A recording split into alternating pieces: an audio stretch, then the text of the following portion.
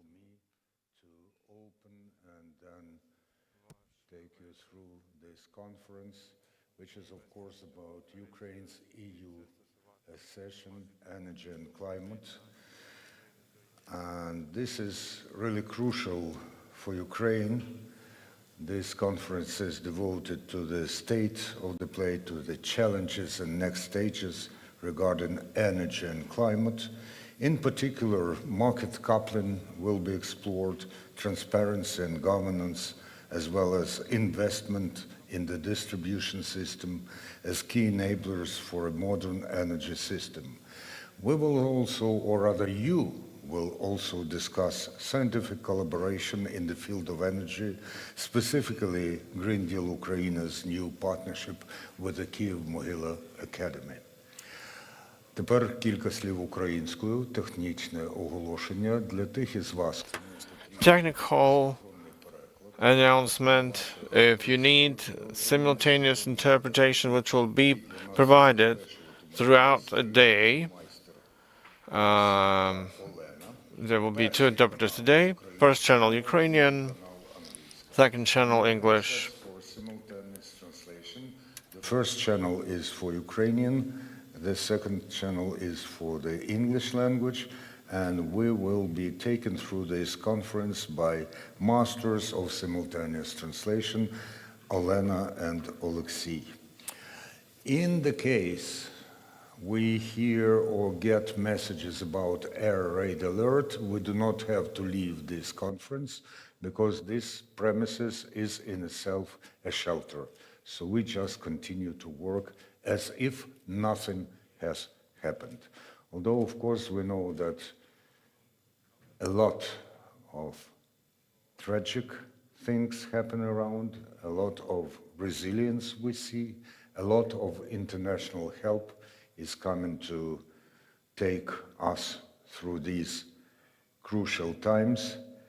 And I suggest that we pay an homage to those people who have laid their lives so that we can work. Let's observe a minute of silence.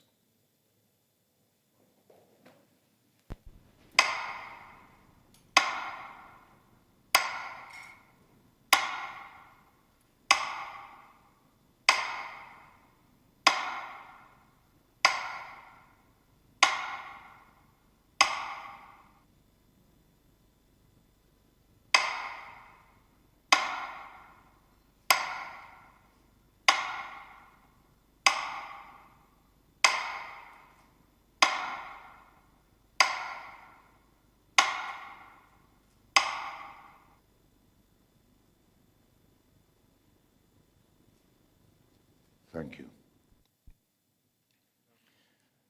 Of course, the essence of your work, the essence of your discussion and collaboration is about not only restoring or building anew, it's about the future.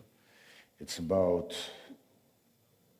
such a state of things when we do not have to pay homage to people by observing minutes of silence. But we shall remember, and we, I believe, shall work for this with the energy that is, of course, imbued in every one of you. Having said this, I am honored and pleased to offer the floor to Susanne Nis, who is project lead of the Green Deal Ukraine of Helmholtz-Zentrum Berlin, and Georg Zachman, who is the scientific lead of GDU Helmholtz-Zentrum Berlin, and they will take you through the agenda. Please.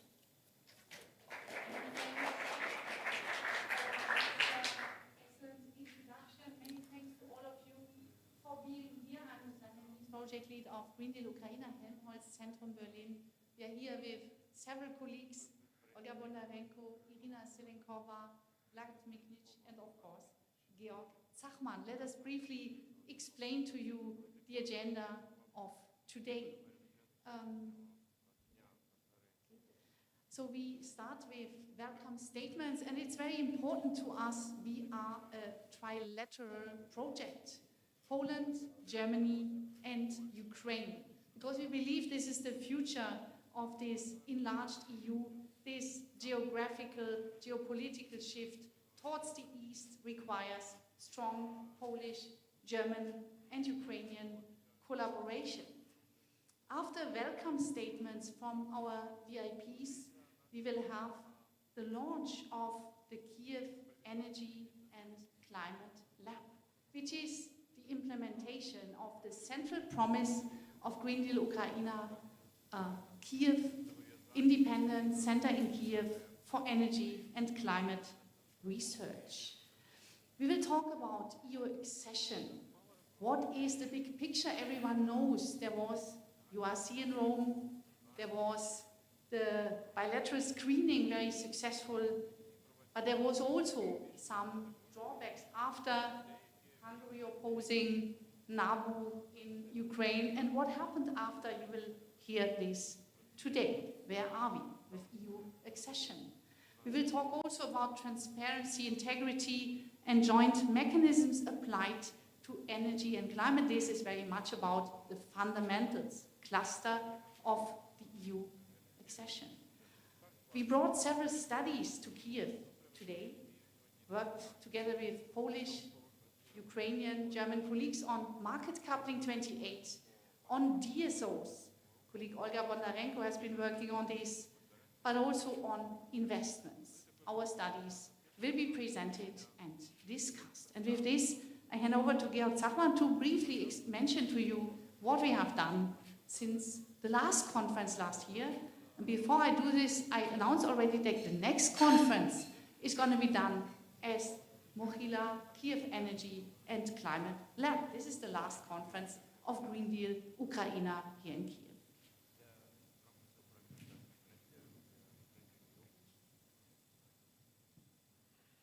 Yes, good morning also from my side. I'm very pleased to see you all here and on the screens.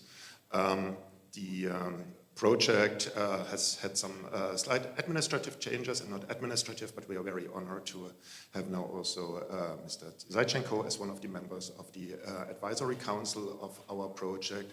Given our big and kind of quite high-level advisory council, we got very good indication and guidance on our future development, and a lot of support from them. So also thanks from me on this side to these renowned members that help us to also secure funding and ensure sensible work directions.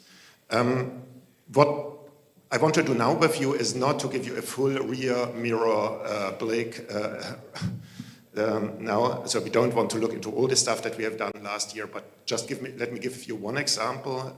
When I was here last year with you, we told you that we are going to work on this price guarantee fund for renewables, and that's something we indeed did together with the colleagues from Power and a lot of stakeholders. And as a result of this work that entailed inter alia a big modeling of the Ukrainian electricity market in 2030, some understanding of different payout structures of such a price guarantee fund for renewables. We were able to I hope, support the European Commission in pushing forward with this idea, and in summer this year in the EuroC in Rome, a memorandum of understanding kind of was signed between the EBRD and the EU, also mentioning our contribution, which we were of course very, very proud of as a relatively small project. What you see here is essentially price forecasts and calculations of the payouts.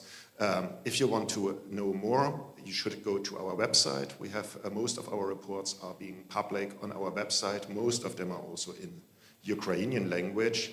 As Susanne mentioned, we are also moving ahead with working together with Kyiv-Mohyla University. So we also try to strengthen our academic outputs, because that is going to be part of our DNA even more in the future, that we are in both a policy analysis think tank, but also a contributor to academic developments. Okay. And very briefly also on practical things we've been doing. I see Mrs. Joachim-Chuk. We've been working together with the cluster coordinator, Cluster 4, on preparing decision makers in Ukraine for the first bilateral screening on the chapters 15, 21, and 27 on energy, infrastructure, energy, and climate. And here you see a nice picture of this group in the European hub doing research on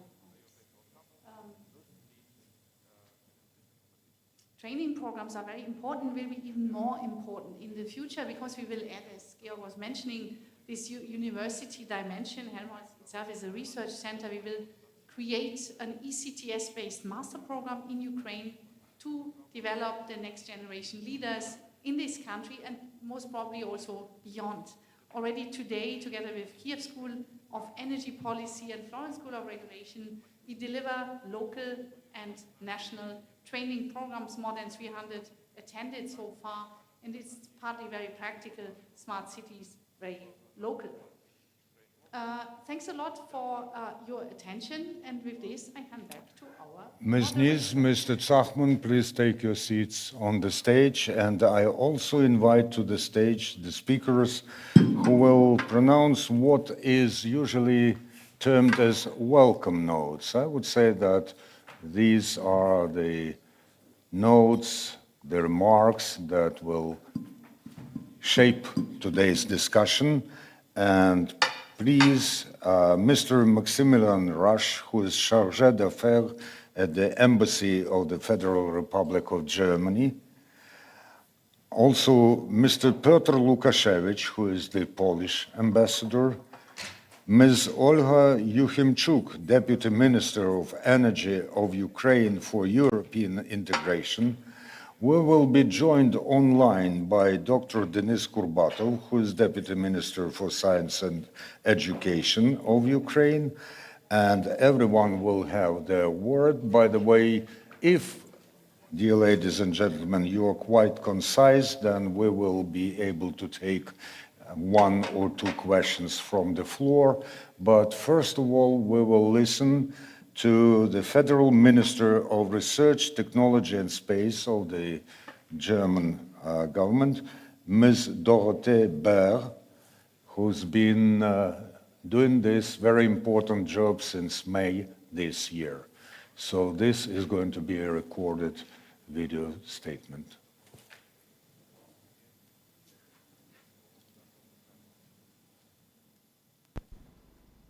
Ladies and gentlemen, esteemed colleagues and project partners, it is a great honor to open this important conference with you today.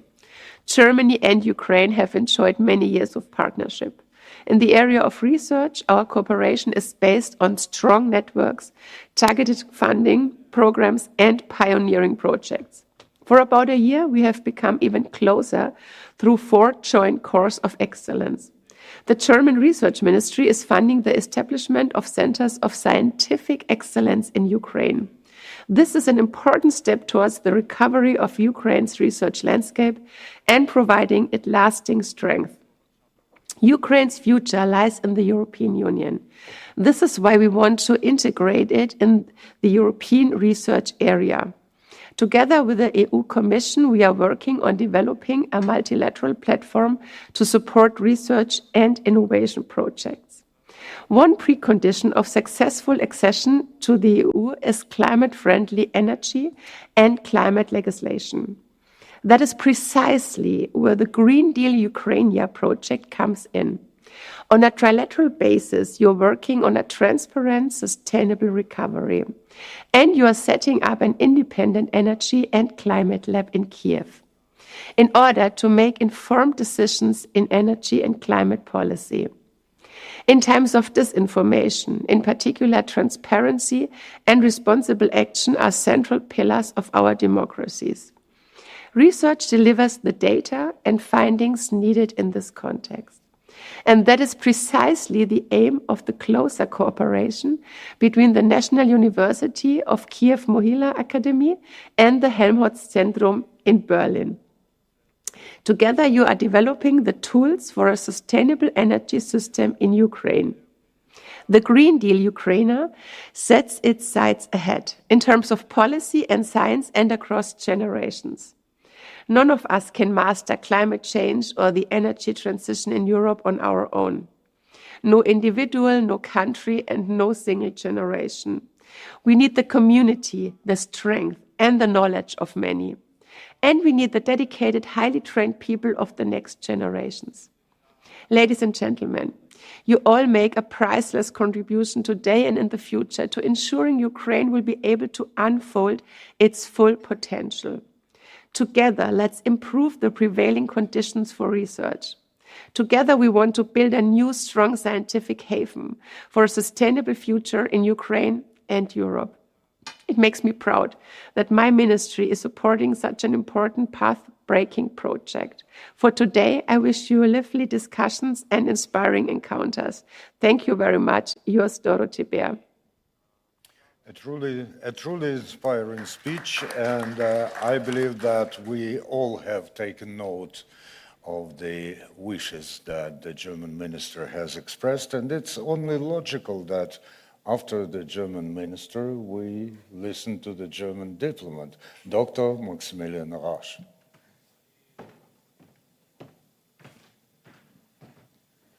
Yes, good morning. Of course, it's difficult for me to speak after my minister, but I'm happy to do that. So good morning, Vice Minister, Excellency Piotr, Polish Ambassador, ladies and gentlemen.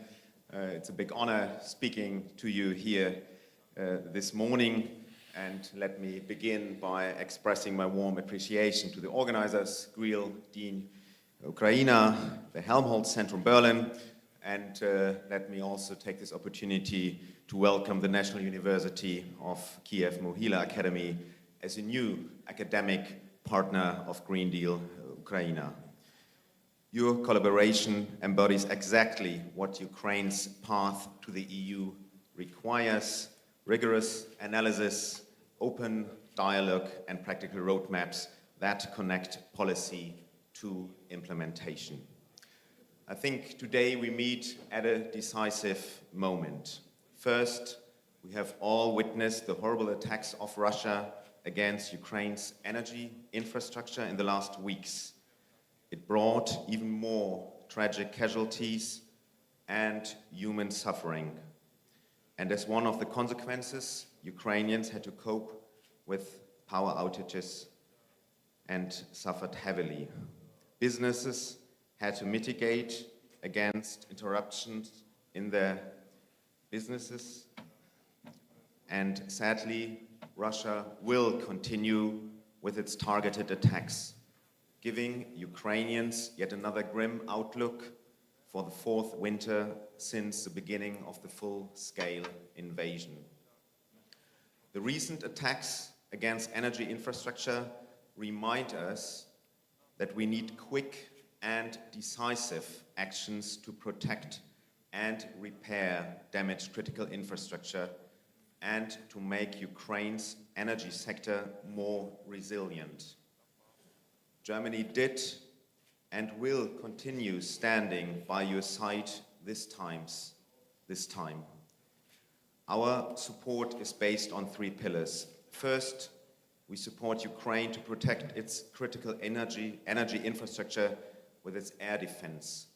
We have recently provided 2 additional Patriot systems, continue to deliver IRIS-T systems, as well as ammunition for the Gepard anti-aircraft tanks we have delivered. And we also provide radars, drone detection systems, as well as anti-drone assets, including interceptor drones, to protect the energy infrastructure. Furthermore, the German government provides funds to repair and to ensure energy supply as the second largest donor to Ukraine's energy sector and the biggest bilateral donor to the Ukraine Energy Support Fund. In total, Germany has committed more than 1.2 billion euros to Ukraine's energy sector alone. And third, through the German-Ukrainian Energy Partnership, we launched a donation campaign of the German private sector. So far, German companies have delivered over 32 2,000 pieces of equipment from transformers to generators, helping to restore supply for more than 1.2 million people across Ukraine.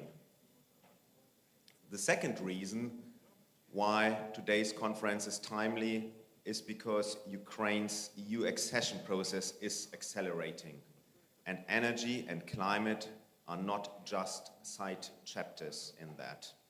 They are core to the fundamentals cluster and to Ukraine's long-term resilience and prosperity. Every kilowatt hour saved through efficiency, every megawatt added from clean energy sources, and the legislative changes along the way are important steps towards the integration of Ukraine and its energy sector into the European family. Both the reconstruction of damaged energy infrastructure and the further development of the country's energy system on the path to integration into the EU will require a solid, objective, scientifically based analysis, accurate forecasts, and smart policy recommendations. This is exactly the reason why Ukraine, Germany, and Poland trilaterally established Green Deal Ukraine as an independent think tank for energy and climate. Your mission is to share expertise and to help shaping future-proof energy and climate policy decisions for Ukraine's recovery, transformation, and EU integration. Allow me to highlight 3 key priorities for the month ahead, which also echo today's agenda. Priority 1 is about good governance, transparency, and integrity.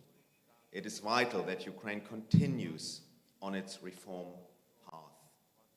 Germany, together with its G7 partners, the European Union, and the IMF, will continue working with the Ukrainian government to deliver on its reform commitments. These reforms are the backbone of a fair market that attracts capital at scale, lowers costs for households and industry, and ultimately a successful EU integration. Priority 2 is to achieve market coupling in 2028. This is not just a technical project, it is a competitive strategy that enables efficient cross-border trade and lays the anchor for integrating renewables at pace. We need concrete actions and a clear timeline to achieve this goal. And the third and last priority is to unlock Ukraine's distribution grid.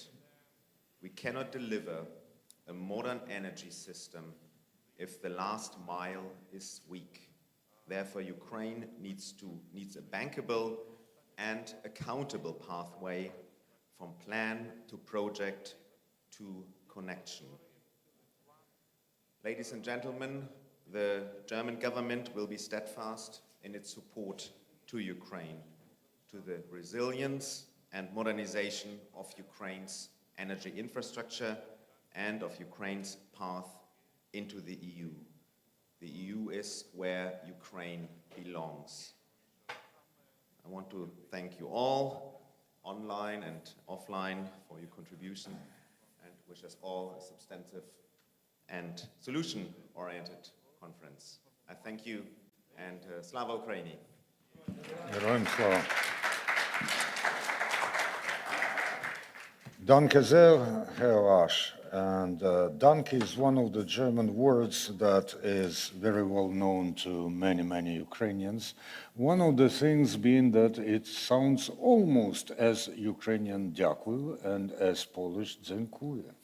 But of course we have some words that sound quite differently. Zusammenarbeit or współpraca means the same but sound differently, but it's not about how this sounds. It's about mutual knowledge, mutual recognition, and being aware of what you do for us and what we can do for you.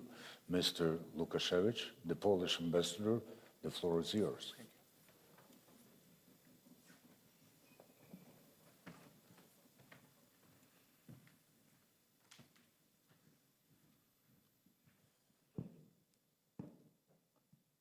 Well, these are two beautiful words, Polish and Ukrainian. Współpraca, spівпраця sounds very the same, and but the meaning with the German is of course the same. So, well, first of all, thank you very much for the invitation to this important conference, important panel. Always when I hear these thick sounds of the minute of silence, and especially nowadays, today, I think of the brave and heroic workers, engineers, and people who are trying to uphold the energy system of Ukraine, first responders, workers, employers, workers of Ukrenergo and Naftogaz, who heroically defend the system of the energy of Ukraine, especially after that. Sometimes they are paying the ultimate price, and we should not forget that this minute of silence that sounds every day, 9 o'clock in the morning in Ukraine, also is connected with what they are doing, how they are defending, sometimes on the battlefield, on the front line, but mostly on the internal front line, fighting with Russian destruction. When we speak about the Ukraine energy system and Polish assistance to it, of course, the biggest worry right now is the coming winter, with the renewed missile and drone attacks on Ukraine energy and gas fuel supplying system. Of course, we should not, speaking of such, we should not forget that the Ukraine energy system is facing double challenge, actually. First, of course, being the maintaining and restoring quickly the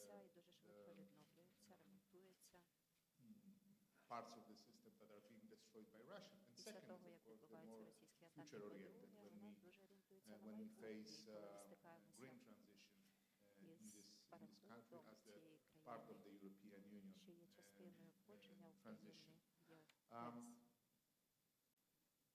For us, for Poland, same, I believe, for Germany and other partners of Ukraine, the most the supporting energy system of the Ukraine is not merely a technical project, not merely a technical process or project, but one that has strategic implications.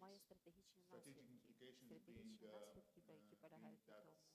the collapse of the Ukrainian energy system has physical and actual reverberations, implications for Polish security, energy security, but also security in every possible dimension. Poland has supported Ukraine during the Russian aggression with energy equipment, with the gas and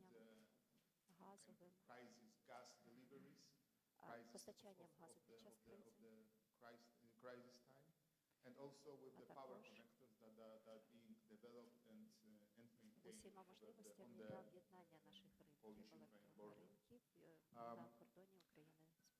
Allow me to mention a few details of this cooperation that we have right now, and we are looking forward to extend beyond the next year and after the peace comes to Ukraine. As regards for the electricity sector, Poland's transmission system operator, so-called PSE, will continue to support Ukraine's system stability through emergency mechanisms. We offered two concrete things in this regard, in this field. Additional emergency support connection through Dobrotwir, operational since August this year. And we are also going to install two new components on the Rzeszów-Chmielnicki interconnector for voltage regulation and reactive power compensation. We think that it should increase the transfer capacity of this interconnector, but I will talk a little bit about the challenges in this regard. We expect Ukrainian side actually to express the will to increase the capacity on their side. As regards for natural gas, Poland offers its diversified infrastructure, Baltic Pipe, LNG terminal in Świnoujście, and future terminal in Gdańsk, as well as interconnectors with Germany, with Lithuania, and with Slovakia, as a new capacities for supplies to Ukraine. We also, it was very much seen in our embassy recently as well. We also welcome, we participate in this facilitating such contacts. We welcome new contracts between Orlen and Naftogaz for LNG supplies to Ukraine, especially after the recent attacks on the gas extraction system in Ukraine after Russian attacks. And the new contracts are literally being signed right now, so that's a very promising. The agreements will guarantee the continuity of natural gas supplies to Ukrainian markets in the coming months, especially during the expected hardships of coming winter. Polish national, as I said, PSE, Polish National Transmission System Operator gas system is already working on adjustments to maximize the capability of the existing gas interconnector. Gas system is also currently conducting market research in Ukraine in view of possible second connectors to the second ship that would provide liquid gas, especially for Ukraine through the future Gdańsk terminal. I promised you, speaking not only about what's going on, the good things that are happening right now, but also about the challenges. First main challenge is for Polish business energy market. The expectations to have open, transparent, regulated by rule of law and transparency and anti-corruption regulations in Ukraine. We expect such a market to be our future and current partners. This is very important for Polish business, especially in this sector, in the energy and gas supply sector, to have a transparent, to have a predictable business environment here in Ukraine. And especially when we are talking about using the European funds coming from the second pillar of Ukrainian facility. Talking, of course, about the EU funds that are so much necessary for maintaining and upholding this cooperation. Second issue that we find kind of a challenging is exactly it's more like an objective challenge. It's not an internal one. It's the introduction of this CBAM, so-called CBAM. I don't know what it means, but I know that it's new regulations on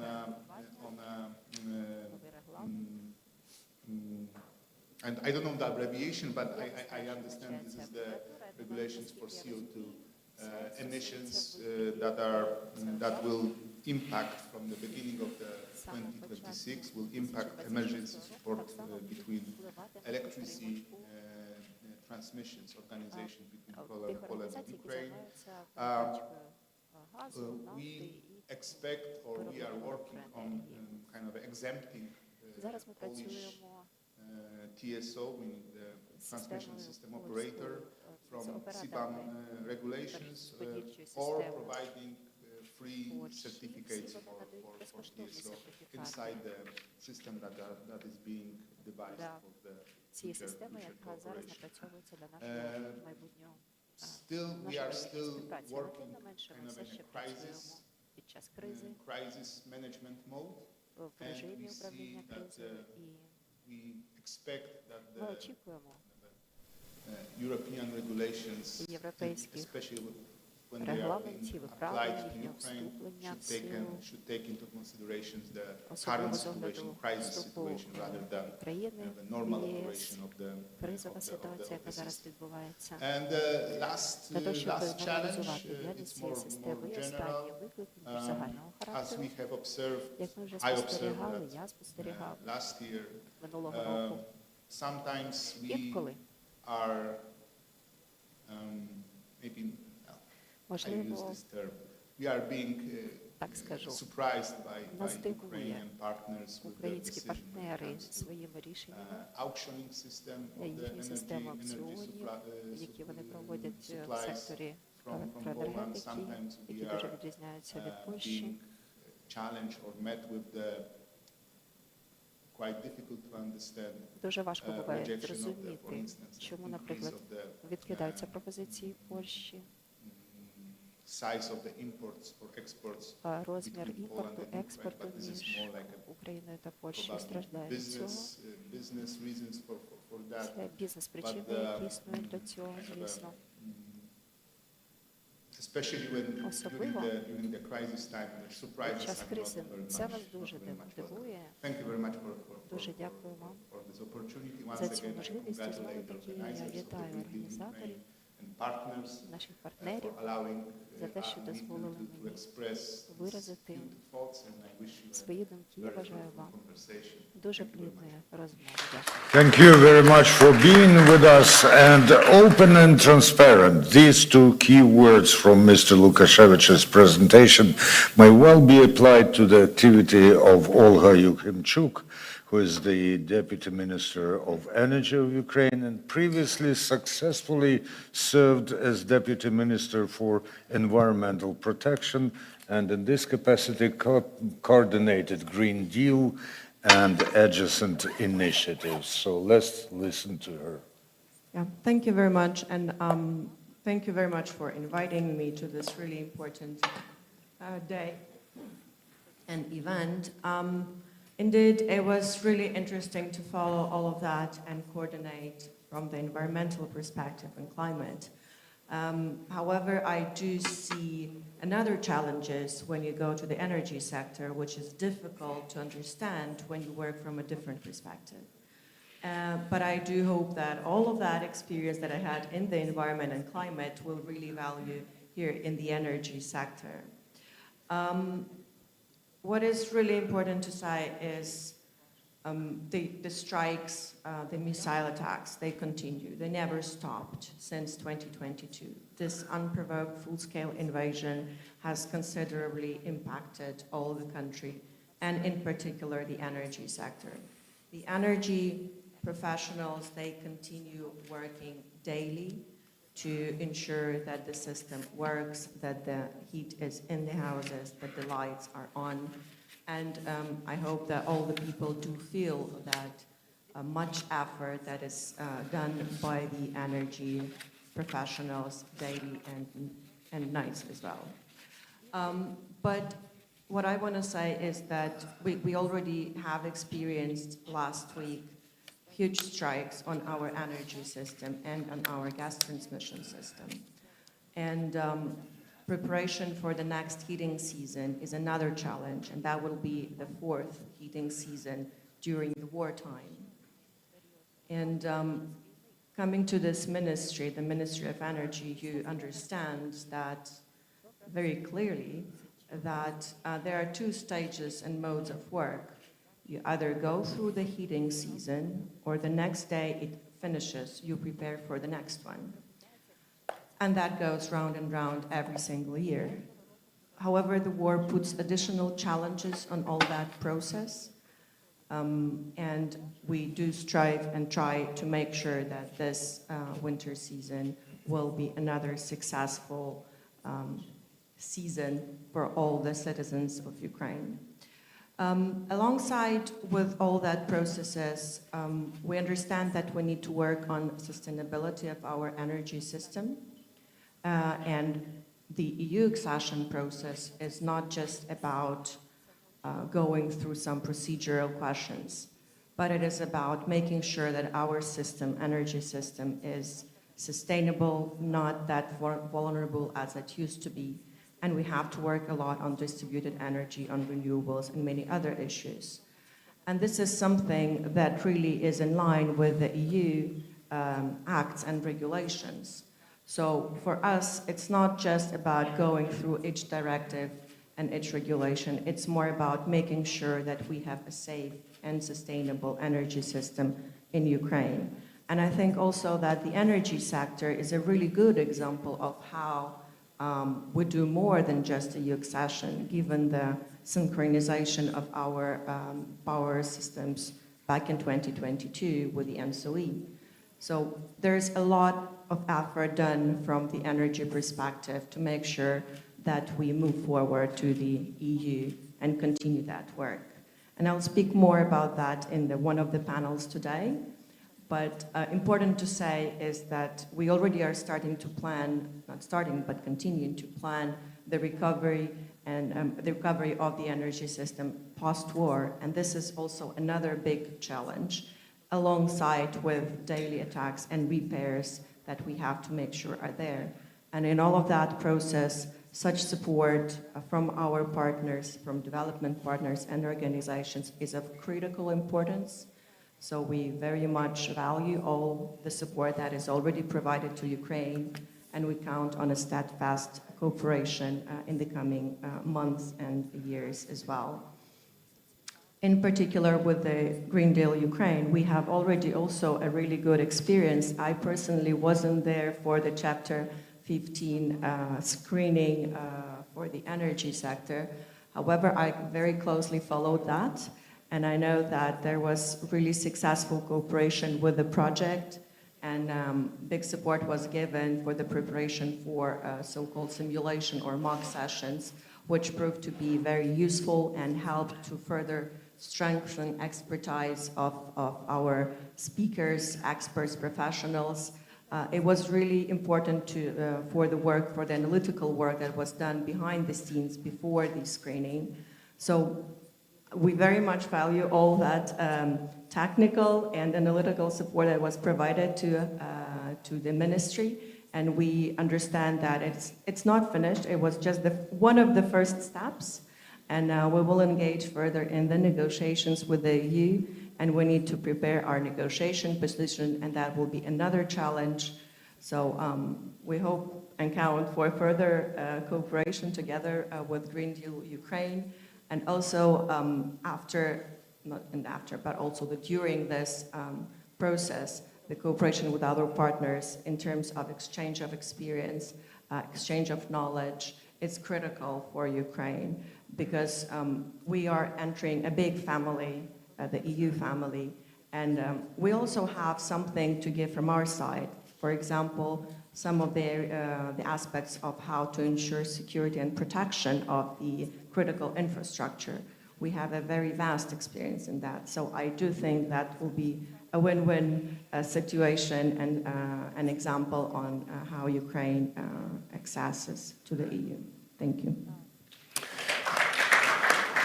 We will hear more from Ms. Yukhimchuk later, which is only natural because of the role she plays in the efforts of Ukraine. However, now the change of scene, the change of speakers, but for Ms. Nies, who remains, to take part in the following discussion. Give them a big hand, please. And the next session will be moderated by Olga Bondarenko, who is the Senior Energy Policy Officer, Green Deal Ukraine, Helmholtz-Zentrum, Berlin.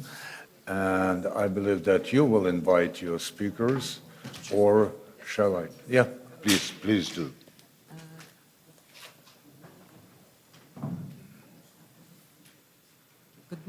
Good morning from my side. We are very happy to have all of you who is in this beautiful venue and also those who are online today. And we continue our discussion with our next session on Kyiv Energy and Climate Lab, which is, as already was mentioned by Susanna, precisely the goal of our project. So we are very happy to announce the results that we have for today. And I would like to announce speakers of this session and invite to the stage those who are here. So Susanna Nis is already on the stage. I would like to invite Inna Savsun, Parliament member and professor at Kyiv-Mohyla Academy, and Olga Paluchovich, Vice President for Research and Academic Affairs of Kyiv-Mohyla Academy. We are also having one speaker online, Professor Dr. Bernd Rech, Director of our Institute Helmholtz-Zentrum Berlin and Vice President for Research Area Energy of the Helmholtz Association, one of the largest research associations in Germany. And we have one video message from our ministry, from the Federal Ministry of Research, Technology and Space, from Stefan Müller, who is Director of the Department Future Security, Research for Fundamentals and Sustainable Development. Let us start with this video message. Ladies and gentlemen, esteemed colleagues, distinguished partners, it's a great honor for me to open this session of the Green Deal Ukraine annual conference. We meet at a time when energy security, climate responsibility, and international cooperation are more tightly connected than ever before. Science and research provides the data and insights that enable responsible and forward-looking decision-making. This is the message I want to reinforce as we begin our discussion. Energy and industry are the backbone of prosperity, but they are also at the core of our climate challenge. Research gives us options to transform these sectors responsibly by equipping us with evidence-based strategies instead of guesswork.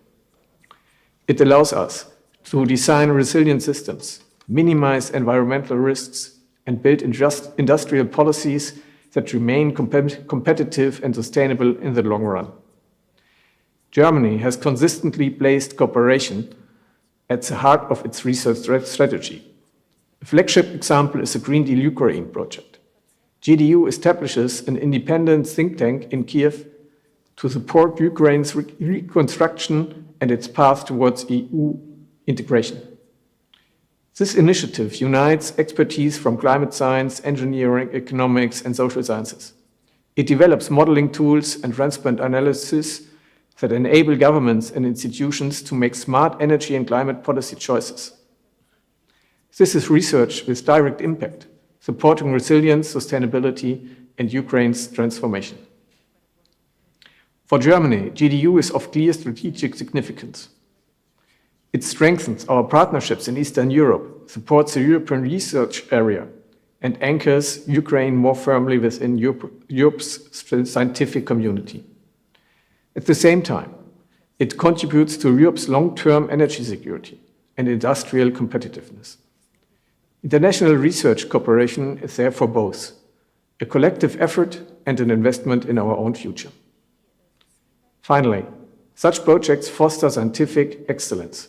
The collaboration between Helmholtz-Zentrum Berlin and Ukrainian partners generates new insights and innovative tools, while also creating opportunities for the next generation of researchers.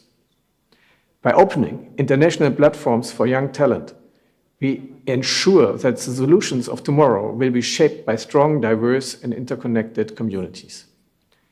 Ladies and gentlemen, as we move forward, let us build on the strong message delivered in today's opening remarks.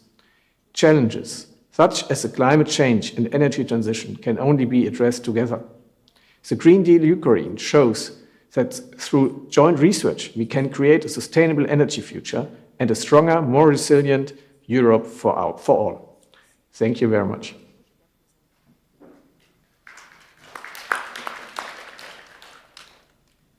Now I would like to give a floor to Bernd Rech to continue on the importance of the cooperation between Germany and Ukraine, and specifically between our institutions. Thank you, Olga. Good morning, ladies and gentlemen. Szanowni Pani ta Panowie. Joining you virtually from Berlin, I would like to endorse Dorothee Beers, our minister, and Stefan Müller's statements, messages from the BFTR on deepening German-Ukrainian scientific cooperation, an agenda that Helmholtz-Zentrum Berlin and our project Green Deal Ukraine advances. Since the very beginning of Russia's full-scale war against Ukraine, HZB has supported Ukrainian scientists. With this project, funded by the German Federal Ministry of Research, Technology and Space, we are building a framework for long-term collaboration. Over the past years, the project has grown into a strong trilateral effort linking Ukraine, Poland, and Germany. It has combined scientific excellence with policy advice, capacity building, and international outreach. Earlier this year, HZB and the National University of Kyiv-Mohyla Academy signed a memorandum of understanding that laid the foundation for our joint energy and climate center in Kyiv. Today, we are moving forward and will discuss the first days of the ramping up phase for this cooperation. With NAUCMA as a strong academic partner, we are creating an environment where science and policy come together, where evidence-based analysis supports decision-making, and where the next generation of experts can grow. I am confident that this center will become a lasting pillar of cooperation, a bridge between Ukrainian and European institutions, and a catalyst for innovative solutions to the pressing energy and climate challenges ahead. Thank you for your attention, and as I learned from our German, Dziękuję and Danke sound very similar, so Dziękuję za uwagę.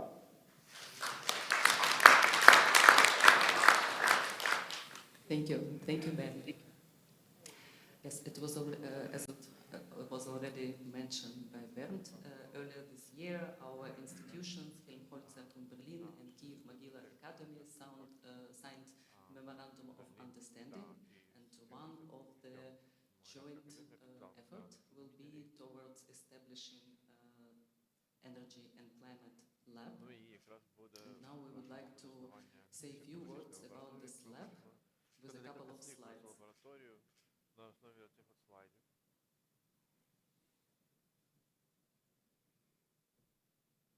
So that's the name of the center that is planned. We can move to the next. Yes, so that's a slide on our cooperation agreement and the goal to establish the joint lab. The strategic goals of the lab will be to contribute to the academic excellence in energy and climate research in Ukraine, to build a new generation of energy and climate experts, leaders in Ukraine, who can also lead the EU accession towards the European Union, and to, of course, provide independent and high-quality research-based analysis analysis and recommendations for Ukrainian, European policy makers, experts and society to make future-proof energy and climate decisions.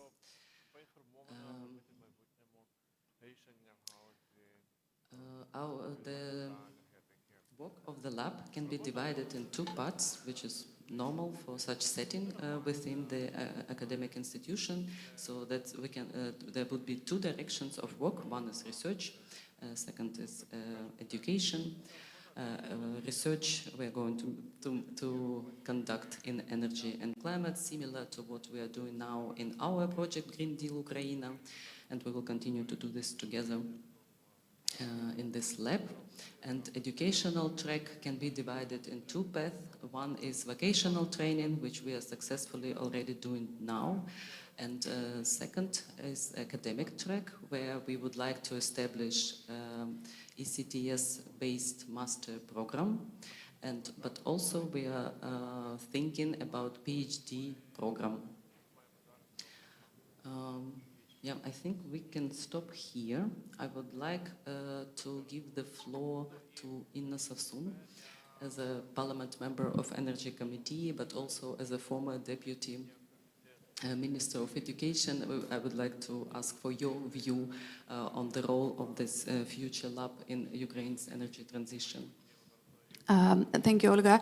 Good morning, everybody. Thanks, Susanne. Thank you, everybody, for inviting me. I'm very happy to be at the official presentation of the lab, something that was in discussion for quite some time. I'm particularly happy because my individual experience is actually very much combining the education and energy. I did serve as Deputy Minister of Education and Science. I do teach in Kyiv-Mohyla Academy, a proud alumna as well. But I'm also working in the Energy Committee. And for the 5 years that I have been working in the Energy Committee, one thing that I did definitely notice was the lack of independent think tanks, independent analysts who can do research, who can provide data to back up the decisions that need to be taken. And that's a massive problem for the energy sector altogether. It doesn't mean that there are no experts at all, but we understand energy is very complicated. We understand the vested interests that are also present in the energy sector. We understand that in Ukraine we never did have the tradition of sort of policy development in an energy sector being seen as a separate research field. So those are all the issues that I myself have faced when I joined the Energy Committee, and many other people are facing. And in the policy-making process in the Ukrainian Parliament, what is still shocking to me is to what extent many decisions are being taken without reliance on any data or research or analysis that needs to be done to make any decisions real. And that, of course, means that we are not making the best decisions altogether, that we are making populist decisions, that we are making political decisions instead of them being data-driven and, analysis-driven. And that is why the creation of a new institution, independent, based on solid academic basis, that's a great idea. That is why I have been so supportive of this from the very beginning. On the other hand, I'm also very supportive of the whole concept of universities being part of the public discussions, of the policy discussions as well. That is what universities need to be doing. I'm particularly happy that in this case, the university we are talking about is Kyiv-Mohyla Academy, the university that I know very well myself, and in the independence of the Kyiv-Mohyla Academy, I have no doubt whatsoever. I can be absolutely sure that the analysis that will be created within Kyiv-Mohyla will be absolutely independent and really driven by the the values that are being declared with the creation of the lab. So I'm very happy to see this happening. It's a very early start, of course, so we still have lots of work that need to be done. But I do think that this idea does fill in the gap that was very much visible and very much sensitive for the policy process in Ukraine. And I wish all the best to everybody involved, and I very much hope that within the next year we will actually see the results, the first research actually influencing policy process. I'm sure this can happen. I'm sure there is a need for that, and I'm sure that this will lead to a better policy making in the country. Thanks. Thank you, Inna. So now let's deep more into the work of the Future Center and into the vision from both sides. So I would like to hand over to you, to Olga, for the perspective from the Kyiv-Mohyla Academy. Thank you, Olga. Hello, everyone. Nice to be here. And why the center should be at Kyiv-Mohyla Academy?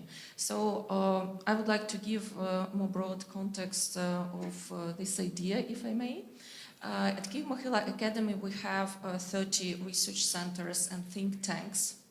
And during the full-scale invasion, we established 2 centers, Crimean Studies Center and a Center for Veterans Leadership.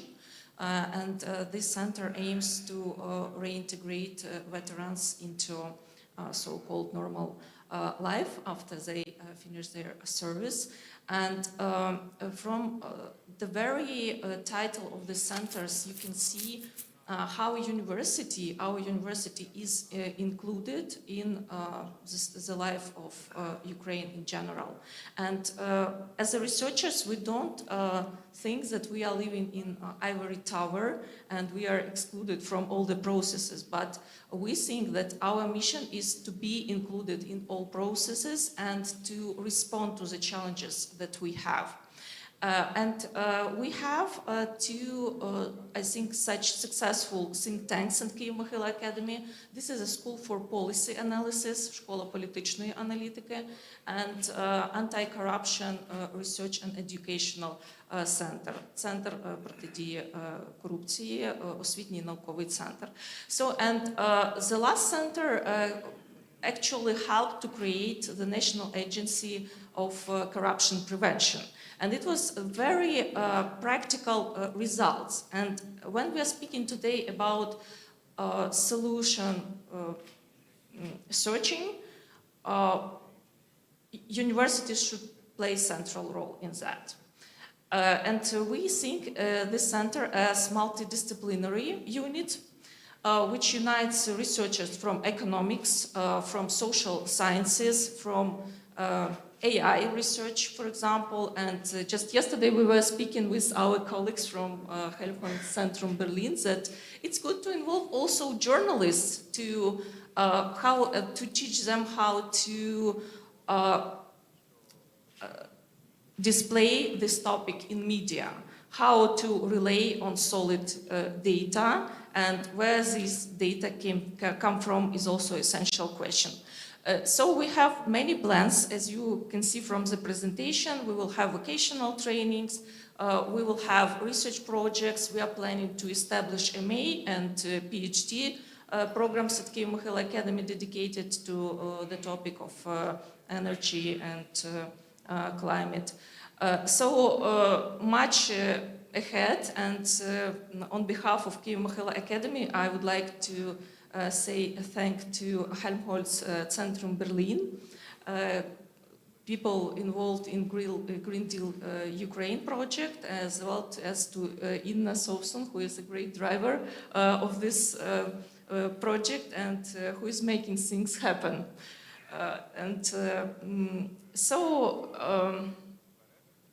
Lastly, I would say that being frequently abroad, we can hear that the world wants to speak about post-war recovery, which is good in fact.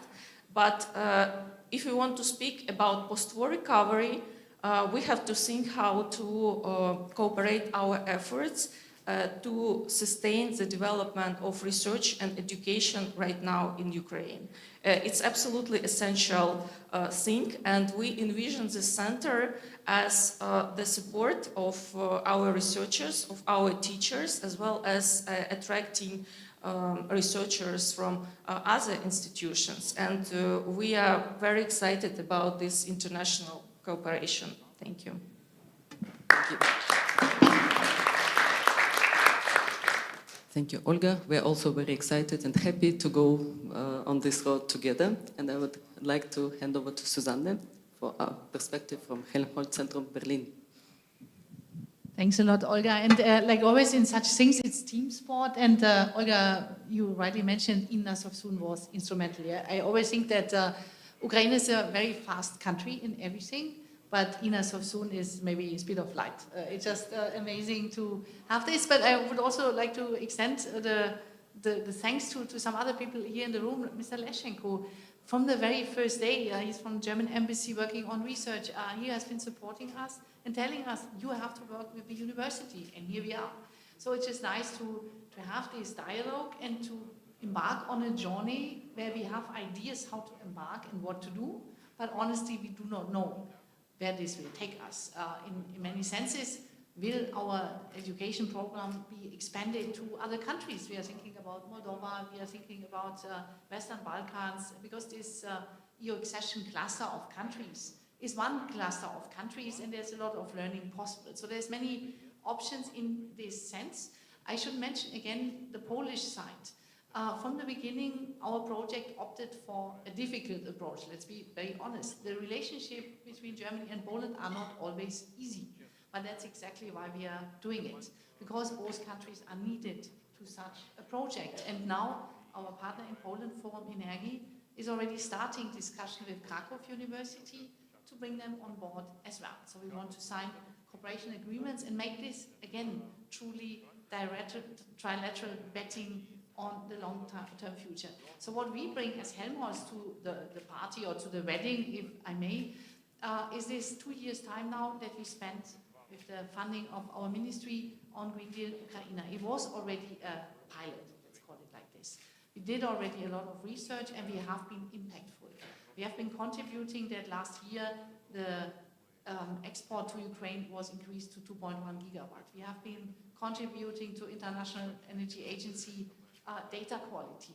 We have been exchanging in Brussels, in Germany, in Ukraine and in Poland with policymakers helping to improve decisions. And this is useful, so we can use that network and expand it, develop it, and make it truly Ukrainian, because our starting premise was by Ukrainians for Ukraine. That's the idea of this Kyiv Energy and Climate Lab, and we are happy to hear from all our Ukrainian partners, hey guys, please stay.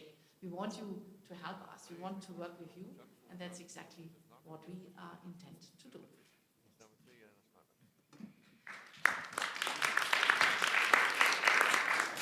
Thank you, Susanne. So we described the big picture, but we will announce further concrete administrative steps, but also hopefully the next panel like this, in this panel we are going to present like first results. And we have time for some questions, so if you would like to ask us something, please do this now.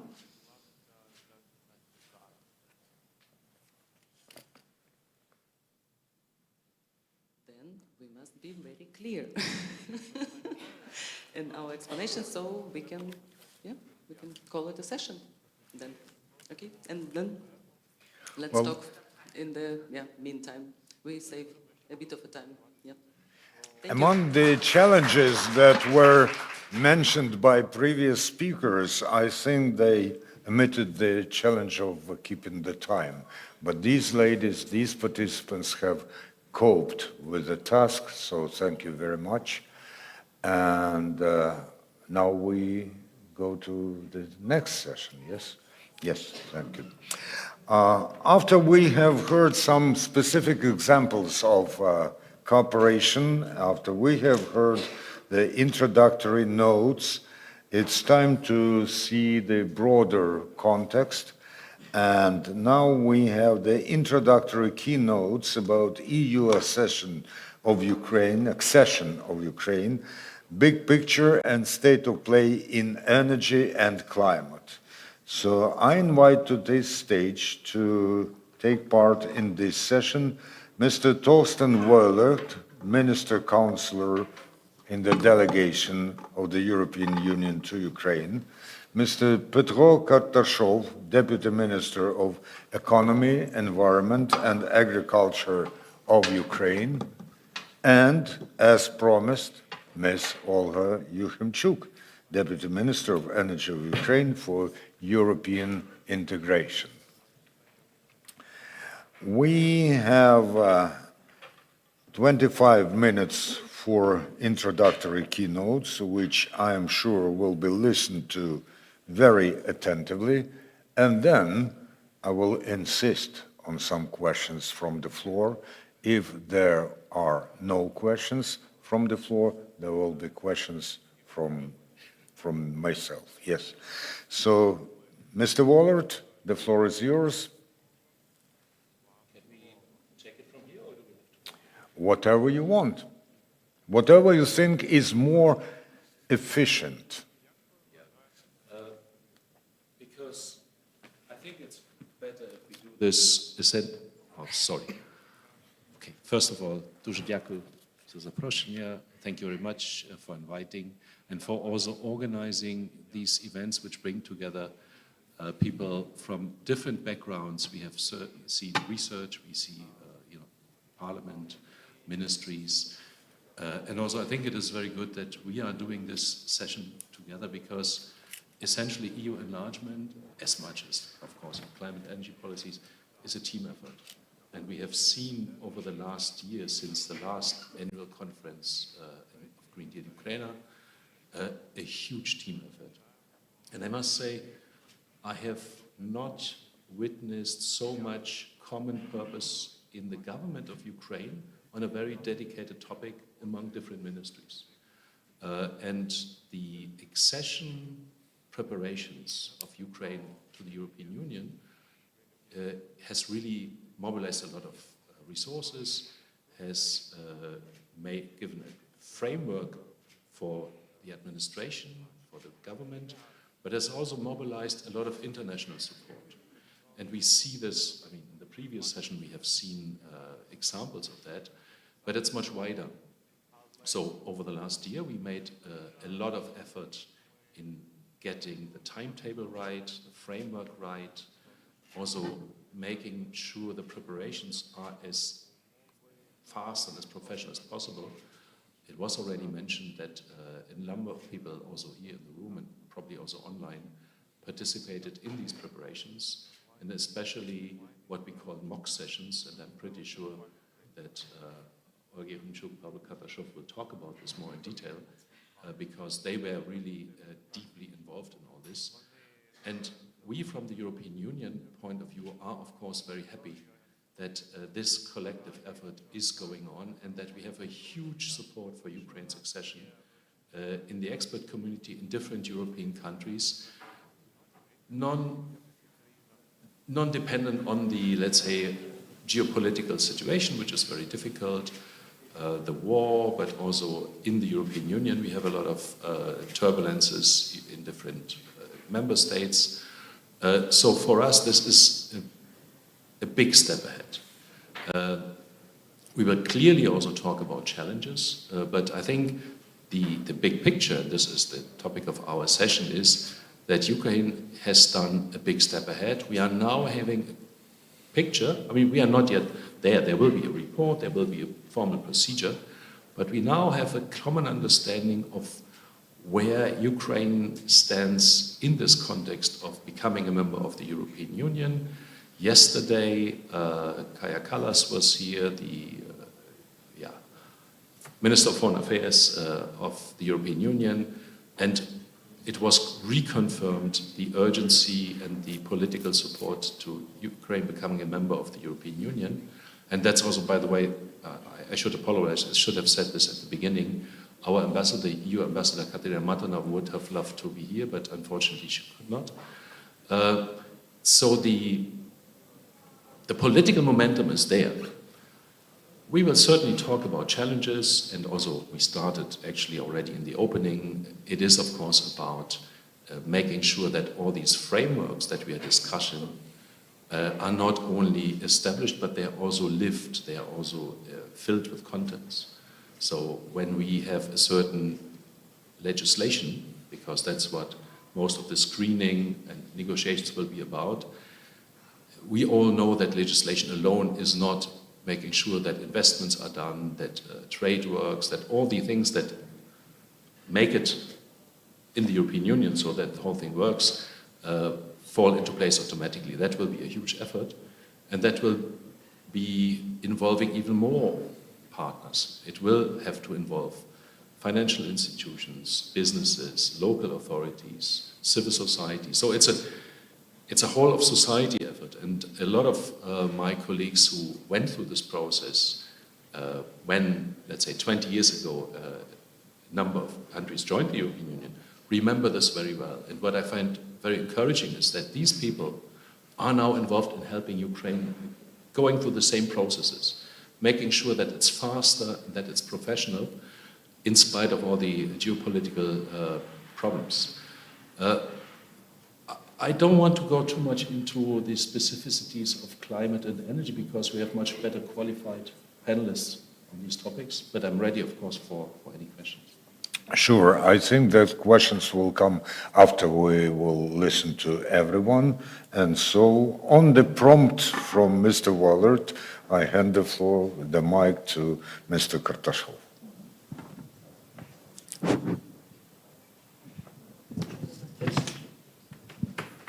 Раз. I have a speech prepared, so I'll use the stand. Distinguished colleagues, esteemed guests, first of all, I would like to thank all the organizers and sponsors of this event because the issue we're discussing today is of highest importance for us and for climate agenda. It's a great honor to join you today at this important conference on Ukraine's EU accession with a main focus on energy and climate.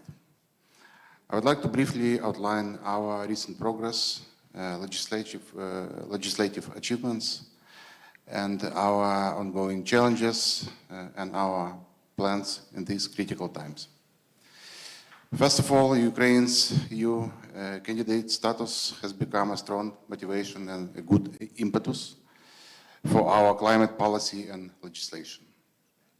We are moving in line with EU approach to building a modern climate governance system, setting clear goals for climate neutrality and decarbonization. Even before the full-scale war, Ukraine had already expressed its ambition to join European Green Deal agenda, bringing climate issues to the top of our national goals. The goal of achieving climate neutrality by 2050, which is in the heart of European Green Deal, is now also fixed in Ukrainian legislation. 2 years ago, we adopted the law of Ukraine on the basic principles of state climate policy. This law sets out our key principles of climate policy: climate neutrality, the polluter pays principle, transparency, and our integration of climate goals into all sectors of Ukrainian economy. It also defines the powers of authorities and introduces instruments to achieve our national climate objectives. Importantly, this law aligns Ukraine's framework with EU climate rules and standards. Climate issues are an essential part of Ukraine's EU accession talks. Chapter 27, Environment and Climate Change, includes key topics such as European climate law, the governance regulation, the EU emission trading system, and social climate fund. In June 2025, bilateral screening meetings on Chapter 27 were held in Brussels. Ukraine presented its progress in climate field. We presented our laws and next steps ahead. We now expect the European Commission screening report and preparing our negotiation position. Ukraine has also adopted a number of important strategic documents, namely the Environmental Security and Climate Change Adaptation Strategy, the Strategy for the Formation and Implementation of State Climate Policy, National Energy and Climate Plan, Low Emission Development Strategy, and many, many others. Another important step is the creation of National Emission Trading System, a market tool to reduce greenhouse gas emission. In January 2025, the government restored mandatory MRV of greenhouse gas emission, which had been suspended during martial law. Special provisions are included for enterprises located in conflict or temporarily occupied areas. In February 2025, the action plan for establishment of the national ETS was approved. It sets the necessary legal steps and timeline for implementation. Ukraine will also take into account the EU's recommendations to ensure our future ETS can be smoothly connected to EU system. Nowadays, we are preparing for COP30, which will take place in Brazil. This will be an important opportunity to show the impact of war and climate agenda and seek stronger support for Ukraine's green recovery. We also communicated with the EU Commission, and this year we'll have a Ukrainian pavilion, and we proposed to EU Commission to organize some events in our pavilion. Also on ETS, we started internal talks how the ETS should be designed. Actually, we now considering several models. And basically, what we are going to do, we are going to bring more expertise. So we are open for NGOs, we are open to donor-funded programs, we are open to business, and for any further discussions. Because we understand that nowadays our business is operating in severe circumstances, and obviously any effect could be damaging. So last but not least,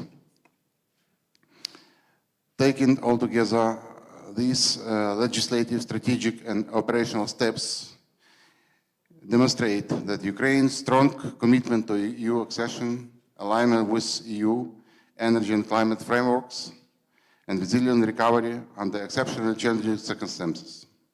Ukraine remains fully committed to continuing reforms and implementing the necessary mechanism to meet EU requirements while promoting a sustainable and low-carbon future. Thank you so much, and enjoy the event. Thank you, Deputy Minister.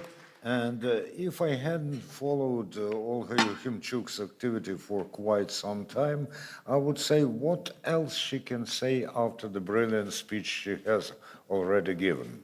But I know that there's quite a lot she wants and can say, so we are all ears.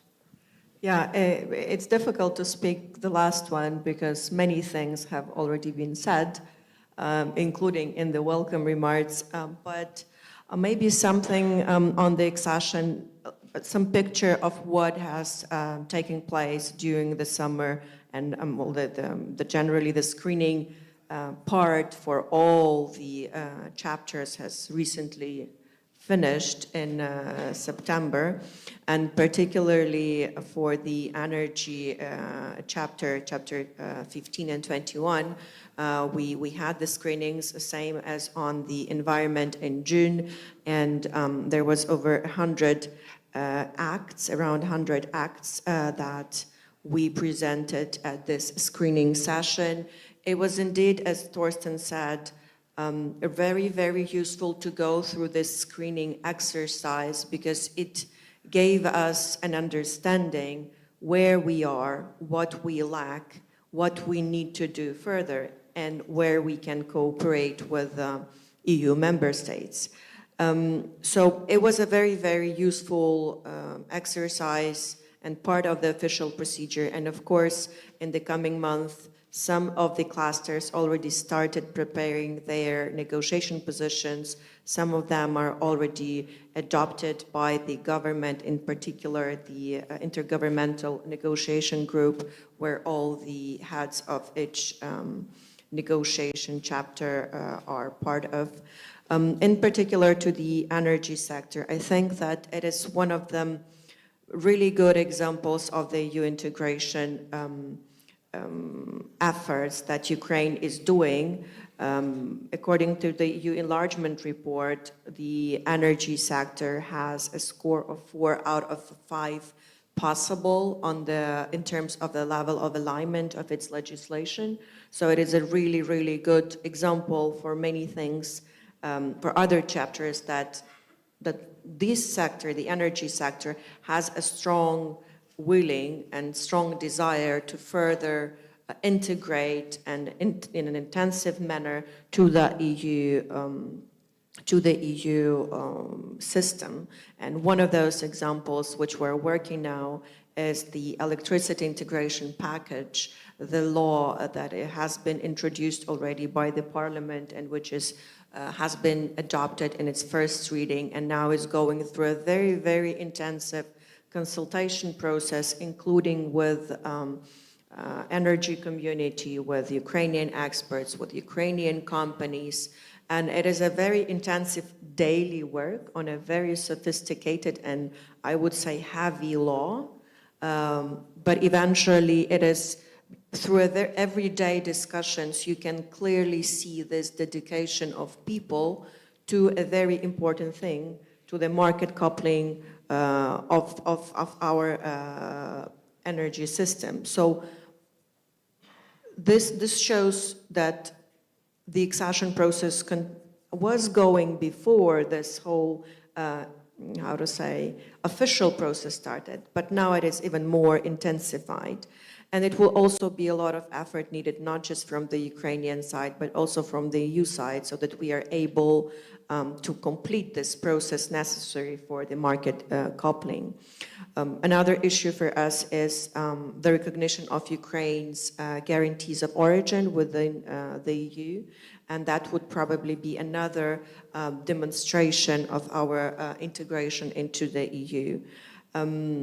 Mentioning about one of the things that I already said is the synchronization of our power systems back in 2022, and that continues and that intensifies. All the details continue to be tailored until the final, element is done.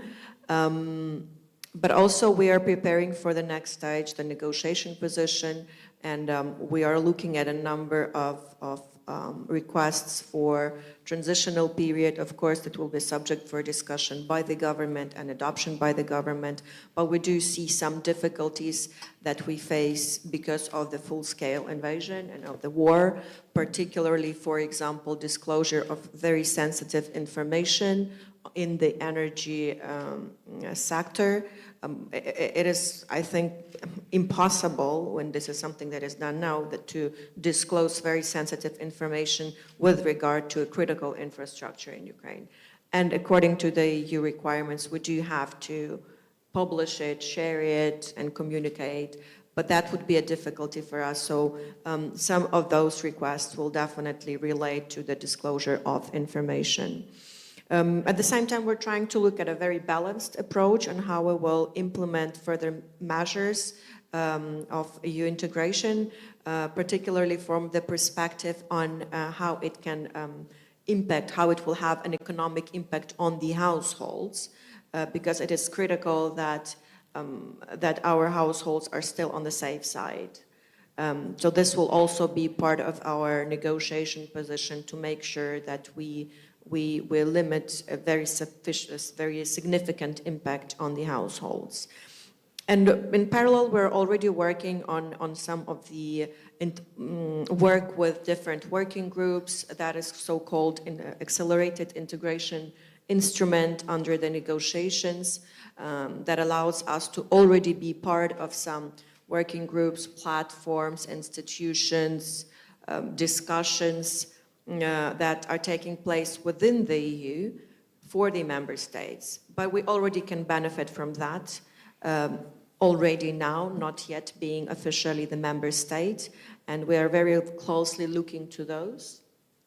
And we're also looking in particular to becoming an observer to balancing platforms, and that would be very useful for us to already further intensify work in this area.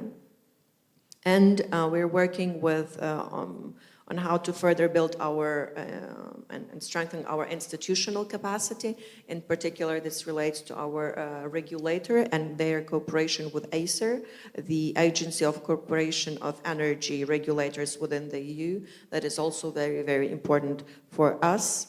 And as I said also in the welcoming remarks, we're planning our recovery after the war, and some of the things are already being done, but we have to very carefully look on how we make sure that our system is sustainable and how our system can survive despite all of those attacks and potential future threats.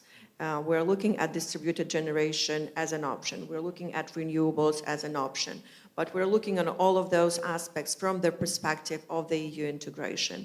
Because this is not just a process, as I already said, but it is already a kind of sense on how you can make things better.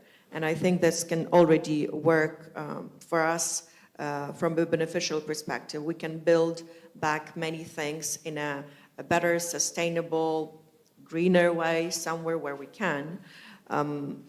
So I think that it just proves that from the energy perspective, and I know that from many other sectors as well, namely the environment and climate, there's a very huge dedication to the process and motivation of professionals to further continue the negotiations with the EU to finally become officially the part of the big EU family. I feel so good that my forecast has come true, and we heard some very important things from Olga Yukhimchuk. Now the floor is open for questions. Oh, no questions. Okay, I've got some questions. And the first one goes to Mr. Kartashov, who before becoming deputy minister was a very successful director of the Startup Fund in Ukraine.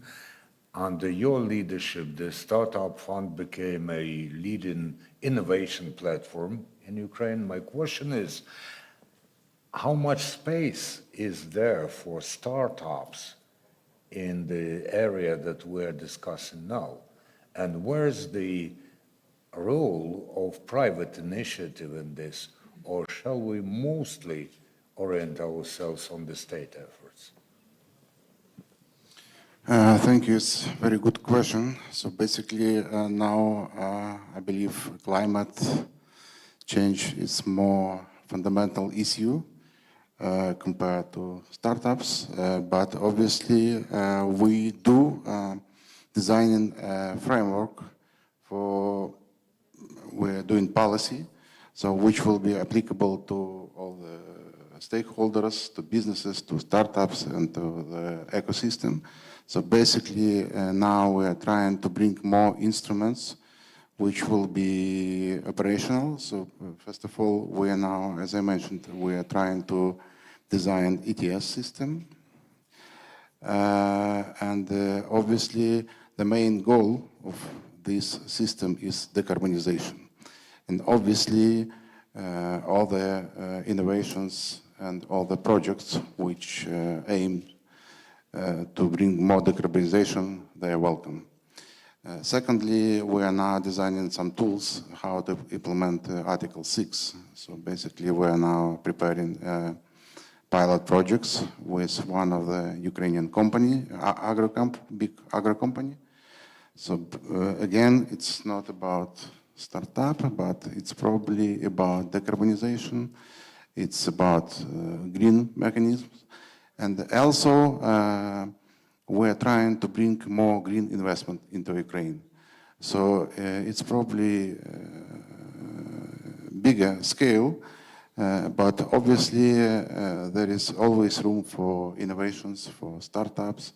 So basically all the projects which will be bringing additional value in this area will be welcomed by us. By the way, we are now thinking about bringing Ukrainian green startups to the COP, just to showcase the Ukrainian innovation, green innovation ecosystem. And there is always room for innovations in each sphere. So basically, you need the good framework, you need working instruments which will be fostering, implementing this innovation into real life.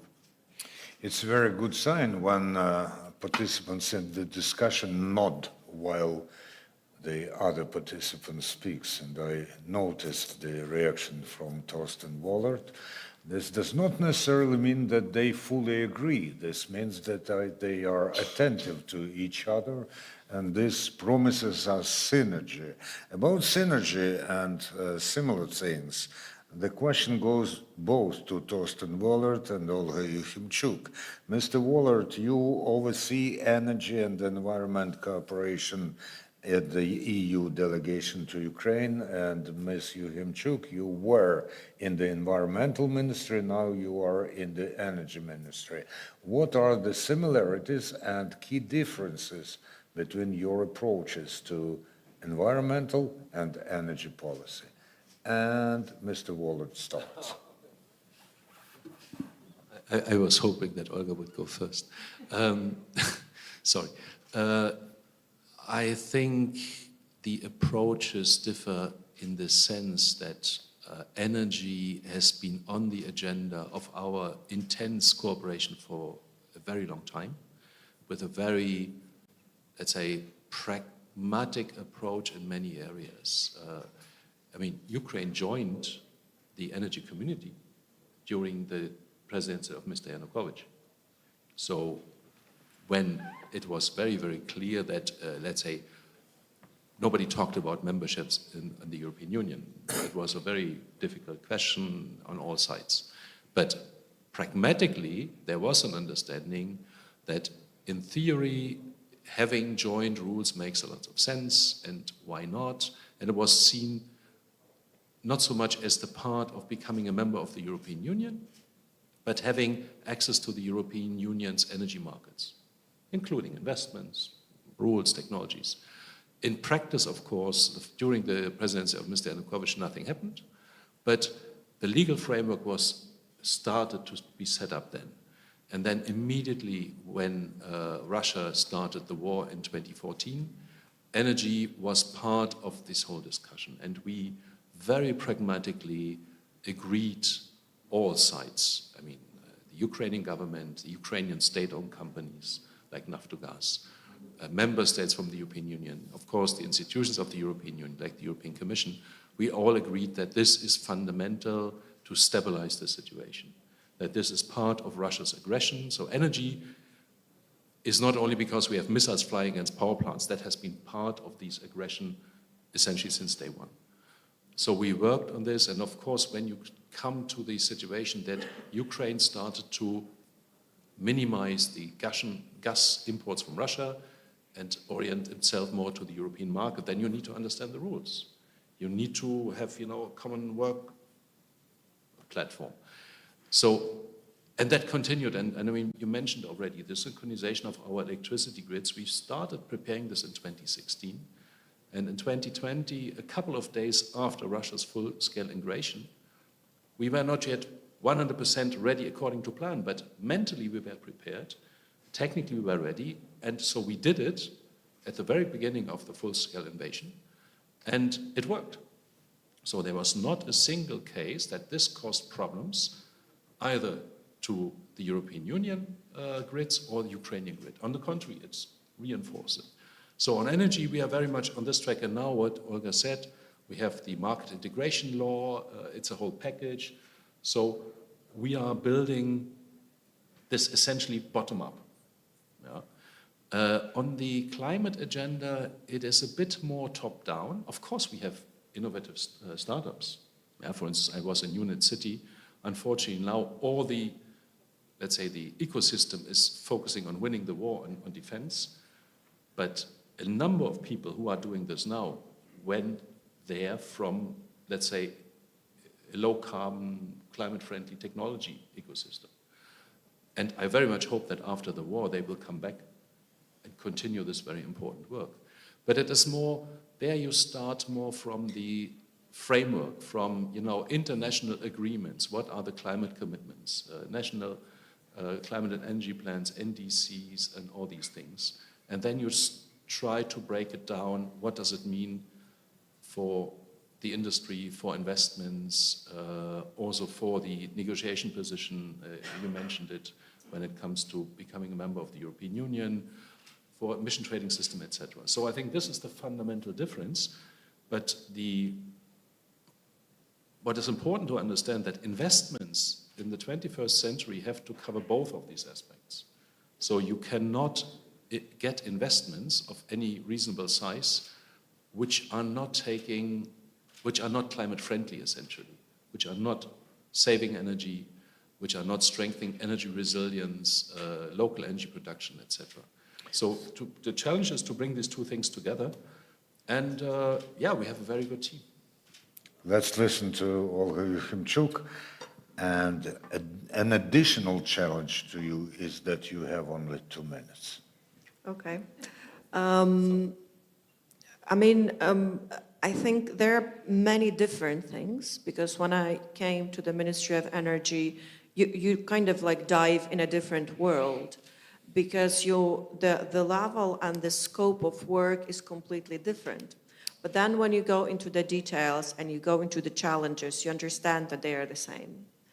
And when talking about energy and climate, and I think it's not just me, but those who organized this event and many other events and continue working, understand that energy and climate is something you cannot divide. This is something that goes together, because climate is about reducing emissions, and one of the biggest emitters is the electricity generation. So you have to work together. But what is a big challenge is to have a mutual understanding of where you can make sure that the climate goals and ideas are met, and that the energy system, which is in the state of war and is the target, and the gas system that was basically that the gas supply was the weapon of Russians that they used. So you have to be very careful here at this particular moment in our country to make sure that you do meet the climate goals, but at the same time, you don't destroy whatever is left already from what has been destroyed by Russia. Of course, in the process of recovery and renew, we should be looking at new technologies, we should be looking at new processes, and this is where Climate Jump is. So we can use those discussions, experience, technologies in the climate area and decarbonization that can bring benefit to the energy system in its recovery. Thank you very much, everyone who spoke. Thank you very much, everyone who listened. The time has elapsed. I'm sorry, you were given an opportunity, you squandered it. But if there's a popular demand, yes, there is a popular demand, so you're welcome to ask the question. Thank you. Question to Torsten, if I may. Is there any possibility that Ukraine will be exempt from CBAM starting from 1st January 2026? The answer is very short and simple. It's still under revision. I mean, chances are, but there is no decision. And I will not tell you how big the chances are. Can be 1% or 99, I don't know. There's a question from the gentleman in the first row.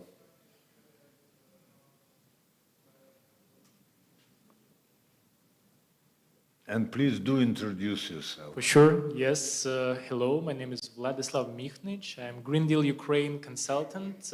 So my question is actually probably to everyone here, since there is no actually opening clusters, does Ukraine risk to slow down the trajectory of reforms?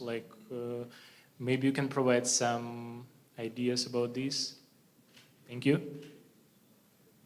Whom you want to answer? I mean, my answer is the shortest, and it says no. Good. I think I would just reconfirm the same answer as no. I don't think that it will anyhow influence the reforms. There's a trajectory, there's a target, there's an idea and understanding how you want to work, and that's it. Mr. Kartashov? Same as me. Same. A very good question, which can be judged by the fact that all the three participants wanted to answer. An absolutely last question from the third row. So Tawfiq Abdul Mohsen, was technical lead at People in Need, and at the same time, we co-lead the technical working group for renewable energy under the WASH cluster. I would focus on our scope of operation, or let's say programming, focusing on organizations.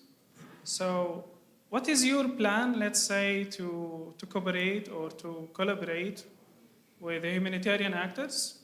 Because this is somehow linked to the point mentioned by Olha about rebuilding. You know, humanitarian actors, they are involved in the rehabilitation of any damaged infrastructure. When we talk about energy, especially energy for wash stations, like water stations or sanitation stations, etc. So we do a lot of renewable energy, and that's deeply linked to Green Deal, about the carbon neutrality for energy for public services. So what are your And the plans question and actions? goes to whom? Mainly to Olga, because Anyone it's linked who to the wants to rebuilding. answer. And at the same time, how not only humanitarians, but also development actors. If I understood, it's about the humanitarian support that is given, and it is for the energy sector, or if I understood it correctly? The promise was very difficult to understand, so just to summarize. So you are interested in the interaction with humanitarian actors on energy, water, services, etc. On energy mainly, because humanitarian actors On energy. involved in energy, but for public services, let's say. I would be very, very challenged with answering that question at this point. But I think that I can try to get more information on that later on in the discussions, okay? Besides, you will have an ample opportunity to communicate during our breaks and after the conference. Now we have heard about the big picture. Usually they discern four painting styles, and those are realism, impressionism, expressionism, and abstract art. I think that our participants have painted a big picture in the realistic terms, and it depends upon you that it does not become an abstract art. Now, by the power vested in me, I pronounce you all participants in the coffee break, and we reconvene here at 11:05 to resume our work. Thank you very much. Let's enjoy the coffee.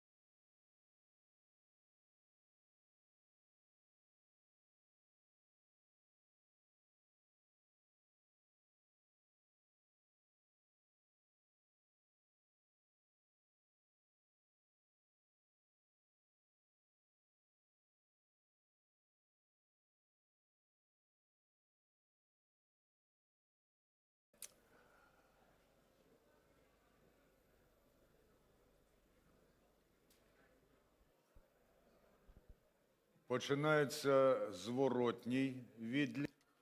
Let me start the countdown. 18, 17,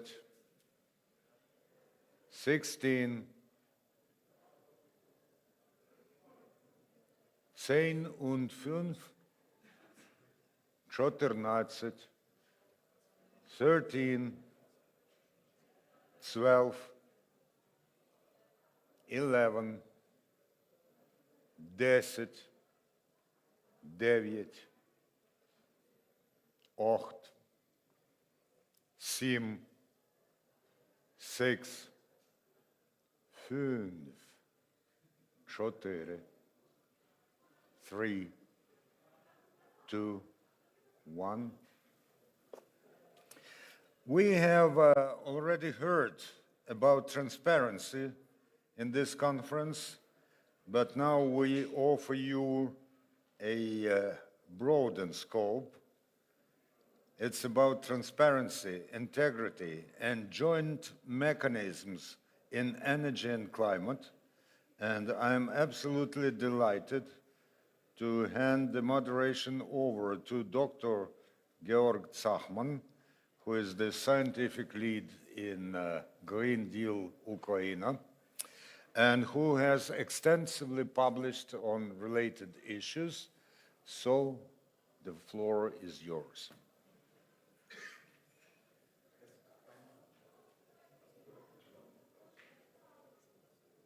А ввімкніть доктору мікрофон. Okay, now it works. Yes, then good morning again from me. Thanks for the kind introduction. I have a very challenging task. I think, in my view, this is the most difficult panel of today that I have been, I draw essentially the straw to moderate that one. And the challenge for me is a bit, I talk a lot normally about kilowatt hours and euros and try to identify kind of what is optimal technologies and optimal market design. But as important as an optimal system design of an electricity or an energy system, as important as an effective market design is it that we have proper institutions, because only with proper institutions, a system that is built on extremely long-term investments, so we talk about not 10 years, but 20, 30, 40, sometimes 60 years of investment, and that is built on mutual trust with international partners can work. Because Ukraine's energy system really requires substantial amounts of money, not only to recover past deficits of investment, to recover the problems and big challenges during the war, but also to prepare for an EU-compatible energy system. And the lucky situation, I think, in which Ukraine in these very difficult times is that it has strong partners that are providing substantial support here, that it has a lot of domestic resources that foreign partners would like to help Ukraine to exploit. So it is possible that Ukraine's energy sector will be a thriving sector in the future. But in my view, what is definitely going to be needed to make this a reality is what we put here on the slides. So we need transparency, integrity, good governance, joint mechanisms in energy and climate. Now, I'm lucky that I don't have to explain you all our thoughts on that because, as I said, I'm coming more from an economist's technical background, but I have a really great panel of experts that can help me with that. And please allow me to first ask to the floor Olena Pavlenka. She is the head of the Dixie Group, and as such, she is extremely knowledgeable, as the best think tank on energy and climate policy by far in Ukraine. With energy maps, they are providing great data resources. They are providing a lot of analysis and also continuously push the government for transparency, for example. Then we have Anna Samazeva. Anna Samazeva is heading the Decarbonization and Transition Fund of Ukraine. The Decarbonization and Transition Fund is one instrument that essentially tries to bring Ukraine into a European climate future, allowing decarbonization by recycling carbon revenues into investments that are helping Ukraine, and I hope she can tell us more about that. Then we have on the screen Benoit Mesnard. Benoit is the head of unit at DG NS, responsible for economics, and as such, he is quite responsible for the EU accession process, which is a massive kind of anchor for Ukrainian economic development. And last but definitely not least, we have Ina Sofsun, a member of the parliament, member of the energy committee of the Rada, that has spoken out quite clearly about reforms that are useful in the Ukrainian energy sector. Now, how? Sorry, I found my place.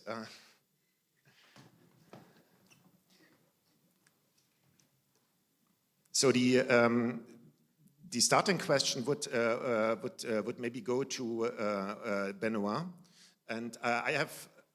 Probably you have prepared some initial statements, but the fundamental question that I would have, and hope we can discuss that also later during the panel, is on the one hand, Ukraine has very urgent short-term needs, and these urgent short-term needs are often best addressed by essentially short-term measures, by having very direct control over state companies, by making sometimes data not so available because of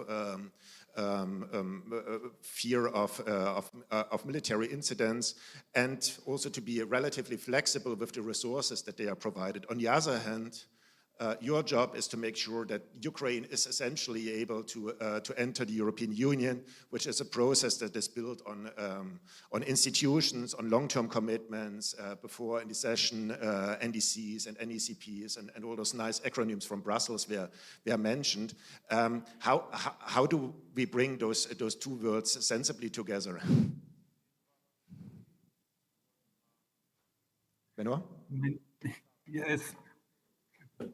Many thanks, George, and good morning all. I mean, I'm very happy to be here with you remotely today, but to give you the view from Brussels on the view from the single market, because indeed, I mean, integrity, transparency, I mean, are key, let's say, patterns of the single markets in various sectors, and the energy sector is super important, but it is no exception in that regard. I mean, regarding your question, it's not an easy one, and it is obviously, I mean, the challenge of Ukraine today, because you are all, I mean, in Kyiv and across Ukraine, operating under extremely difficult circumstances, and it is just an understatement.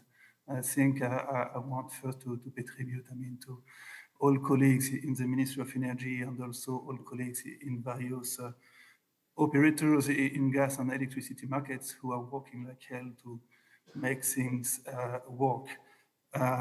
Obviously, in the very short term, if you have the direct control of the whole sector, it's, let's say, easier to respond, but it also has a number of costs. And I think at this juncture, it is also critical for Ukraine to address those costs. And I don't think we have that much time ahead of us. And I think if you think about it and the integration of Ukraine into EU energy markets, it's also a key contributor in terms of, let's say, Ukraine's security and Ukraine's prosperity. And I think it's also urgent to attract investors, to attract capital into this sector. And for that, you need to fix a number of issues.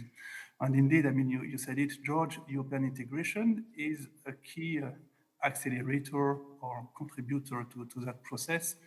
But I think, I mean, the process is worth doing not for the sake of Brussels, but for the sake of Ukraine and for the sake of Ukrainian businesses and Ukrainian consumers. So where to start from? It's, I mean, 2 weeks ago, I mean, Ukraine finished the screening process, so it is part of the accession process. We first take a picture of where the candidate country stands in terms of regulatory convergence, and then we monitor this convergence towards the EU regulatory framework.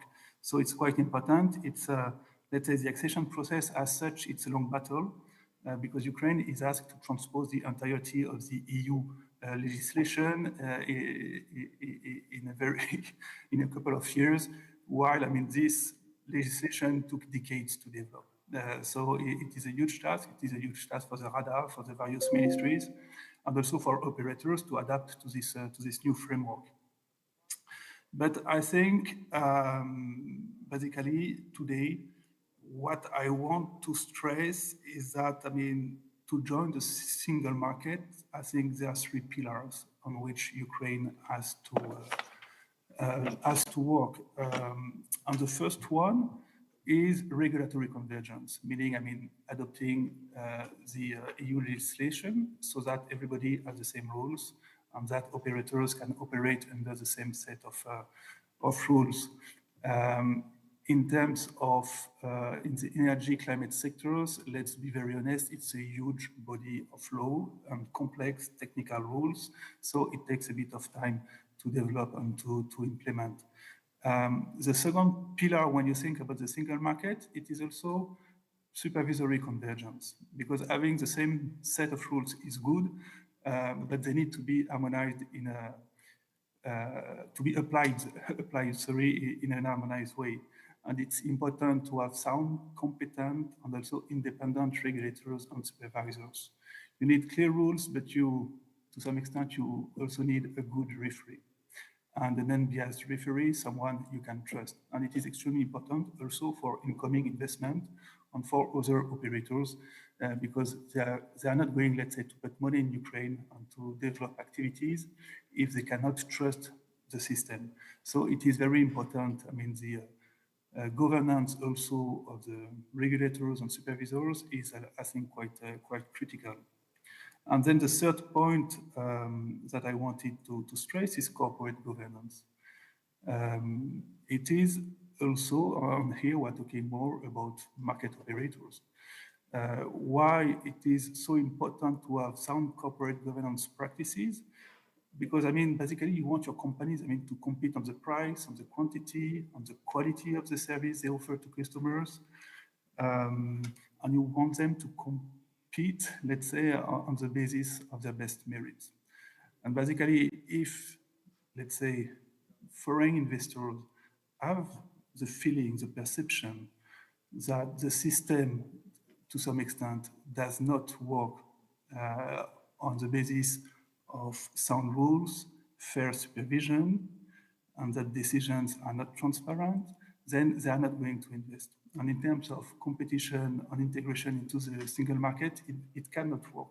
On that, it takes some time to develop such a framework, but it is very important, and it is very important, obviously, for Ukraine as a whole, as a candidate country, that other member states, other regulators trust Ukrainian supervisors, regulators, and authorities that the system is fair and that operators can compete on a level playing field. It's not easy. It does not happen overnight, but I think Ukraine is making a lot of progress in that regard.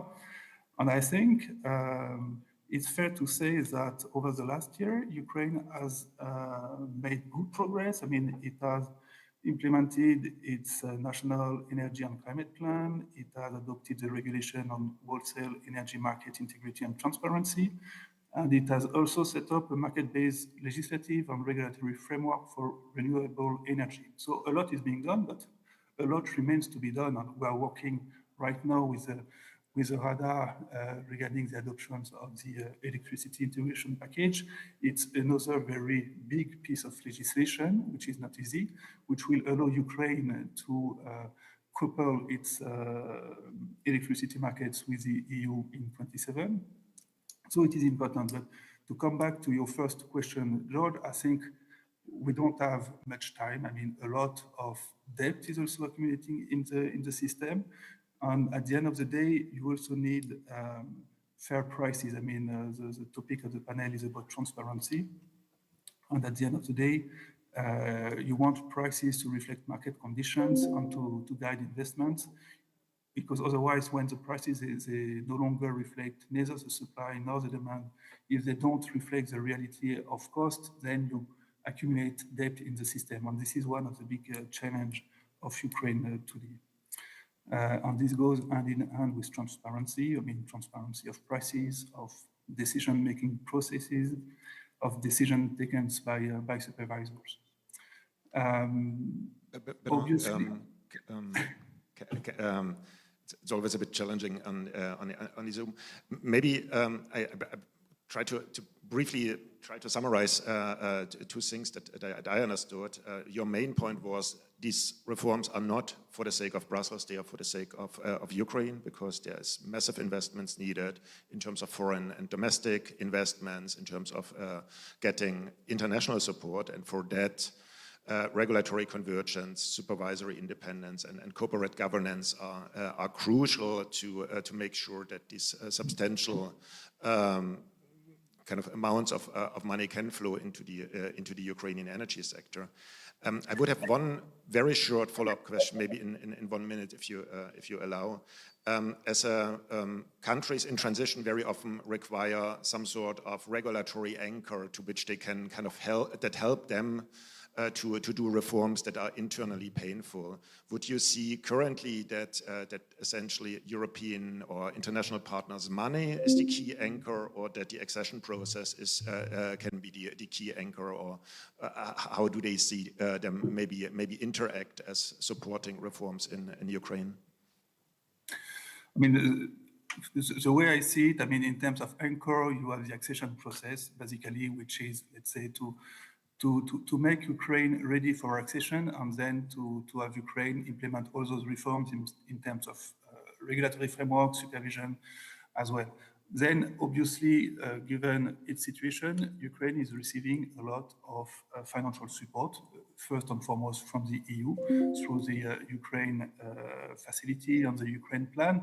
And this is, I would say, an accelerator, because, you know, accession process, I mean, some countries have taken a lot of time to join the EU, but I think with this financial support, we try to link it to specific reforms, and it allows to go quicker. And I think this is a shared ambition, both from Ukraine and from the EU, to make sure that Ukraine gets ready as soon as possible to join the single market. So I think let's say the financial incentive is very important, and we also work with other international financial institutions when it comes to specific issues, and on corporate governance, that is the case.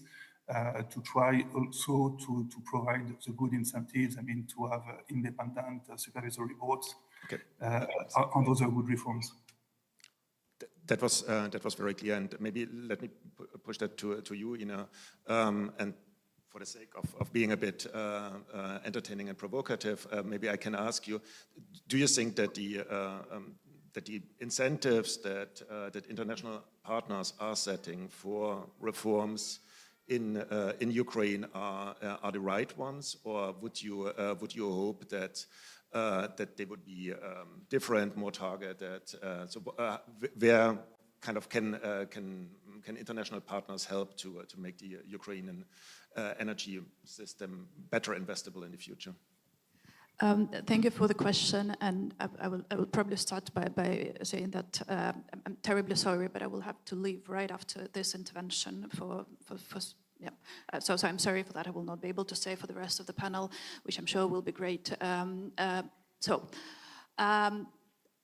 Going to your provocative question. I probably, being that I am the member of parliament from the opposition, have the luxury to say things as they are, not as we want to present them. And speaking from the parliament, I will tell you this, how it works in the parliament right now, particularly over the last couple of months.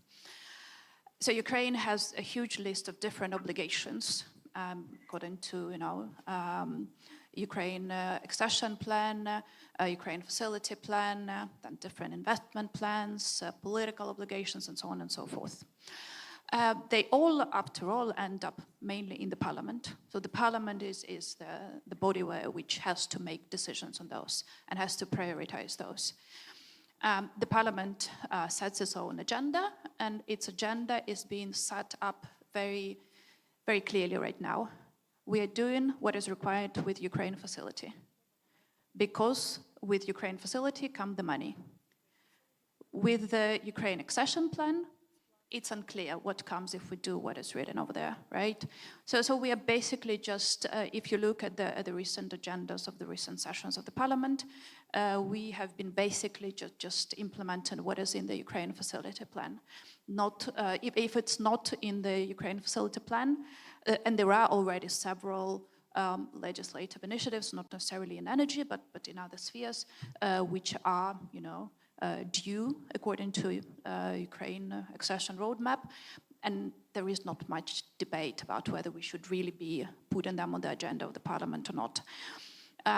The reason for that being that, well, there is a limited capacity for the parliament. It has to prioritize things.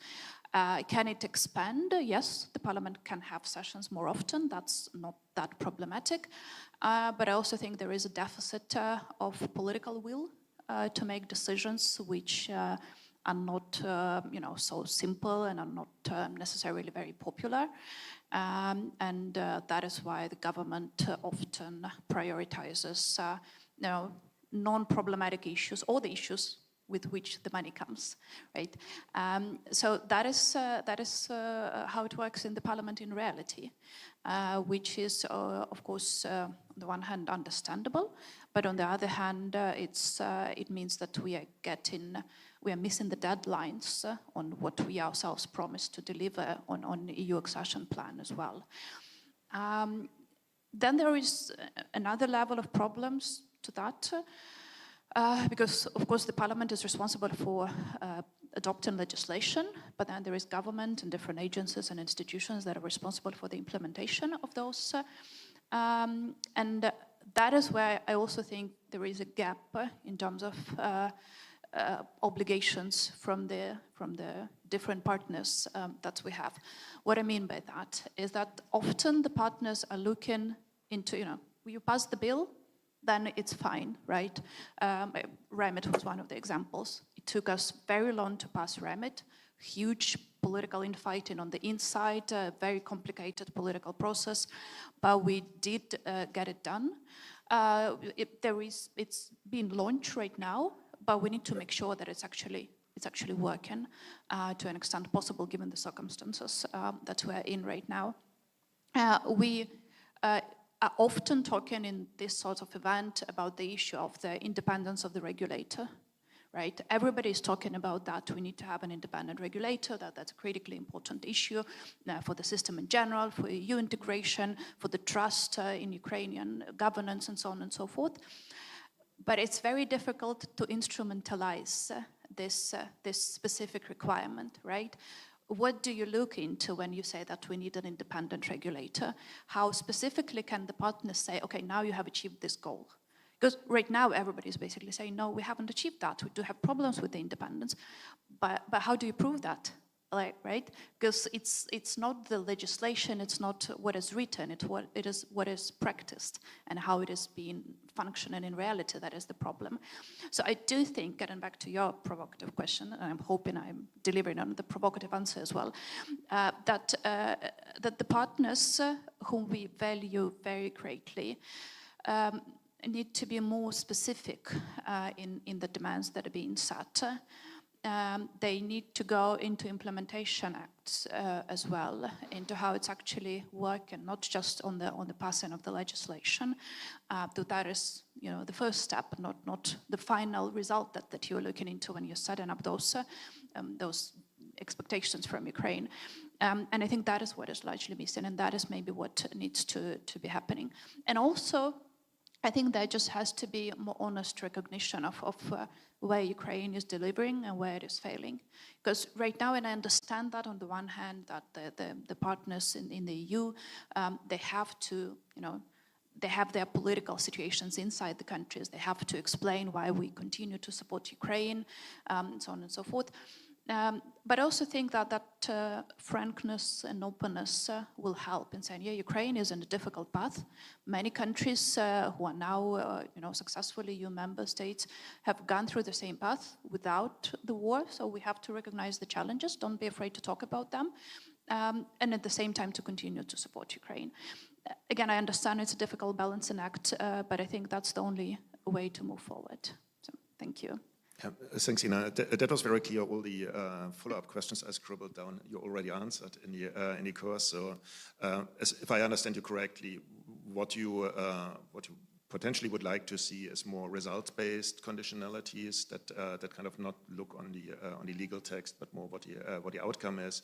That might imply also the need for deeper and strategic thinking on the side of the partners on what good results are, and then of course all this needs also to be worked out together with the Ukrainian partners, because I mean, that's the country that the partners want to help and whose conditions they want to improve. So thank you very much for joining us. And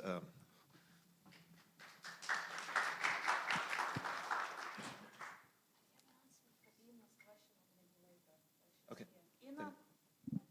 I have an answer to your question on what should be in the regulator particular law.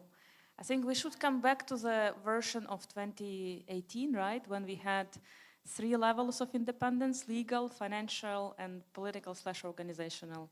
I think that would be the best choice to move forward with the independent regulator. Thanks. Yeah, but directly over to you, Elena. As I introduced, I mean, Dixie Group has been extremely successful in providing as much open data, for example, as available, but it has been a challenge. And in order to engineer investments into Ukraine, kind of, and in the frame of the question of our session, what would you see as the big steps that are needed to kind of increase transparency, accountability, and First of all, thank you very much for the possibility to have this discussion, and many thanks to Green Deal Ukraine for supporting Ukraine. The world is talking now about decarbonization and how we should address all the climate challenges, and so we are moving very fast on a global agenda, with a global agenda on how to decarbonize our energies. And then when the full-scale invasion started, the element was added to this global discussion. Okay, we have to also talk about security. And now when you listen to all these international conferences, podcasts, global speakers, they are talking about how to combine security and decarbonization simultaneously from different angles. And actually, this is what Ukraine has to do. While others are discussing, Ukraine has to do. We have to rebuild the system which will combine security and decarbonization. And when we were discussing in our team how to do this, we came up with 3 additional pillars. I will add to what Benoit said about 3 pillars. I will add 3 more, if I may. One pillar additional is technologies. We cannot rebuild the energy system without new technologies, without something which is close to the market, on the market. So in 10 years, Ukraine will be leading on this. That's why, for example, our organization will look at the MIT and what Massachusetts Institute of Technologies is working on in terms of the new technologies. We published this paper, which is available online. It's for free, and you can find there 13 technologies which we marked as something which Ukraine can use for the future. But early this year, we discussed with Benoit also technologies which Ukraine can produce for the EU, right? So-called net zero technologies, because EU has its own strategy which says that in the future, some particular, I think 8 technologies should be manufactured within the EU borders. Batteries, heat pumps, solar panels, wind turbines. And while Ukraine, if we are a member or when we are a member of the EU, we will be this EU territory where this manufacturing can happen. So I think talking about technologies, we can also talk with the EU and with the DG and NEST how to create this space for manufacturing new technologies in energy sector for Ukraine recovery, but also for the EU countries for the future. The second pillar is, sorry, I forgot, just a moment. investments. And when we talk about the business or technologies which we have to implement and manufacture, we cannot do it just with public money. We need to attract businesses. We need to bring investors.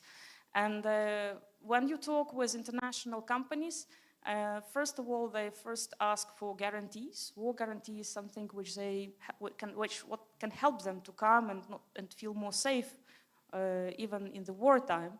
And second, they ask for predictability of the policies and regulatory regime. It is very much what Benoit said about the regulation, but I would also say that additional incentives and war guarantees, something which we would expect also from our international partners. And the third element is synchronizations of the policies in Ukraine, because we have National Energy and Climate Plan, and this is something which unites climate and energy policies. But recently we looked also at the local level and tried to analyze how many policies communities have to develop, like 10 strategies. And it's hard for them. First, it's hard to develop 10 strategies at the local level. And second, it's hard to synchronize all these policies together, national, local, how to make sure that the targets at the national level will correspond with the targets on the local level.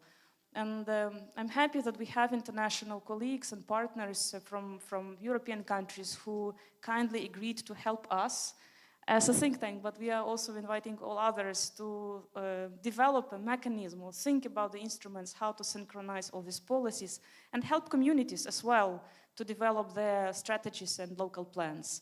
And I finish with a message on transparency, because everything what we discussed just now, what 3 pillars from Benoit, 3 pillars from myself, it's impossible without transparency, accountability, and data.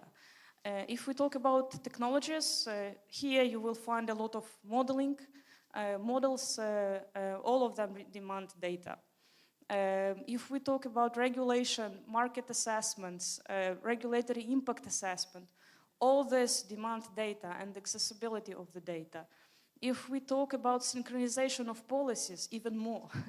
Local communities need access to data. They need to understand how much they consume in terms of gas, electricity, what will be in the future. So we have to build our policy on a fact-based approach, and fact-based approach will demand better knowledge of data, of facts, of assessments and others. So I would finish my speech with the message that we would need more access to data, not the one which is a threat for security, but still which allows us to better plan the policy and implement it. Thank you. Can I ask you back one question? So you made a very clear point, I think, on the beginning, on the regulatory independence, the proposal on the technologies investment and synchronization of policies. Now, as I asked Ina, maybe I can also ask you if you talk to Benoit and his colleagues, and they are coming with probably many of these 10 plans that you mentioned are essentially the result of some EU rules that Ukraine tries to implement. To be a bit provocative, maybe Ukraine choose also to implement those things that are kind of first requiring a lot of paper, but maybe a bit less implementation.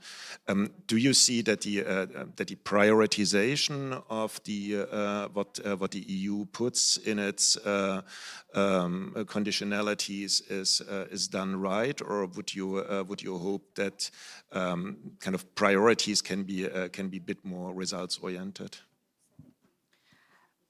As Inna said, I also have a privilege to be honest and open, being a third sector.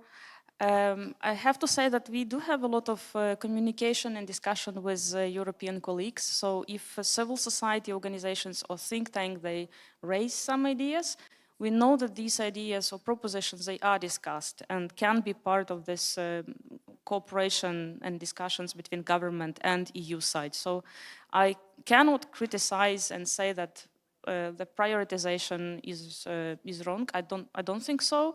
What I would propose is for the EU to be more I would say, sometimes fast with the decisions and the actions.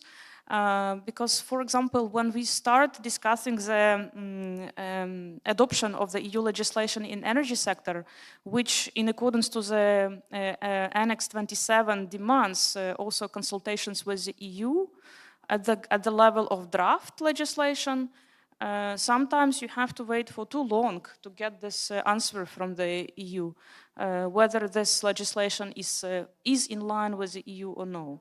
So what I would propose is to increase the speed and probably more effective communication and actions from the EU side to help Ukraine to move faster. Thank you.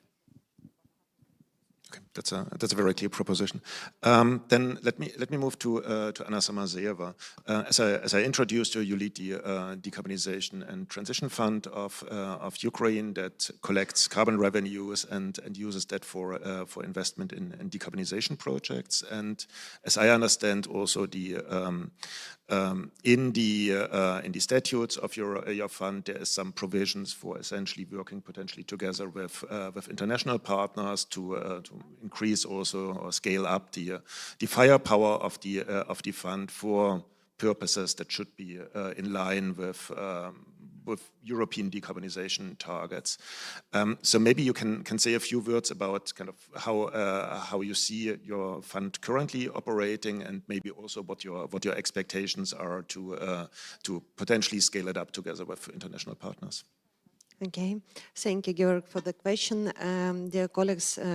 But I would stop 1 minute because previous speakers, Mr. Bino and Ina Sovsun, talk about the 2 very important pillars for Ukraine. First of all, screening, have a successful in this field, and next one, to create and design new mechanism, instrument, according with based on the fundamental principle first cluster, and to achieve in the future investments to Ukraine from the EU.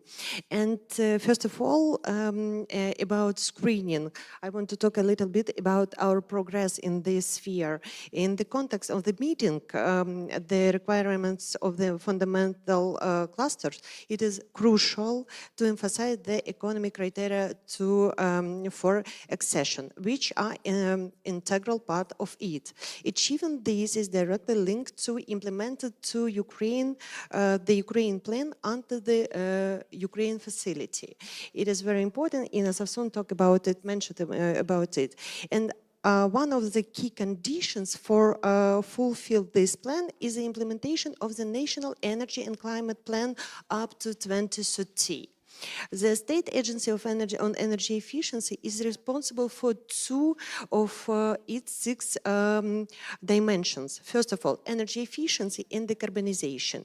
And we are already showing concrete results today. We have completed 57% of the planned measures for this 2023-2025 period in the energy efficiency dimension, and 38% in the decarbonization direction. To us, very important because we have only six dimensions, and we have a first successful in this 2025 year. And a little bit about a new mechanism based on the principle fundamentals cluster. I want to talk about today about the State Fund of Decarbonization and Energy Efficiency Transformation of Ukraine. Ukraine is built transparent, accountable, and effective system for financing climate projects, using the example the State Fund of Decarbonization is a unique targeted mechanism within the state budget of Ukraine, established as a stable financial source to support energy efficiency measures, decarbonization and development of clean energy, and the fulfillment of Ukraine's climate commitments under the Paris Agreement and the European Green Deal. Recommendations for creating a separate financing source of energy efficiency have been provided provided to the government of Ukraine by European partners over the past 10 years. The implementation of this funds program is carried out by joint stock company, Decarbonization Fund of Ukraine. It is a financial company which has a license from the National Bank of Ukraine for loan, leasing, and factoring. The core financing source is a CO2 emissions tax, generating revenues of approximately 40 million euros per year. It is a target and stable resource that allows planning climate projects financial several years in advance. During the first year, 2025, fund financed 54 projects across 11 regions for a total of 15 million euros. For all projects currently under the fund's operation, energy saving of 28,000 megawatts are expected, along with a projected reduction of the 14 tons of CO2 emissions. The largest share of financing went to renewable energy projects, approximately 9 million euros, followed by cogeneration and for ESCO projects, receiving 3 million euro and 2.5 million euro, respectively. How joint stock company Decarbonization Fund of Ukraine implements the principles of the fundamentals cluster. First of all, transparency and accountability, open selection, and public reporting. All applications are submitted through a digital platform, ensuring equal access for all participants, including businesses, local authorities, and OSBB, Association of Multi-Apartment Buildings. Each project undergoes an independent evaluation based on clear, defined criteria for effectiveness and compliance with state program. Subsequently, a comprehensive project preparation process is conducted, including technical assessment, financial analysis, energy audit, and business model review. The fund published information on fund allocation, implemented projects, achieved results, as well as finance statements and audits. Reports are available to the public, international partners, and investors, allowing them to verify the effective use of state funds.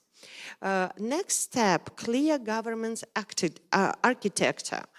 The governance structure of joint stock company Decarbonization Fund of Ukraine is based on corporate governance principles, ensuring a clear distribution of responsibilities, control over resource use, and transparency in decision-making. It includes the general meeting represented by State Agency on Energy Efficiency, the Supervisor Board, and the Management Board. The Supervisory Board consists of independent members and representatives of the state. At the same time, the Cabinet of Ministry and State Agency on Energy Efficiency defines the fund's overall strategic priorities, policies, and operational framework, set the main objectives, and monitor the fund's compliance with the state priorities. And last one, about our cooperation with the international institution in different fields. Ongoing work focus on attracting new international partners. The fund collaborates with the organizations such as the EBRD, EIB, UNIDA, and UNDP, and GZ. And with IRENA. This cooperation allows the fund to mobilize additional financial resources, implement international energy efficiency standards, and provide technical support for decarbonization projects. We designed and implement separately a resolution of Cabinet of Ministry with UNDP in 2024-2025. For example, in cooperation with UNDP, This resolution number 1040 was developed, established, and clear procedure for providing state support through the fund. In addition, the fund received 14 million hryvnias to support the implementation of energy efficiency projects through the ESCO mechanism. Another respected organization, UNIDA, is currently transferring 1.25 million euro to the fund, collaboration with it is a new project, and we have a very successful cooperation with IRENA and GIZ I mentioned. Governments, organizations, and private businesses have the opportunity to make grant contribution to the fund according to their policies and priorities and their principles to increase investment attractiveness and reduce financial risk for businesses. The fund is working on implemented additional investor protection mechanism, including guarantees for the fulfillment of the obligations. A key area is cooperation with specialized organizations that assume part of the risk, facilitating access to financing. And in the future, we hope that we will have very close cooperation and support with the European Commission, and we have some proposal to next cooperation with third part, EBRD, European Commission, and Fund of Decarbonization. Thanks a lot, Anna. I think it's a fascinating investment vehicle. I think it is, as you describe it, it is already in the law. It has been operational for some time now. It has managed to already disperse significant amounts of money and kind of developed own procedures and governance.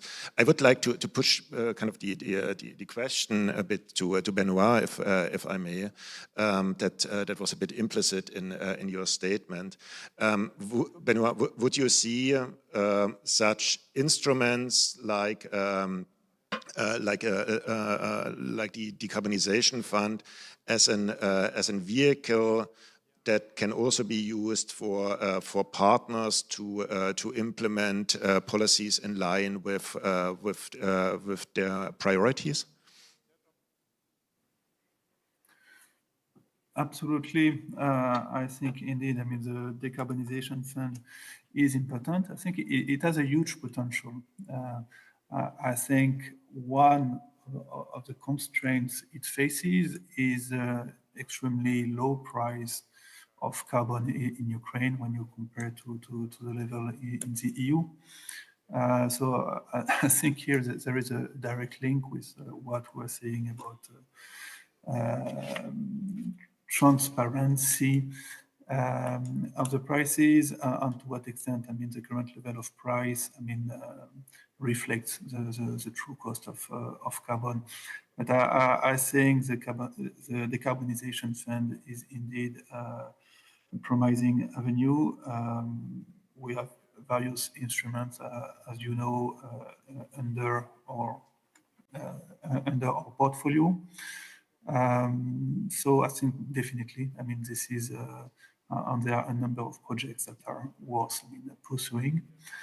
So those are topics on which we work very closely with also our implementing partners, the international financial institutions.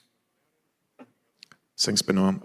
Before I hand the floor to the audience for the last 3 minutes, let me just say that in our project we also started to look into the question of corresponding financing vehicles, trying a bit better to understand what international partners would desire from such a vehicle, understanding what the Ukrainian partners require there, and how these different elements can be brought together in a most effective way. I agree with Anna and you, Benoit, that this type of proposal has a huge potential for being transformative if designed right, and we would be happy to work with all of you together on that.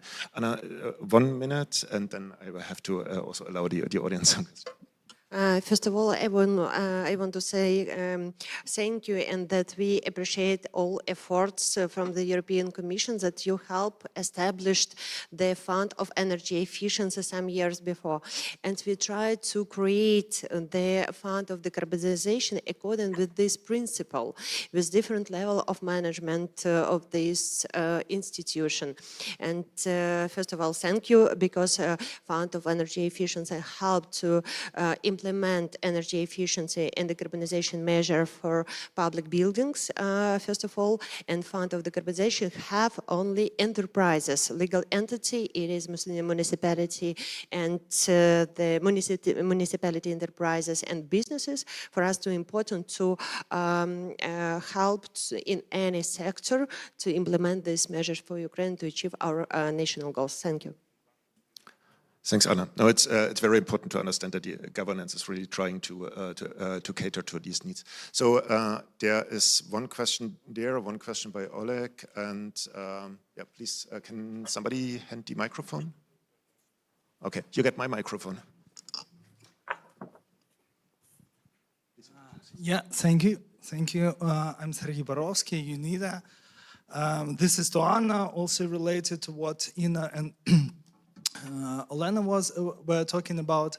So first, Anna, really big congratulations with this will be almost 1 year for the Decarbonization Fund of Ukraine to be actually operating. I really would like to accentuate on that this is a working financial mechanism that was created with support, well, us included. And yes, I can confirm that we will be donating into the Decarbonization Fund not less than 1.25 million US dollars. I think it can be up to 1.5 million US dollars. But the question related to what you were discussing is guarantees. So are you looking to actually add in guarantees as one of the financial services? Because for the stated reason that Olena highlighted, it's really important to bring investment into Ukraine. So this is one. And second, I hope with our exercise that will be by the end of the year, how can you, as state agency, simplify actually receiving donations from technical assistance projects and maybe EU support? Okay, thank you. Then there was a question by Oleg. And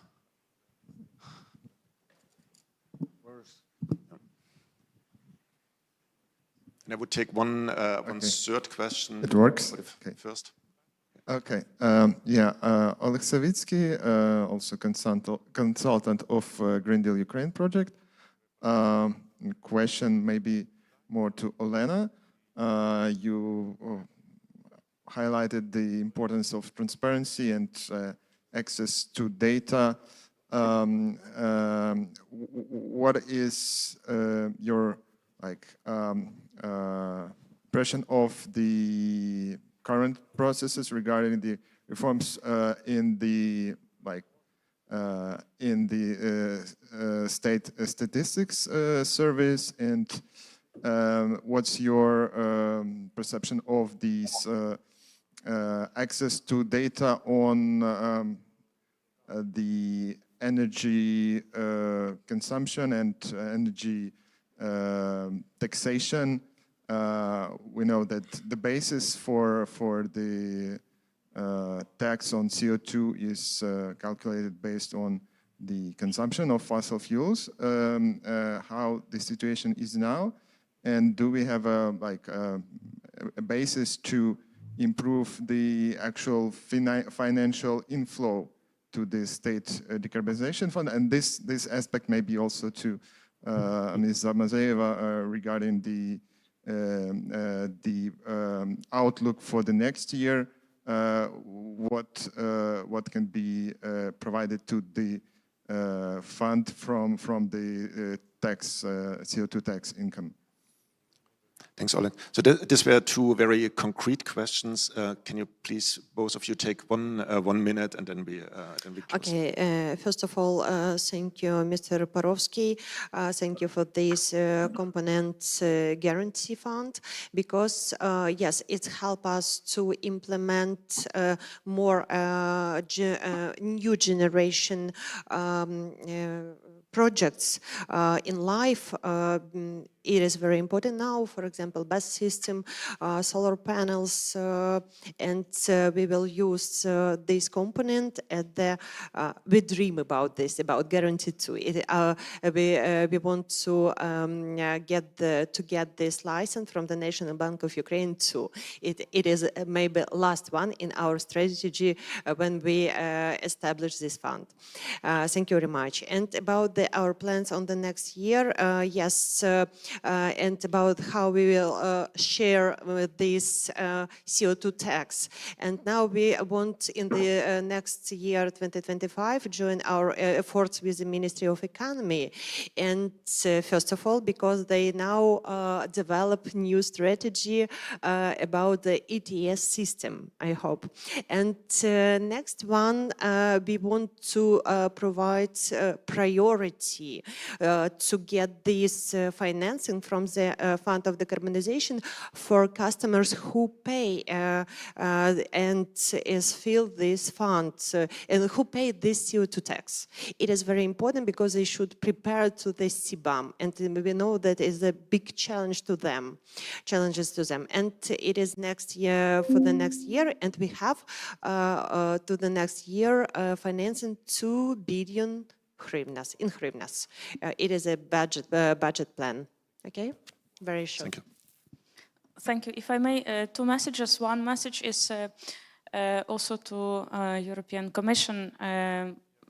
Georg asked what else can be of help to Ukraine, and talking about the different types of fund and different types of support, we would propose to consider opening more funds for Ukrainian stakeholders, different types of stakeholders, which are open for the EU businesses and others. So why not to compete with, I don't know, French businesses on some within some funds?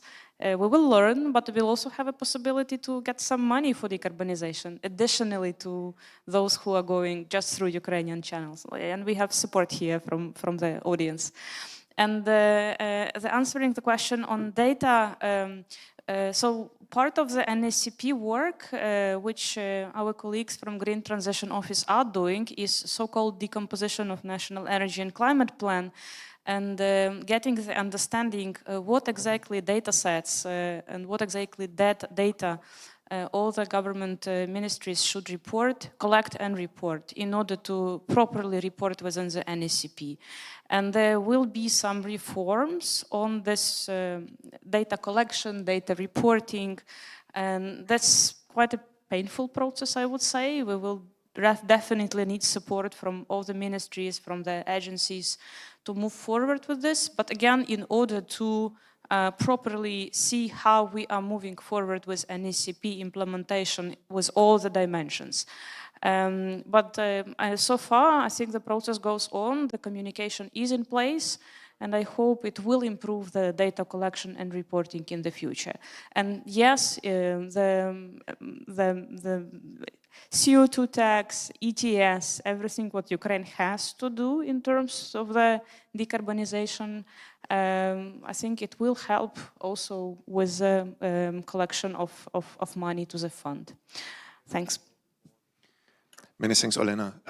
We are out of time. I would like to close the session by thanking the panelists. I think it was a fascinating discussion. For me, the main takeaway was that it is a huge responsibility of Ukraine and of its international partners to design institutions and to really set up institutions that effectively allow a sustainable energy system in Ukraine to flourish. So it's not only about kilowatt hours and optimized market designs, but it is also really about good governance, making sure transparent information is available, because that's really, as the name says, that's the fundamental to set up a system that can be invested into in the long term.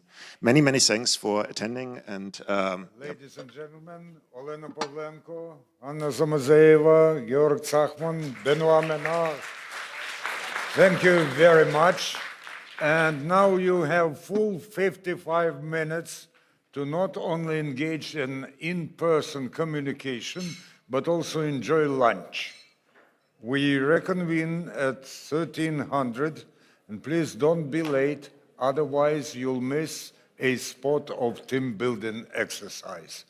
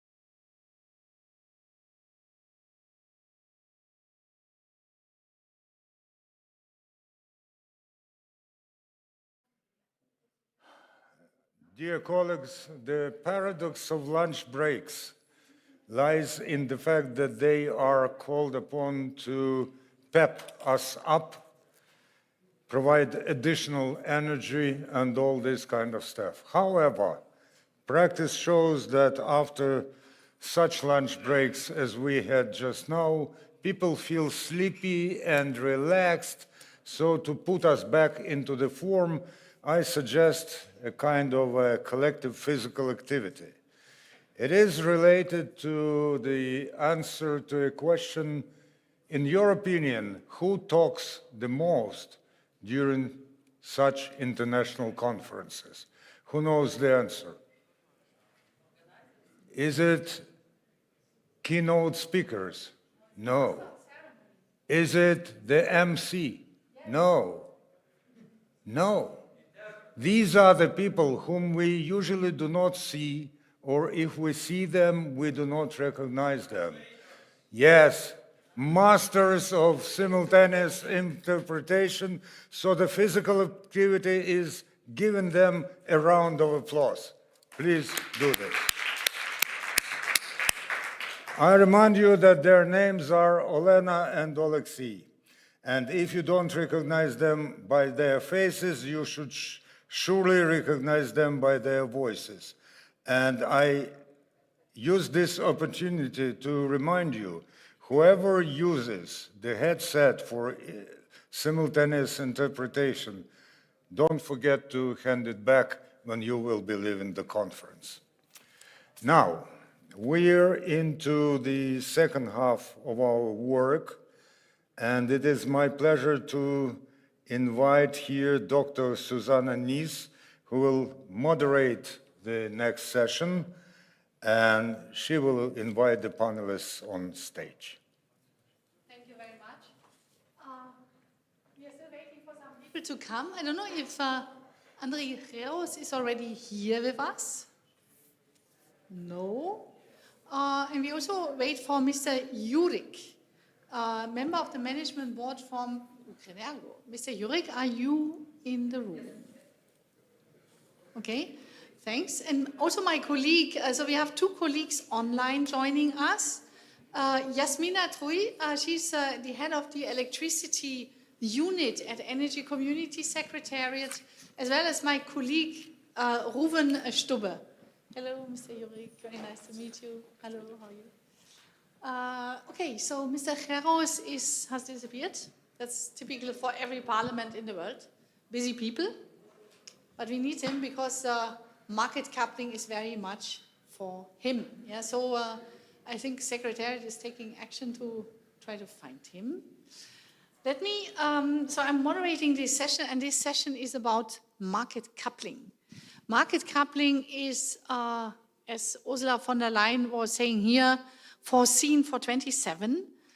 All the experts, I'm talking under the control of Yasmina, of Ruven, Mr. Jurik, say that 27 is impossible. 28 could be possible, but would require a lot of action by Ukraine to reach these ambitious roadmap steps. So let me please start with giving, together with my colleague Ruven, an overview on where Ukraine is, our study on state of the market coupling, and then launch the contributions of our colleagues Yasmina, Ivan Jurik, as well as, of course, Mr. Geros. So I need the slides to start with. Okay. Do I have the thing? I don't know. Okay. I don't know where the little things to move the slides are.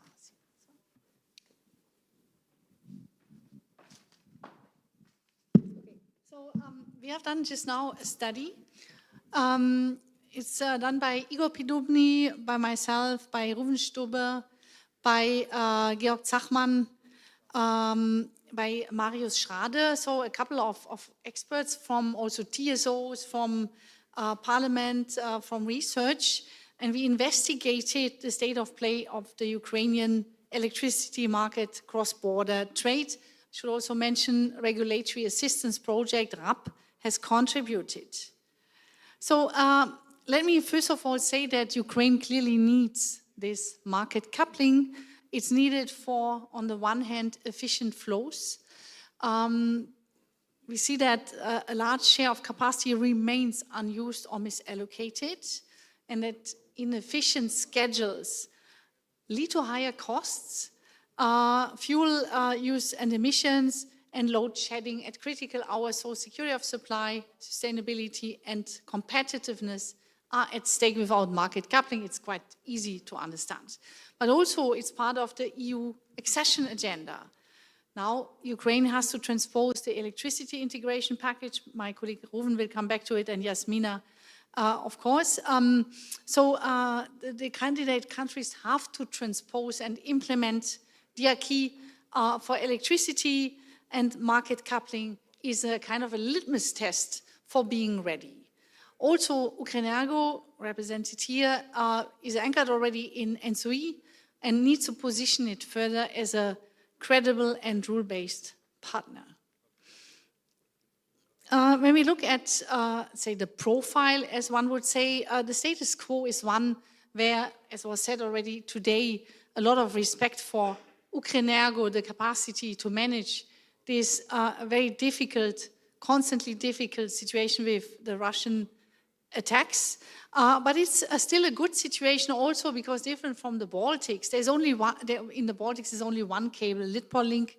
We see Ukraine has a wealth of interconnections with several countries, with Poland, with Slovakia, with Hungary, with Romania, with Moldova. And this allows it to import today a capped amount of 2.1 gigawatt, while the capacity on the lines is in principle much higher already.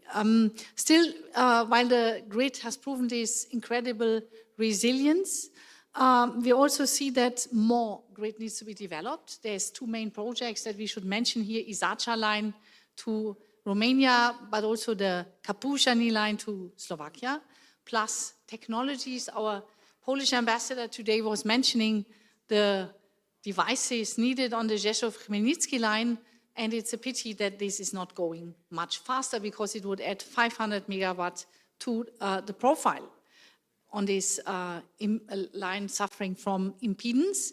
Plus Moldova, we recently went with a Green Deal Ukraine delegation to Moldova just before now coming to Kyiv, and we also saw that, of course, they are also a little bit hostage of this situation by which they get 15% out of the profile, and we need market coupling flow-based to overcome the current limits.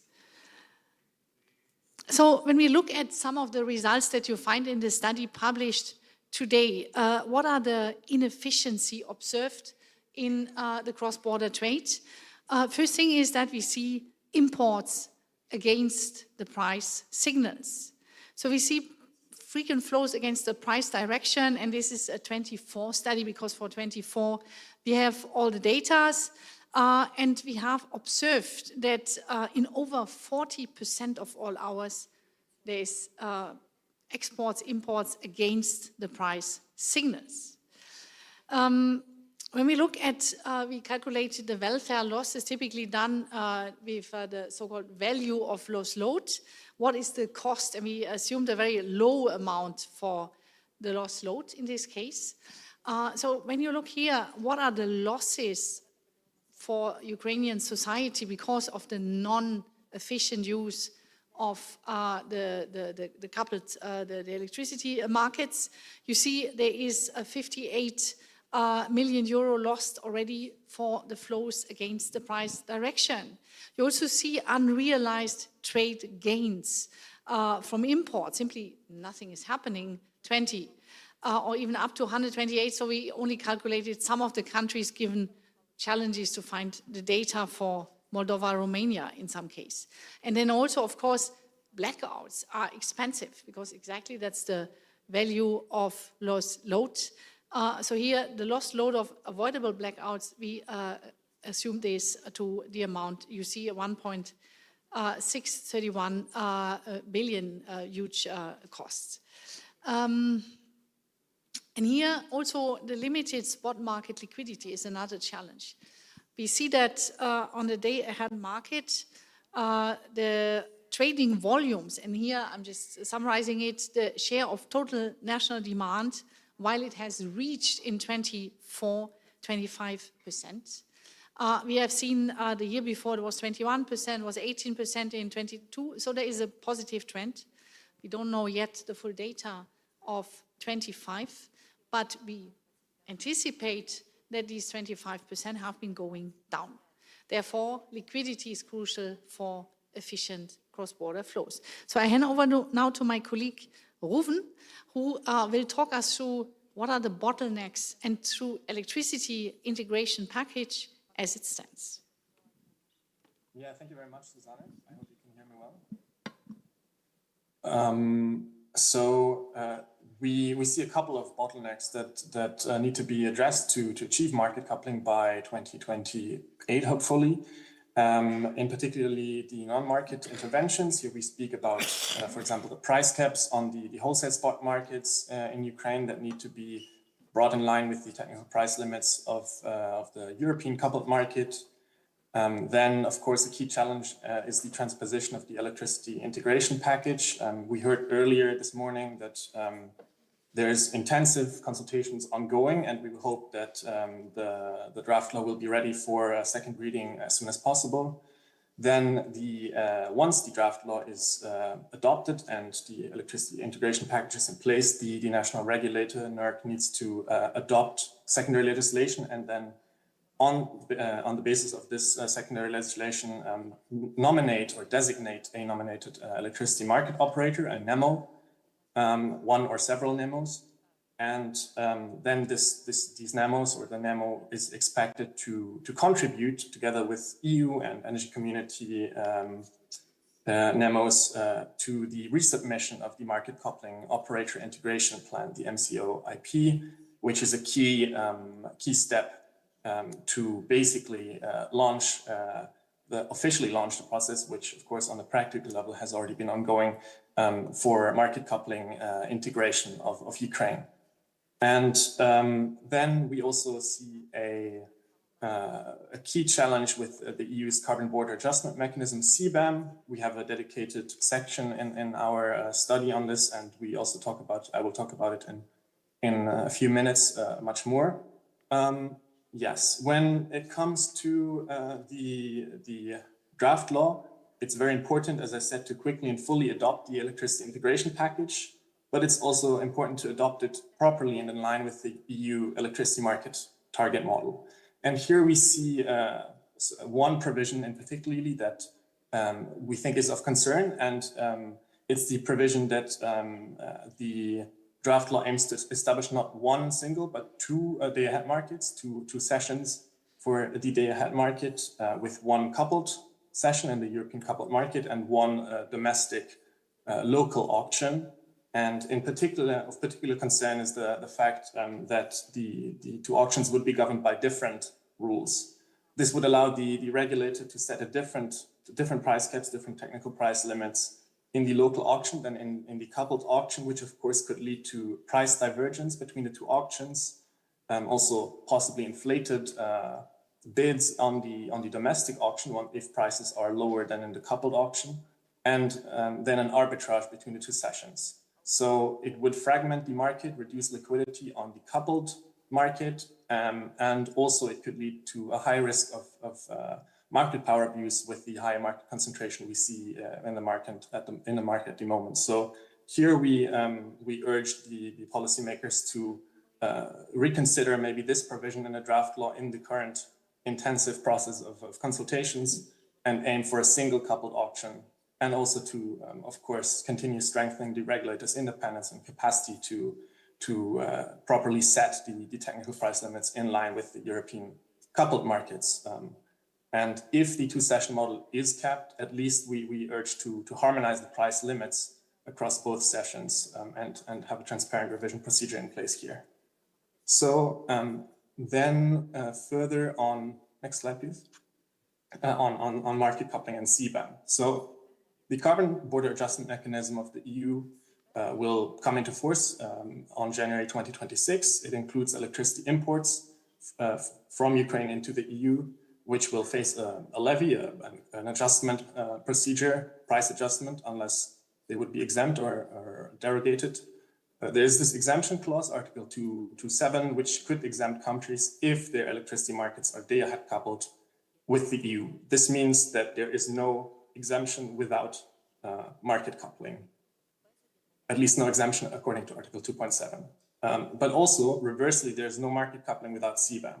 CBAM can only be applied to imports that are explicit imports, explicitly allocated imports in a coupled or anonymous, in a coupled market with anonymous cross-border flows, and the importers liable for payment cannot be identified, and thus the CBAM exemption was designed precisely for this case to exempt countries with coupled power markets. So CBAM exemption would need to be secured before the go-live of the single day-ahead coupling integration. So there's this reverse dependency of the CBAM exemption and of market coupling, but we have a timing problem here. So CBAM applies for electricity exports from Ukraine to the EU from January 2026, whereas market coupling of Ukraine is only foreseen for 2027, or we think more realistically, probably Q1 2028 is the earliest go-live window. So we actually did a study on what could be the effects if CBAM comes into effect for next year. Next slide, please. So we modeled the European integrated electricity system with and without CBAM for next year with our pan-European dispatch model, with our Helmholtz-Zentrum model. And we charged a CBAM adjustment cost based on the transitional methodology, since the final benchmarks for the CBAM are still not available from the Commission. And we arrived at a value of around 75 euros per megawatt hour based on the carbon intensity of electricity produced from fossil fuel, the moving average in the last 5 years. And of course, such a high adjustment cost would lead to a significant reduction in exports from Ukraine to the EU. So we see about 60% reduction in exports from Ukraine in our modeling results compared to a scenario without CBAM. We also see an increase in transit flows from the EU via Ukraine to other EU countries. This is maybe a bit surprising, but just because there are high incentives for trade between EU countries not bordering each other. For example, Poland with Romania through Ukraine, and as Ukraine is exporting less itself, these trades could be made possible via Ukraine. Then also we see a reduction with CBAM in Ukrainian domestic power prices, which would of course hurt renewable market values. So incentives for investing in renewables, we see a drop of about 5% in wind market value, 8% for solar. And we also see increasing hourly price spreads between Ukraine and its neighbors, which all in all kind of shows that Ukraine would become less integrated with European energy markets, which is of course not the long-term goal. And meanwhile, if we look at emissions, we see a relatively small drop in emissions with CBAM. So overall emissions, EU and energy community countries, emissions in the power sector would drop by about 2 megatons, or 0.4% with CBAM in 2026, with 9 megatons reduction in energy community countries and a 7 megaton increase in the EU, as the EU would replace its imports with mostly gas-fired generation inside the European Union. So, next slide, please. Here I will hand back to Susanne for the recommendations and conclusions. Thanks a lot, Ruven. So this is an overview table on all the recommendations that are also going to different policymakers on the Brussels side, on the Ukrainian side, on the regulator side in Ukraine. Let me briefly talk you through those recommendations on the next slide. So the first one goes to NERC, the regulator, saying you need to develop a framework for data availability, data quality, and transparency, and ensure the implementation of this. We have seen across our study, where we deep dived into 24, that there is a problem with missing data, and these are often data that are not a challenge to, let's say, in line with martial law. Olena Pavlenko and also Dixie Group have been working, as well as energy community, on this topic already. The second point goes also to NERC, and that is we need to have a holistic view on non-market intervention and the needed structural reforms. We have seen there was many completely unclear reasons why electricity was not imported, was not available to the market. And we believe there's many intransparent bilateral and other agreements that are clearly hampering the development of a true electricity market within the country and as well on the interconnections. Third, of course, allocate much more interconnector capacity for the market. In Europe, we have this 70% rule in place since Clean Energy Package.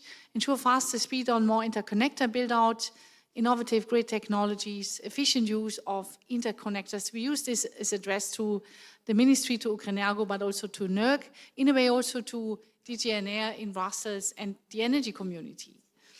Fourth point is to push for and establish a functioning legislative basis for market coupling. Of course, the EIP, but not only the electricity integration package. And I'm sure that Jasmina will say something more.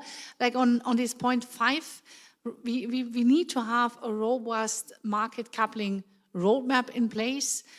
So we see above the plant situation, Q1, the happy end, but the reality is completely different. And in order to reach Q1 28 and to respect the, as Zinglersen from ACER is saying, difficult to change 18 months preparatory period, you need to follow a different and more ambitious roadmap. The recommendation 6 is about resources also in Brussels and at NSOE and at the Commission. Of course, all the market integration today, all these platforms require a lot of attention, the LIPS, the MAR, the Picasso, etc., implementation of Euphemia, etc. Yeah, but you need to also have capacities available to get Ukraine and other candidate countries into the coupled market in the timeline.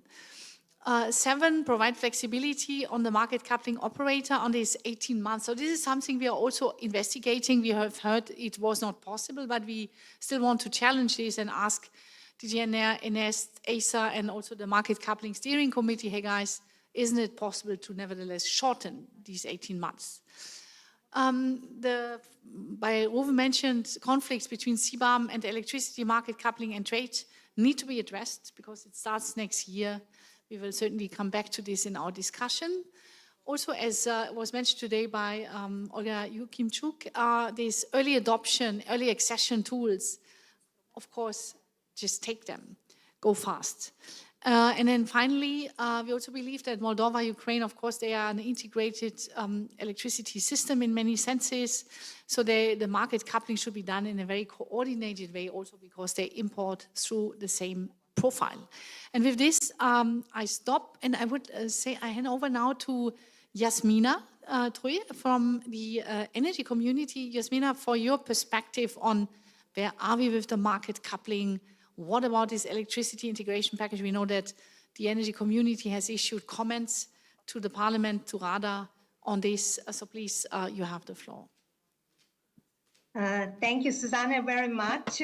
Thank you all. Thank you for inviting the Energy Community Secretariat, and also thank you for the great actually presentation of your study by Ruven and you, to which really it's very hard to add anything, but I will still try to contribute to this discussion. And maybe I would start actually from this calculation, Susanna, that you already started in the beginning on whether 2028 is possible. And now I have seen also your diagram and also discussion on 18 months. And maybe I would actually try to firstly answer your question whether 18 months can be shortened and if this is too long. I can tell you, because we in the Energy Community Secretariat, we are actually a little bit of a hub between contracting parties and all these institutions that you mentioned, the Market Coupling Steering Committee, Commission, NCE, Acer. And I can tell you that all of them are asking us the same question. Is it possible that you are not able to transpose electricity integration package in 3 years? So we are also faced with the same challenge from their side, because assumption was that this process will be finalized by the 31st of December 2023, and we are almost in the Christmas time of 2025. And but to give you an indication on the timeline, just now while I was waiting for our panel to start, actually I did a little calculation on the example of Serbia. Serbia is the first contracting party that has transposed the whole package. And actually we have, because on the Friday we had a PHLG meeting, and we have announcement from Serbia that the last paper that is missing for the verification to start will come most probably today or tomorrow. So if we assume that tomorrow, which is 15th of October, the verification process will start officially, that would mean, if everything goes smooth and by the plan, that by 15th of January, Energy Community Secretariat should finalize the assessment and submit to the European Commission. Then DG Energy would have another 5 months to actually do their own assessment and to provide the opinion, because it's very important to understand that the verification process is based on the opinion of the European Commission. So Secretariat is not the body who is issuing opinion. Only DG Energy can do so, because this is a process of integrating into the European market. So if European Commission has 5 months, they should finish this by 15th of June 2026. That brings us actually to July 2026. And according to the draft MCO-IP, for those who want to actually use first go live window in 2028, which is Q1 2028 for day-ahead coupling, they have to submit formal request for accession by July 2026. That means that Serbia, if everything goes smooth and they get positive opinion of the Commission, they would just be on time in July 2026 to submit the formal request for the coupling in Q1 2028. Because as we are informed by the Market Coupling Steering Committee, minimum 18 months would be needed. And these 18 months, it's very important to understand, it is not coming from any legislative document or legislative obligation. It is really an empirical number of months, because they did so many couplings so far, and they know what is some average time needed. And to be honest, given the complexity of all this testing of operational, let's say, these processes, and also if we consider that how many stakeholders have to sign all this contractual framework accession, then it really needs a lot of time. And we were informed that sometimes only one contract to be signed, it takes 6 months, to go through all stakeholders. So they also have their, let's say, limitations and complexities on their side.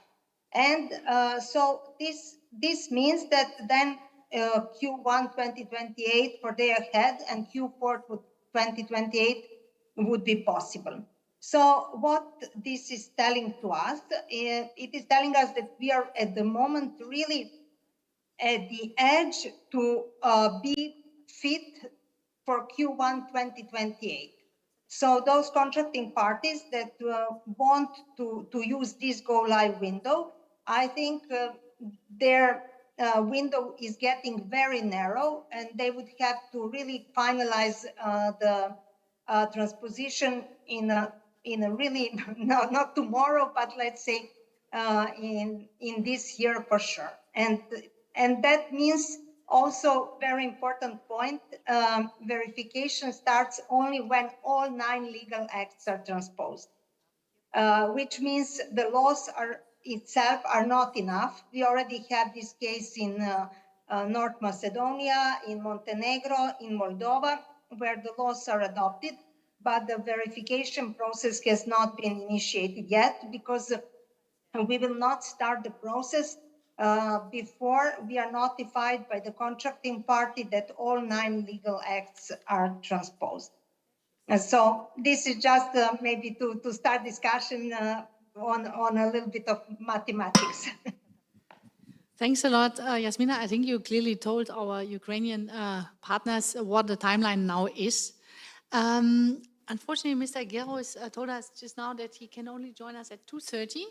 But the good news is that my colleague Georg Sauermann will involve him in the next panel, and we will certainly have his view and just like have a little flashback on this important market coupling perspective as RADA is ruling this now. So with this, I would hand over now to Mr. Jurik from Ukrenergo on the perspective of Ukrenergo on the market coupling, and also very happy to receive feedback on the study more generally, the way we are working. We have partners that always peer review our studies, but we also gather feedback through meetings like today. And we will have a second updated version if you spot anything that needs to be improved. So Mr. Jurik, please. Thank you, Suzanne.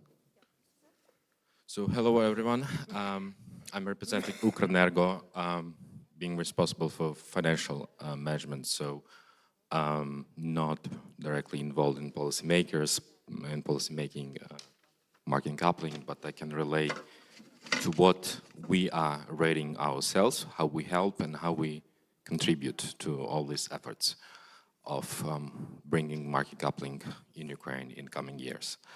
So first of all, a big thank you for Green Deal Ukraine team. So we see the very good quality systematic work on different aspects of electricity market. We inquire and rely a lot on its research. So Suzanne, big thank you to you and to the team. That, you know, we feel this partnership, and I think we benefit mutually and bring this value added to the country. So, well, key highlights. I think there is no discussion of pros and cons of market coupling. Obviously, the end consumer should win, right? We make the flow of electrons freely, and end consumer should win because at the end of the day, the price for that electricity should be lower. However, we need to be conscious that in market coupling, this is where competition play, right? And Ukraine power system as it is should be ready for this competition. And now the question, whether we are ready today, probably no. Whether we'll be ready in 2-3 years, probably yes, probably no, or maybe, right? So when you have this competition, the most cost-effective, flexible system will win the consumer. Given where we are right now after the Russian aggression, we have lost most of a generation, maneuvering one, losing the flexibility of our system. So in terms of the price, the market coupling and free flow of electricity will have a cost for Ukraine and consumer. I give you a very practical example, which I see on day-to-day on paying the bills. We have the big agenda in the country to build green renewables generation. And this is a matter when your flexibility of systems is crucial, whether you can absorb all your green power generation within specific daylight hours. So the answer is no, we do not have such a flexibility right now. So when we will open up the gates and there will be free flow of imports, whether we'll be able to absorb that green generation into the mix, no. I think this is where we will need to pay. And you know, according to the legislation, regardless whether we curtail the green producer or, you know, the guaranteed buyer is paying it, we pay the bill. So if we curtail it, we cannot observe green and renewable into the mix, and increased import will decrease that opportunity further. We will pay the bill, and that will be reflected in our tariff, and that will feel, the end consumer will feel that, because we need to pay it, right? So we have hidden tariff until 2029. So I guess 2028 right now, the year 2028 might see that it will be coincide with 2029 in terms of once we will gradually phase out this feed-in tariff and go to the premium mechanism of support of RES producer. So just give you the perspective that market coupling is, for sure, there is no debate that we are putting this under doubt, but we need to be very cognizant of the price. The price, there is a price. And the more we are unflexible, the more we're not ready in terms of the system to be connected with the European one, the more price we will pay. That's the market rules. So now in terms of this interconnection, so we do utmost what we can with European partners. Now we shifted to the monthly, weekly calculation mechanism for NTC calculation, net transfer capacity calculation. So it's now 2.1 gigawatt for import, 850 megawatt for export. So that's more right now fixed, but we now test this weekly, monthly algorithm to recalculate and see our partnership with Eastern European continental calculation region. In terms of whether that's enough, for now, yes. We do not see that's been taken to the full. And honestly, we cannot have all 2.1 gigawatt. Let's be honest. That's not where we can absorb all the imports. But when we have the emergency situation in the power system, obviously we increase that gates to the maximum limit. We built interconnectors, so physically we provide that interconnection. I think we ahead of the market right now, given even if we don't have the war, I think we will be ahead of the market. Physical connection, we provide our pipeline and projection that we will satisfy that needs by end of 2020s, this decade. We right now reconstructing our interconnector to Slovakia, Mukachevo-Velké It will be half completed this year and will be finalized next year within next window. Also, we put the preparation for Romania interconnector. As you know, there is Artistic-Sakcha, a big interconnection project. We will obviously pitch for the European funds for that project. Also, we building and putting smart grids technologies in terms of increasing the capacity throughput on existing one interconnectors. In terms of now rules of the game, market coupling, we are participating in all these working groups, and we will be ready in terms of the sharing the information, taking the auction results, building up our software. I think this is where we are not on the front of this work, but we will come to the next phase when we will come to the coupling of balancing segments, and this would be more difficult, I would say, because coupling the balancing segment will require that we get rid of problem what we have right now on our balancing market, and that's problem called non-payers, so-called social critically important protected consumer, which give us the big gap and big hole in our balance sheet in the balancing market. So I call it this type of socialism that state deliberately allowed to happen on market, and probably with the reason, because this is a war. You cannot collect the bills from households on the war front region. However, you cannot kick the can down the road. You need to pay it, right? Because that will erode your possibility to couple later on. You need to ring-fence this type of non-payers and design a special PSO to cover the source for this electricity. We, as Ukrenergo, provided our vision. We even elaborated the legislation sub-laws. For that, I don't think we need the maybe not critical, maybe, but at the law some changes, but not massive one. It's mostly in sub-law level. So when we will fix this problem, we will be able to couple the balancing segments, but that will be on the second stage. Obviously, that will be around 2029, 2030, as we see right now. Maybe as a last slide, I will show you our timeline that we have in view right now. You see, obviously, this is to be shifted right now, given the this discussion we have in the Parliament on integration law. But we see ourselves as primarily focusing on be prepared for the coupling of balancing segment, because we will be responsible for that.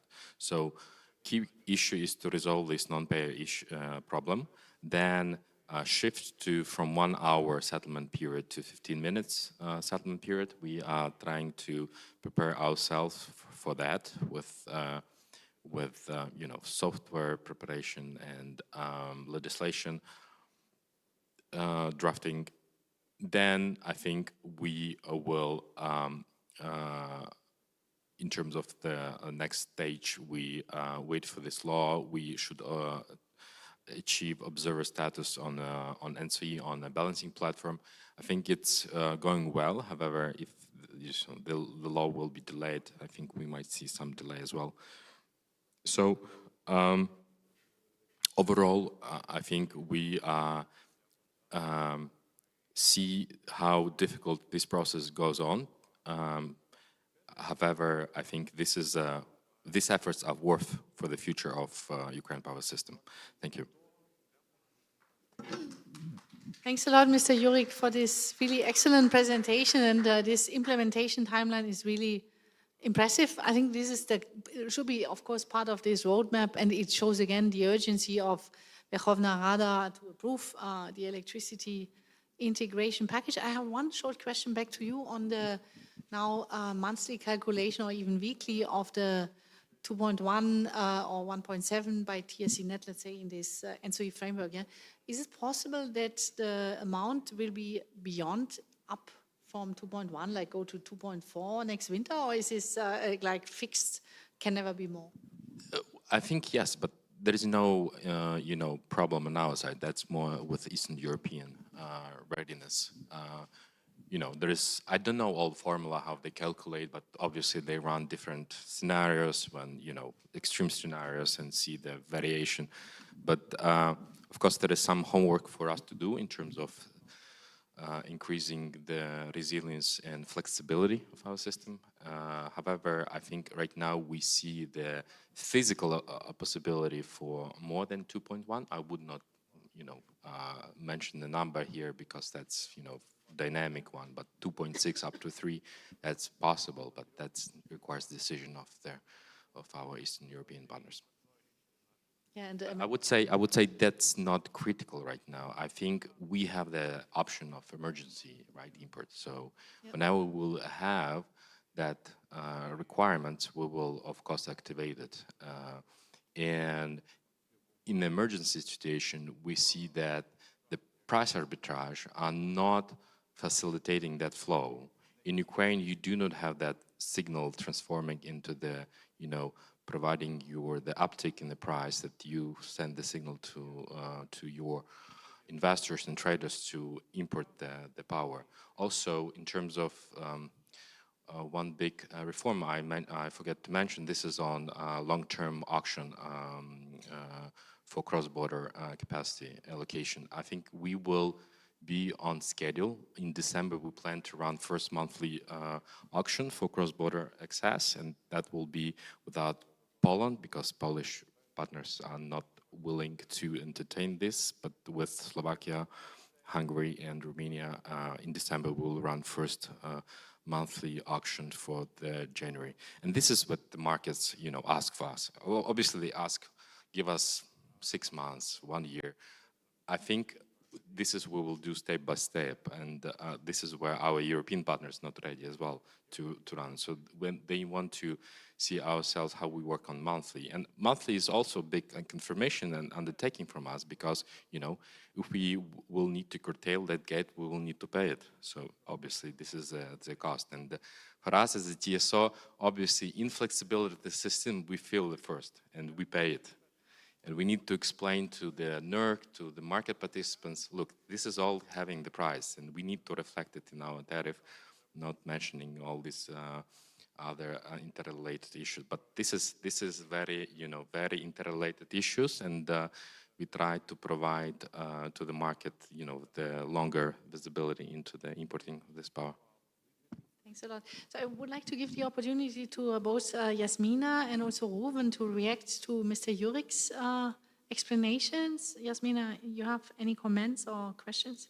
Actually, I would like to contribute to the discussion by Mr. Jurik, and actually to say that indeed the huge progress has been done on how the capacities are being used on the borders between European Union and Ukraine and Moldova. And the Energy Community Secretariat has just developed one report. It's not publicly available on the summer, let's say, preparedness of Moldova, how the summer was going on. And what we have identified was that actually the crucial role in securing supply in Moldova throughout the summer was actually in the way how capacities were calculated and reallocated and allocated on the borders between European Union and Ukraine and Moldova. And we have seen really huge improvement from where in January, April this year, there were only some, on average, less than 30% of hours where we had a flow, so possibility to import from EU to transit through Ukraine and import to Moldova. In the summer period, it's increased to 90% in June, July, and it reached 100% of hours in September. And this is really a huge achievement, and it is really demonstrating very practically how important allocation of capacity is for also keeping the lights on. And I have to say that here also a huge, let's say, progress has been made on the Eastern European CCR. In this exactly what also Mr. Jurik was elaborating on how capacities are being calculated, and we expect that according to their roadmap, they will continue in developing this future-proof model for the coordinated capacity calculation. So this is really very important, the thing that should be kept in mind. And I would just like, if I may, one more point on the balancing platforms and integration, because as we know, this is a strategic goal of Ukrenergo. And we can see also in Europe how this is important for the balancing and also integration of renewables.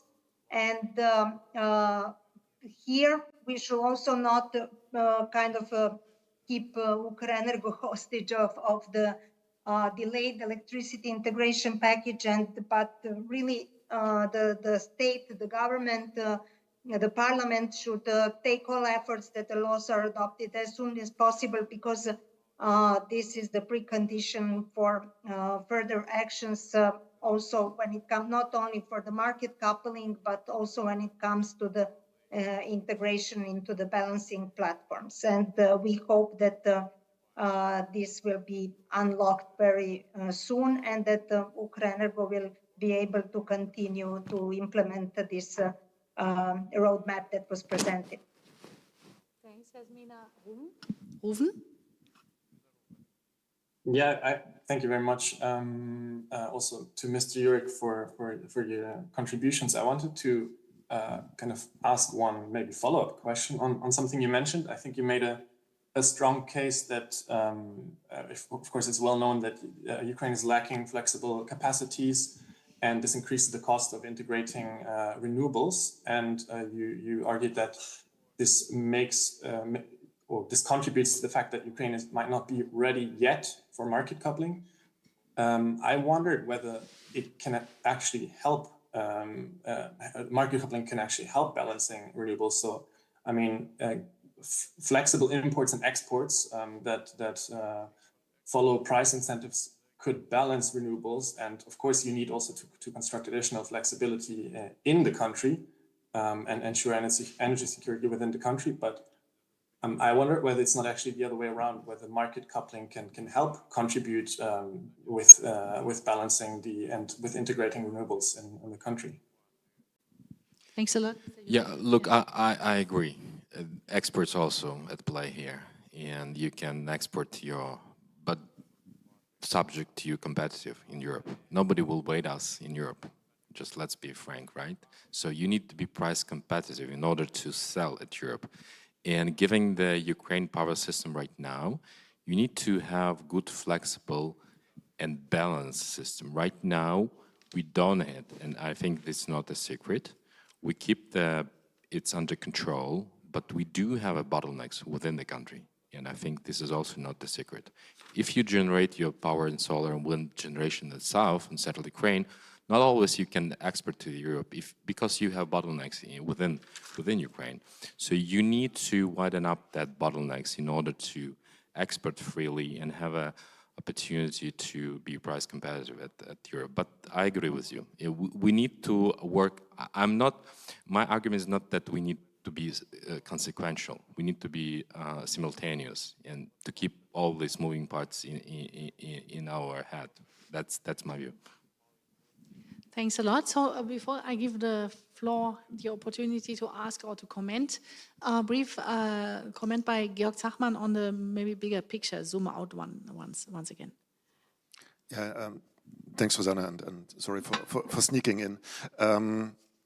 My sense is that Ukraine is already exchanging a lot of electricity with the European Union at the moment. And there are people, institutions that are significantly benefiting from it and that are quite happy in the way it is organized right now, and that wonder whether we need to substantially change the system to be more in line with the way it is done in the European Union in order to have Ukraine really to couple the markets. So we already have exchanges. They are based on auctions. It's all rather, as Ruven showed, rather inefficient in a kind of macroeconomic sense, but for individual actors, it's probably quite profitable. And I would argue that there are really big benefits of going this step to full market integration. One reason is you not only get lower prices by getting the cheapest power plant in the entire region to run, but you also get more competition between actors, you crack existing monopolies.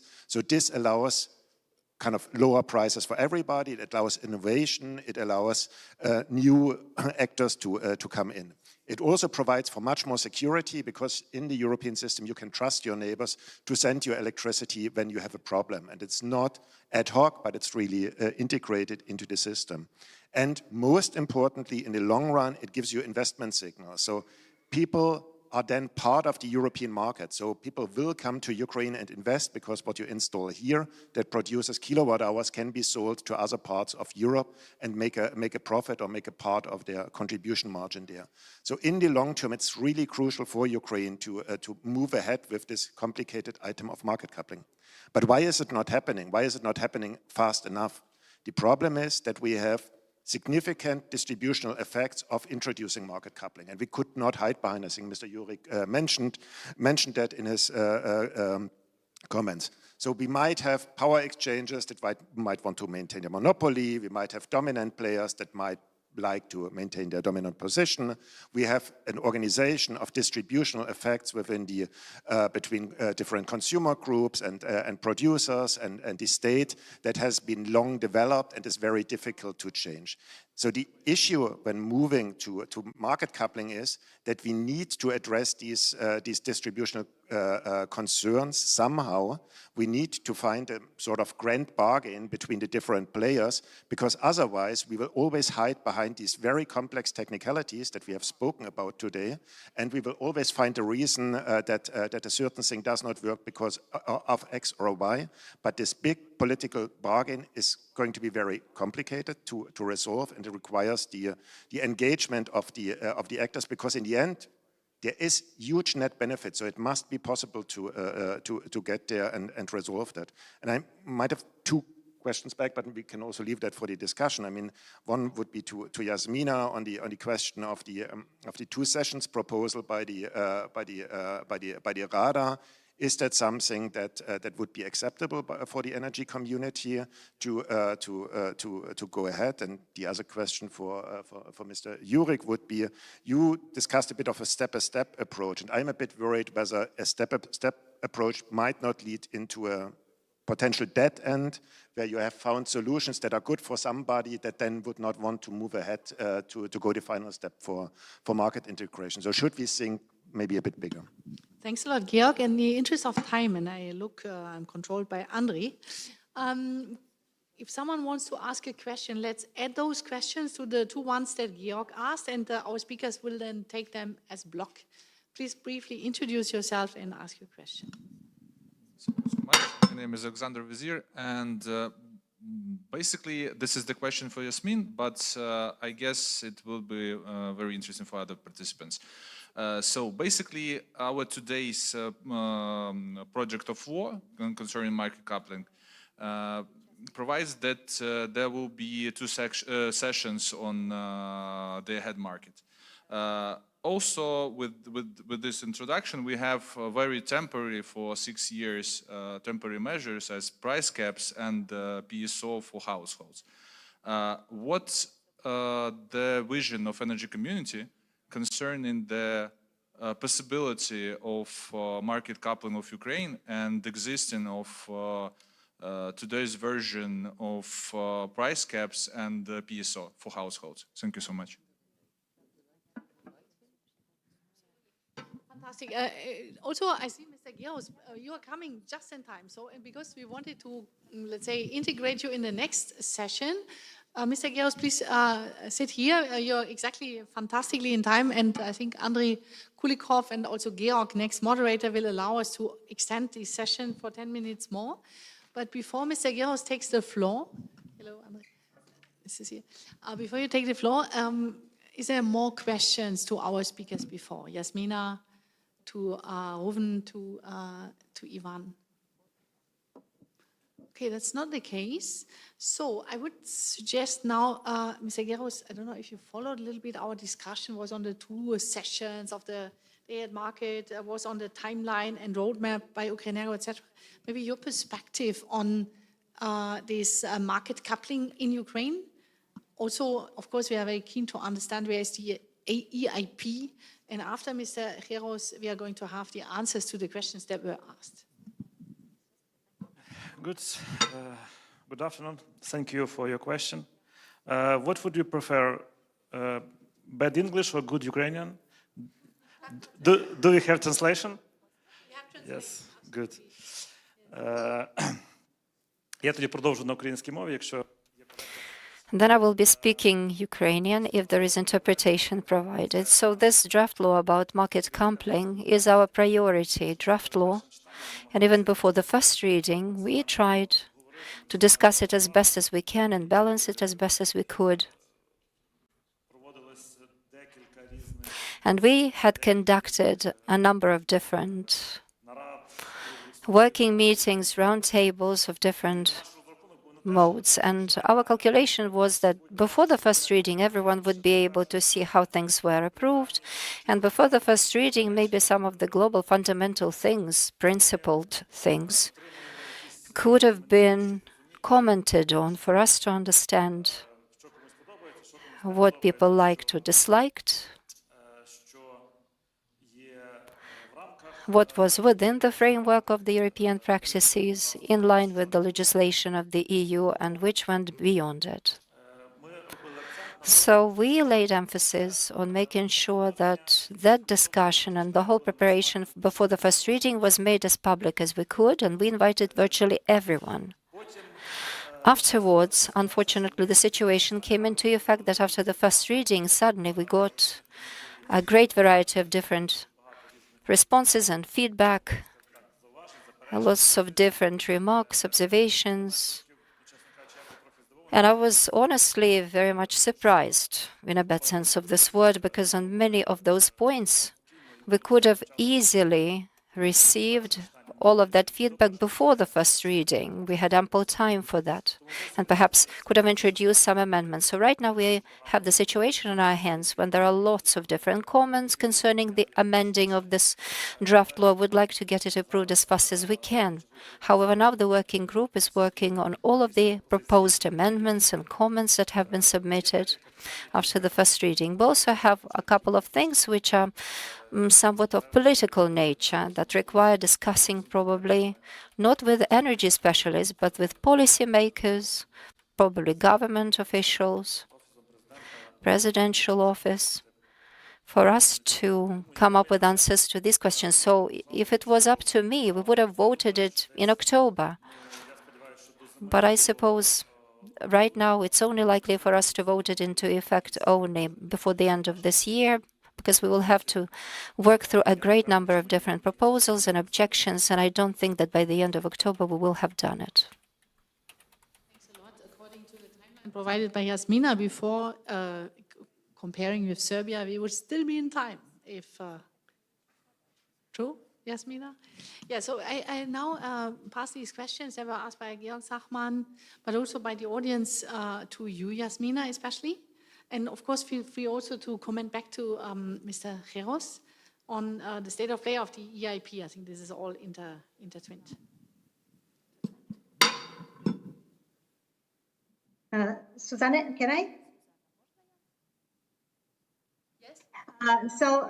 Thank you for the question. I heard from several speakers that there was a question on number of sessions, and actually, I have to say that I'm a little bit kind of worried that the whole discussion on the compatibility and compliance of Ukrainian law and the whole market structure is boiled down only to the question of 1 or 2 sessions. So I think this is not the crucial, let's say, point in the whole discussion. Crucial point in the whole discussion, and this is our kind of working assumption, is that Ukraine, by this energy market reform, wants to actually make its market fit for the full market integration and coupling into the European Union. And that being said, means that the whole rules have to be fully compliant with the rules in European Union. So this goes both for cross-border trade, but also for the intrazonal trading. And this is what is very important actually to focus on in this discussion, is not whether we would have 1 or 2 sessions, but how these sessions would look. Would they have price caps? And we have heard in the previous discussion, both from your studies, also from Mr. Jurek, that all these restrictions in the market are actually undermining utilization of the full potential of interconnectors and of cross-border trade. And this is actually what we want to unlock with the reform. So to bring more interconnectors, to bring more cross-border trade, and eventually more investments into not only Ukraine, but all contracting parties of the energy community. So because the process is the same for all contracting parties, with one big difference is that Ukraine is in very specific situation that also has to be taken into account. So this would be on the two sessions, my take. Thanks a lot. And there was also a question for you, Mr. Jurik, beforehand from Georg. If I understand correctly, this step-by-step question. So I meant that, of course, there's holistic view, what step-by-step that we depended on the previous step before we transpose our technical legislation, etc., etc. So this is only technical remark. In terms of this holistic view, I think we need to do everything simultaneously. We need to invest in flexibility, which is battery storages, manuring facility. That's why we launched this 5-year link to the Euro auction for ancillary services. So that's attracted big investors, not big, but a big number of investors. We, as Ukrenergo TSO, we are for competition. Of course, having the two elephants in the room, this is not the optimal situation in the power sector. That's why we for competition. The point was that if you go to the competition unprepared, you will pay for it, and not as Ukrenergo, but end consumer will pay for it. So that's the point. So we, as a policymaker and the TSO, will need to prepare as much as possible not to have this, as you mentioned, distribution effect on end consumer. That's the point. Thanks a lot. That takes us to the end of this session, and let me try to summarize what will happen next. Mr. Gero said if we had voted the first draft last year, we would already be done, but life, unfortunately, is not always like this. So let's now hope that it will be voted by the end of the year. Will it be voted by end of the year? I hope by the end of the autumn, not by the year, but we will see. Okay, yeah, this is now really crucial. If I understand Jasmina correctly, if, like Serbia, Ukraine will take this step for the 18-month period by July next year, we are still fine for reaching January 28, which would delay, like what was announced by Mrs. von der Leyen, by 1 year, but would still be kind of in the acceptable time frame, right? Yes, we hope, and for that we have in parallel also to work on the secondary legislation, so that once the law is adopted, that the adoption of the secondary acts that are required can go quickly. Thanks a lot. And so if you're interested to learn more about all this, we presented our studies out since today. We're very keen to get your comments, critical comments, no problem. Very happy, and we will continue working. It's a priority area for our project now for this center with NAUCMA to work on market coupling, because as we know, the next years are the topic market coupling is going to be on the agenda. Thanks a lot. Let's have an applause. But before we have an applause, the last word is like always with the Parliament. Я би ще хотів додати, звичайно. Let me also add by saying time matters. Everything needs to be adopted in time, and everything needs to comply with the European rules, regulations and directives. But another important thing from my position, this is super important, and this probably has to be put first. It needs to have positive, realistic upshot in our lives here in Ukraine. Because we are trying, we are endeavoring as much as we can to engage in the most constructive dialogue and approve draft laws in the reading, which gets a lot of positive acclaim and positive feedback, especially by the energy community and our European partners. And I hope this time is not going to be an exception. For example, we approved the draft law on market coupling. And now the secondary legislation, subsidiary legislation has been approved and everything got to work. So who can confirm and say that we have some positive practical examples about REMIT, sorry, it's not about market coupling. Which of those present in the hall can say that we have received positive practical ramifications and effects as a result of working on REMIT? And I have the same question. Everything is the way that it was offered, everything was aligned. But in our realistic life, I don't see any positive upshot. We have spoken about that with Jasmina, when she said that she would analyze all of these things and let us know and provide some feedback concerning that, why the situation is so sad. In May, June, July, and August, when we had no attacks, we had the proficiency of energy. proficit of energy. And still, the price in Ukraine was either the highest or ranking second of all of the countries in the European Union. So see, we had so much more energy. We approved this draft law about REMIT to avoid manipulations in wholesale markets. So what is the effect of all of these laws if then we have a situation that we have on our hands? So we need to think about it when we speak about deadlines, European directives, etc.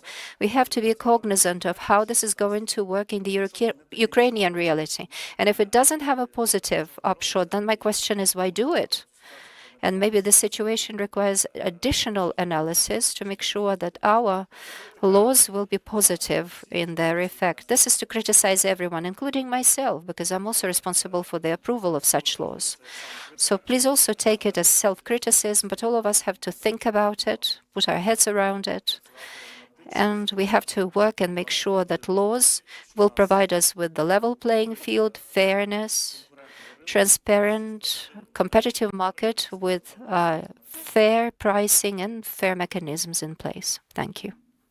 Thanks a lot, Andrei. So I would be surprised if there was no reaction.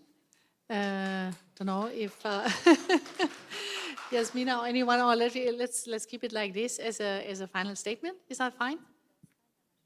Yeah, thank you also, Mr. Gerus. And my final statement would be, of course, REMIT is now also kind of frozen because of the martial law. But what I would like to say is that what is important is not bits and pieces, but the whole package. And this is why this package of 9 legal acts is called the Electricity Integration Package. And this is why a commission requires that all 9 legal acts are properly transposed, because only that way we can bring this fundamental reform needed in our contracting parties. So this is very important, that this reform has to be fundamental in order to ensure proper market integration. Okay, I think we leave it here because I don't want to eat further into the next session. I thank very much Mr. Jurek, Andrei Geros, Yasmina, Ruven for your very interesting contribution, and I'm convinced it's not the last time we discuss this topic. Thanks a lot. Give all our speakers a hand of applause, please, and I hand over to Georg Zachmann.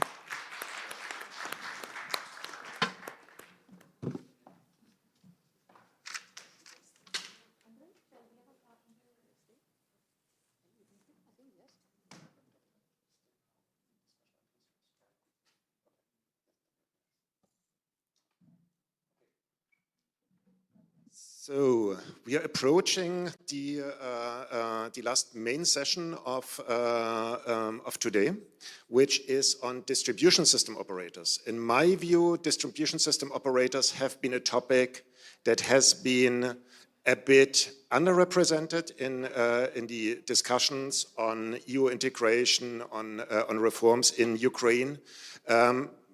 We have focused a lot on transmission systems because of Ukrenergo's important role in keeping the system afloat. We focused a lot on the generation side, but without distribution systems, there is no way to bring the electricity to consumers. So it is an essential area of an energy system, and what we try to do is highlight this topic. So Olga Bondarenko will present a first kind of a look into how we see the situation in the Ukrainian distribution systems. And then based on that, we want to discuss with a number of experts what they think the big challenges are and how they can be addressed. So please allow me to first give the floor to Olga to present the main results of the study so far. But this, as you will see, is mainly a kick-off for the discussion. Olga? And please start the slides. Чи може там пару запитань вам поставити? Yeah, so we can start with the presentation. It's a great pleasure today to share another work that we have been doing for some time. And this work is Georg Zachman, myself, and Vladislav Michnich is participating. And yeah, so this distribution system operators in Ukraine, who are in many ways gatekeepers of the decentralized energy system. And today I will briefly walk you through our key findings. We will try to identify the challenges that Ukrainian DSOs are facing now, what challenges and opportunities are lying ahead on the way of Ukraine to the EU and towards more decentralized, more resilient and digitalized grid. I control the slides. Yeah. So Ukrainian electricity distribution landscape is consist of 32 DSOs. Here you can find on the slide numbers that the network are quite extensive, more than 800,000 kilometers. The distributed amount of electricity is 83 terawatt hours, and you can see here that it was already dropped compared to 2021. The ownership mixed, mostly private, including foreign investments, but and with some entities with state-owned shares. So the investment planned programs that were adopted by the regulator, 300,000 million euros, and yeah. And the 5 years network development plan, which were adopted only for 21 DSO from 2025 till 29, are 2 billion euros. And so the R&B regulation introduction was a major regulatory milestone. It immediately stimulated investment, and here we can see that it's a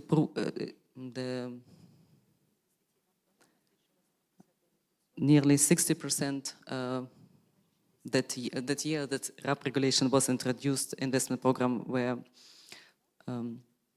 increased. Also, since then, DSO implemented almost in the full amount the investment program. The quality of supply was improved, and even technical losses.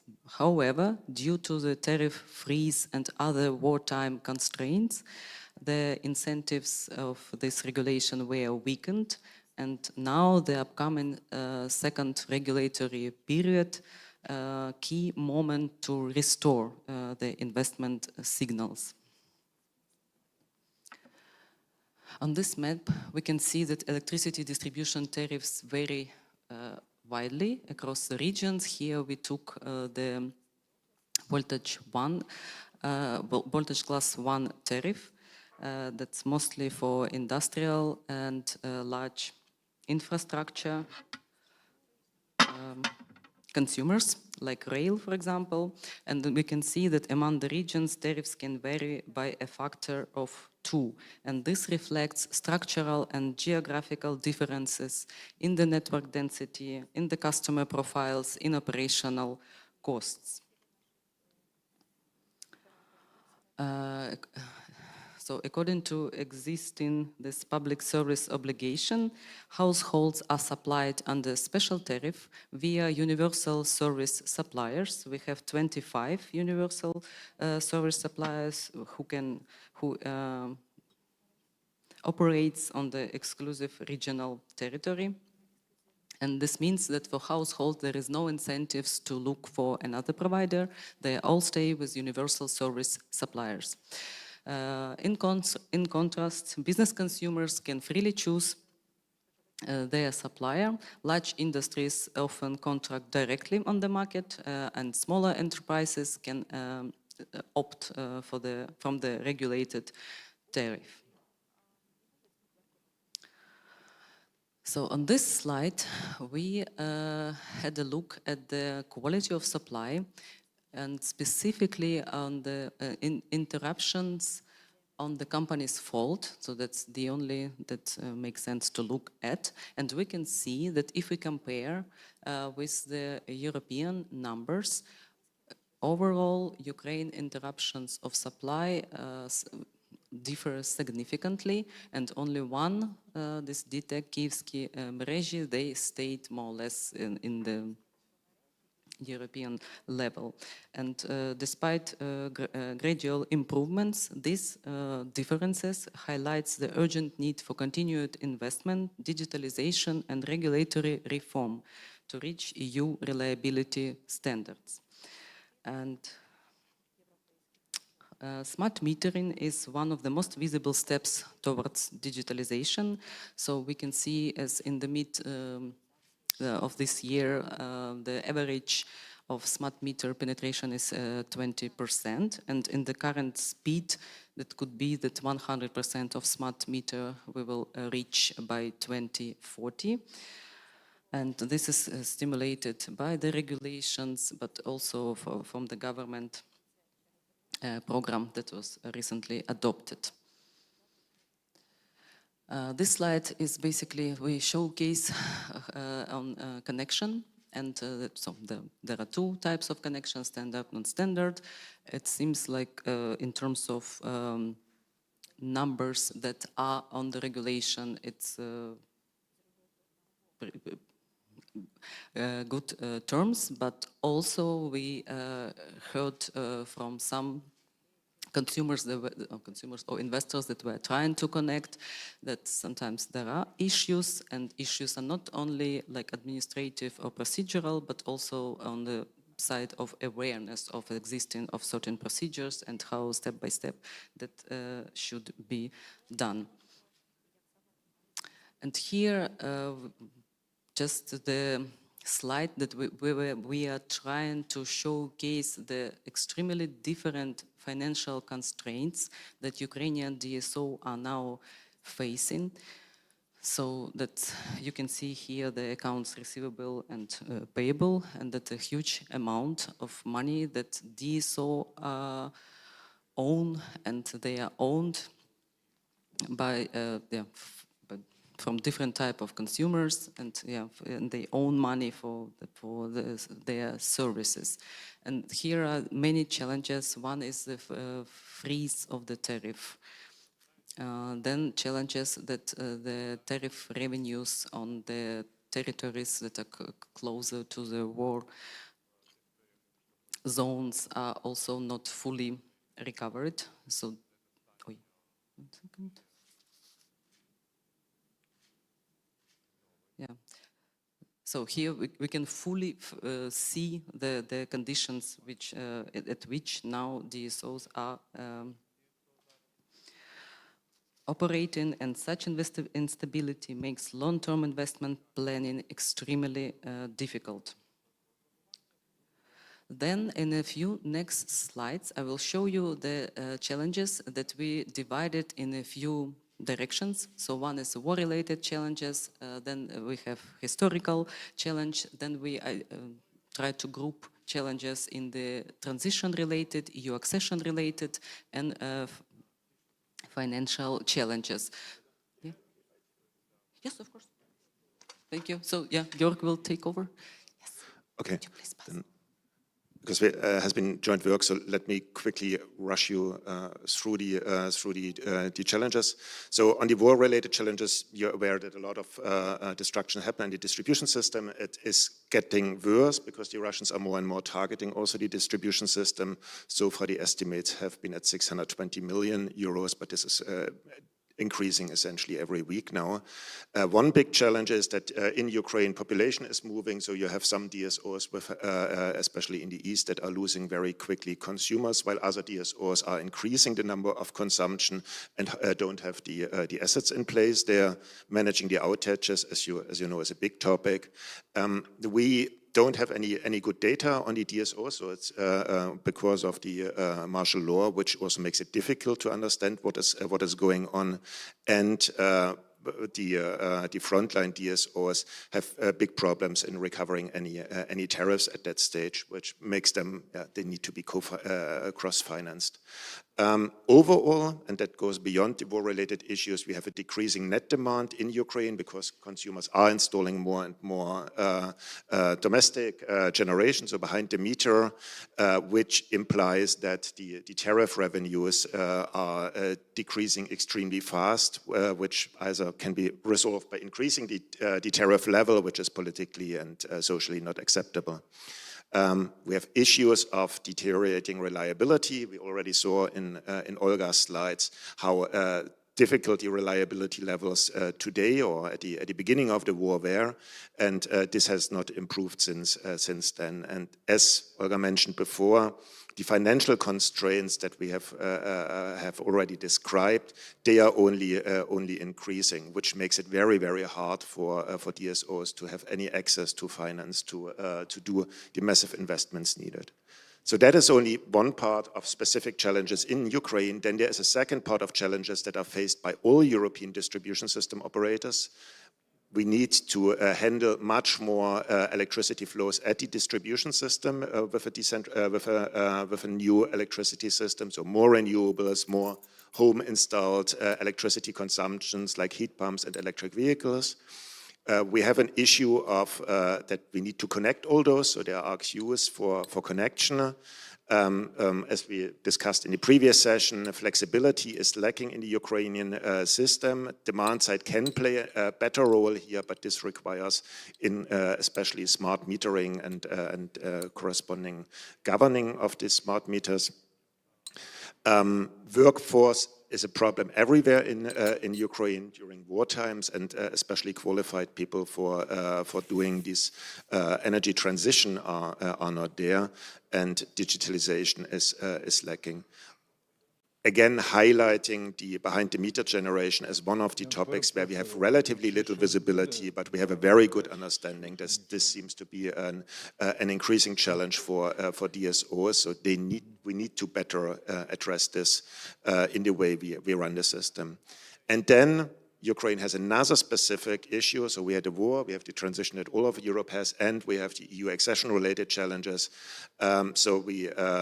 Ukraine is not yet aligned with even the energy community acquis, so needs to do more. We have significant issues with the governance and independence of the regulator, which is crucial for getting the tariffs and revenues of the DSOs approved. And the network development plans that we see are not yet up to the standards of the EU, which would allow us to better understand what is really needed. My colleagues, especially Vlad here, did a very nice graph. I think it's probably the highlight from the report, comparing a bit the investment needs. On the very left-hand side, you see the realized investments in 2025. The bar next to it is what is planned for on an annualized basis for the next years, and you see that this both falls massively short of what is estimated to be needed in terms of investment in Ukraine. And the green bar is just a comparison with what EU countries think is going to be needed for investment. So I would like to highlight, and that's then also my handover to the panel, that we have too little planned in terms of investment, and we have significant challenges to even finance those investments given the current challenges in the tariff structure for investors and the kind of gap in bankability of DSOs. So our plaidoyer at the end of that is we need to definitely look much more into DSOs, because without, if you let them go, the energy system of Ukraine will be in very bad shape. With having said that, I would like to first ask Mr. Heros to maybe share a few reflections on what is currently being done in terms of thinking about investments of distribution system operators, whether you think it's an issue that can be solved within the current framework of regulation and also ownership of those, or whether more substantive steps, in your view, would need to be taken to kind of unlock the necessary investments in this segment.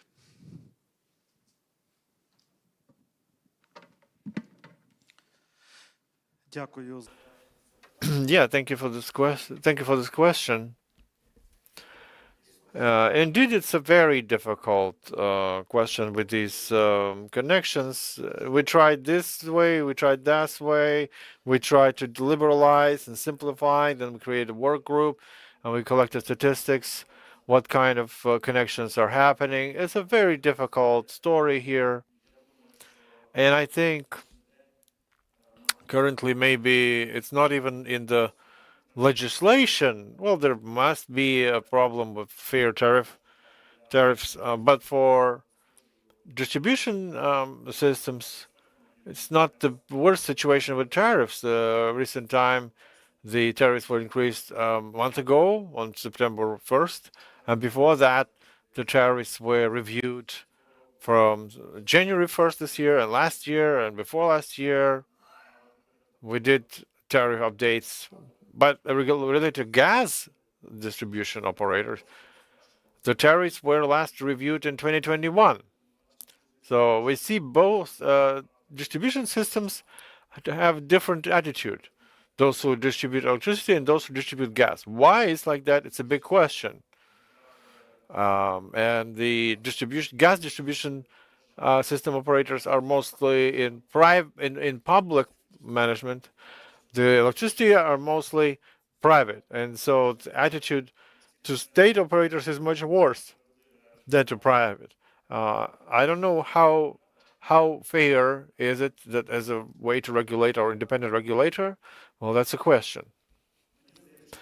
I think that currently the question is not even that the biggest tariff is not even the tariff or legislative changes, but administering and controlling the rules and the monitoring of implementation of the already adopted rules. Because the main problem, I think, why connections like that is that the rules that formally should work now, they're very often violated through different ways.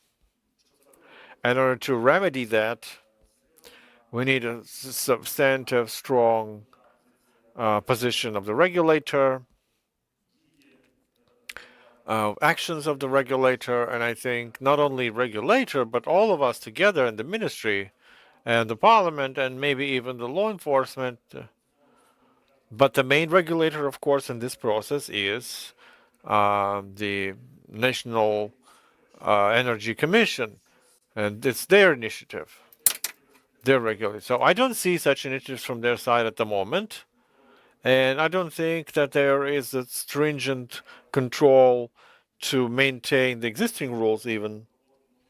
And the work on monitoring of how connections are happening, I don't see it sufficiently. So there is a problem that I can't say it's not possible to work. It's that bad. No, there are many new projects related to energy in Ukraine. They are joining distribution systems and transmission operators. So we can keep working. We can there can be connections. The new opportunities indeed happen, but also it is true that there are a lot of challenges. There are a lot of barriers, and sometimes it's even more it's even difficult to work. Again, I have to say that even where the state is the owner of Oblenergo, I don't see any positive comments of those who connect that it's a somewhat better situation that it's a state Oblenergo energy distributor. Sometimes it's vice versa. So if I would give a uniformal approach, I think that first of all, control and monitoring on implementation and facilitating the existing rules to work, that's the main thing we need. We can change laws all we want, and we did.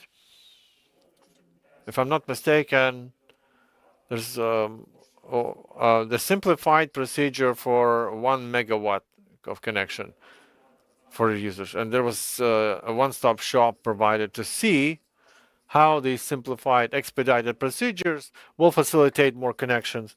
And maybe that single window procedure can be scaled up to 5 or 10 megawatts. So we did it, and we didn't see any breakthrough. And it's just my opinion that many players didn't adhere to these rules in the first place, and the consumers and generation are sometimes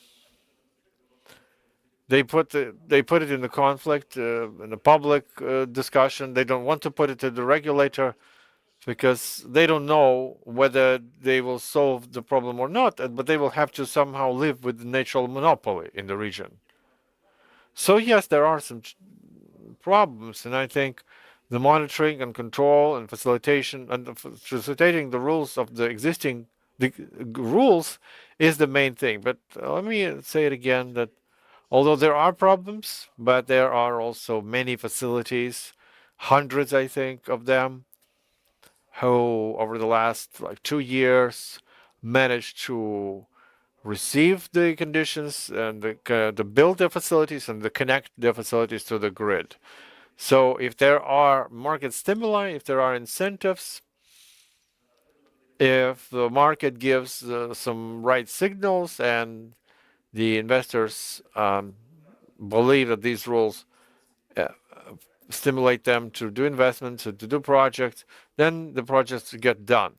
So I would, in this situation, I would still put market stimuli at first place, and then connection. It's a long answer, sorry. Yes, thanks a lot, Andre. I took from you that choosing the topic is indeed strategic. It's an important topic with a lot of complexity that needs to be looked into. I found it interesting that you focused mainly on the connection side, and I hope we can talk about that a bit more.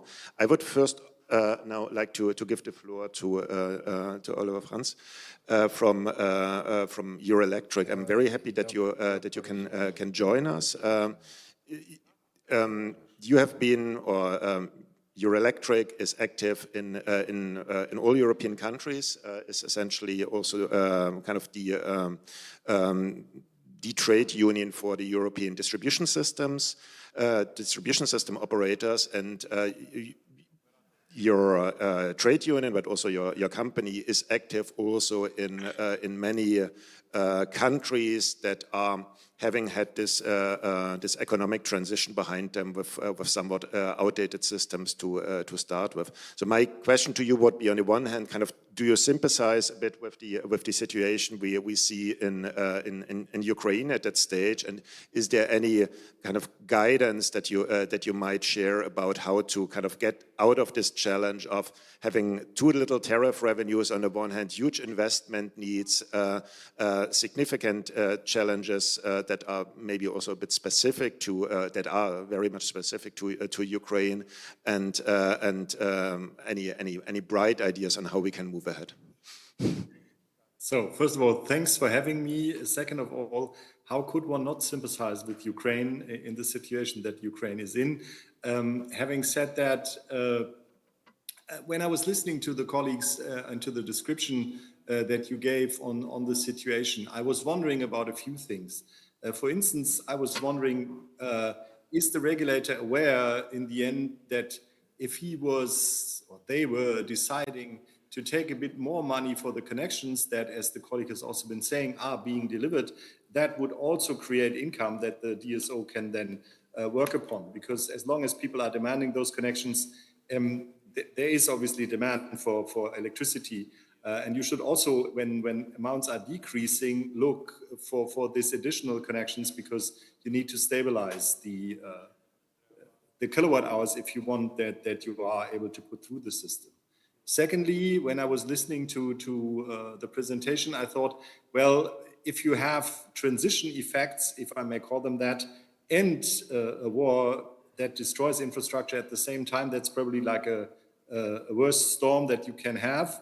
So one of the things that you probably ought to be doing, not sure whether somebody even has the bandwidth for that right now, but if you look at the latest ACER tariff report, you will see that a lot of the discussions that need to happen in Ukraine, and probably are happening somewhere, also happen in other member states. So the question is the tariff even covering the cost?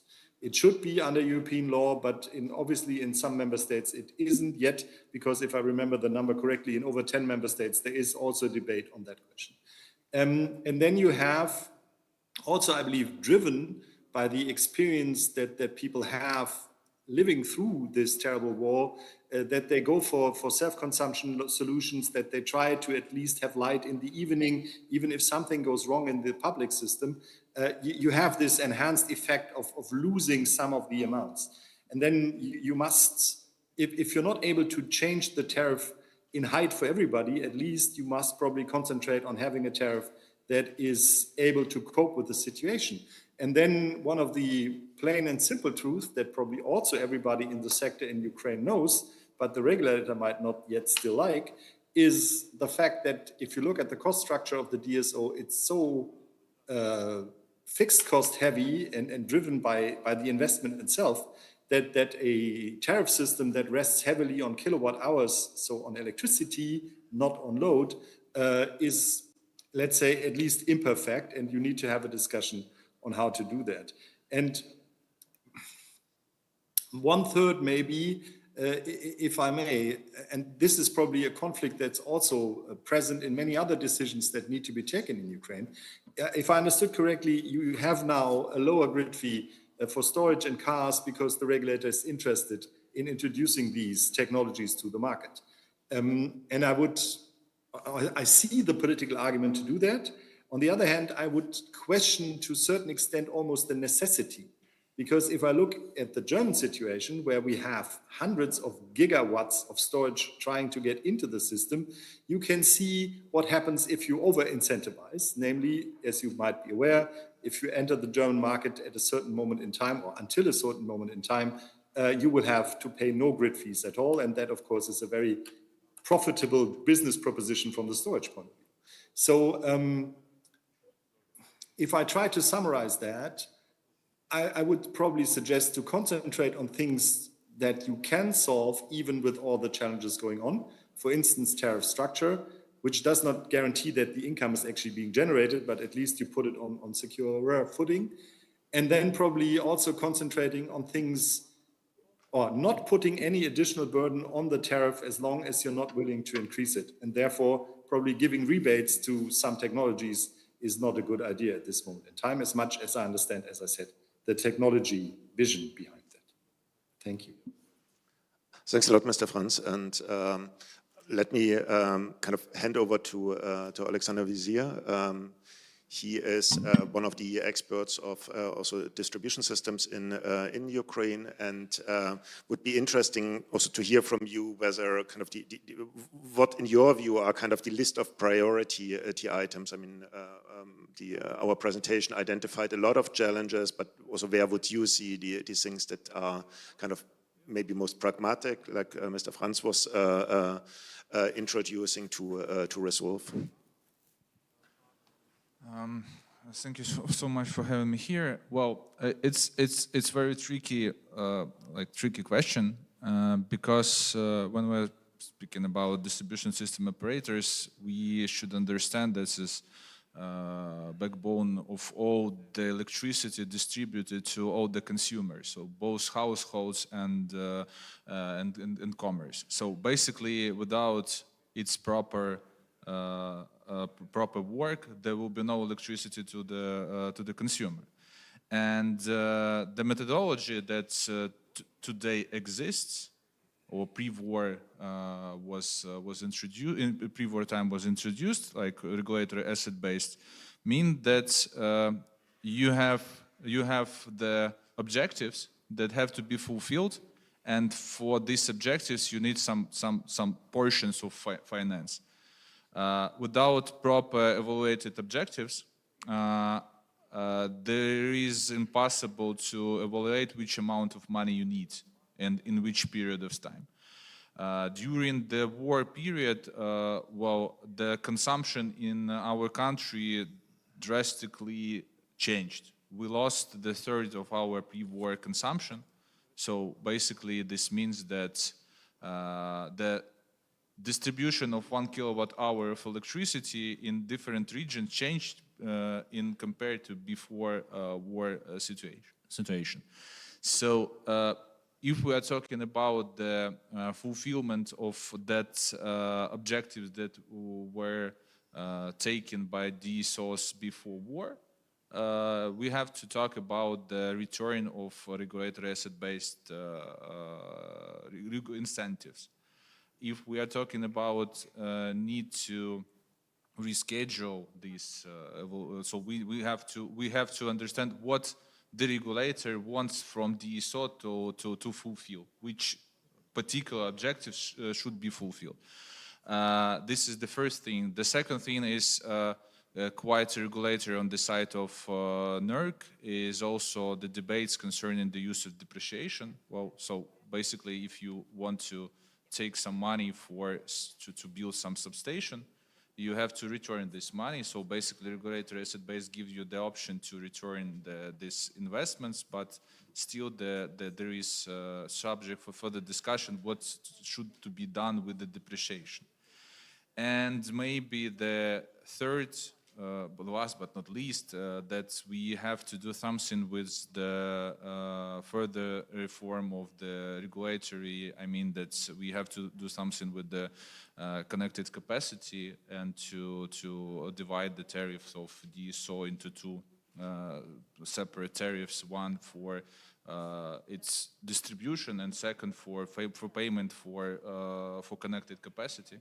That is also the challenge, because as already said, we have like the flow of people from the east to the west, the flow of industries from the east to the west. So it's hard.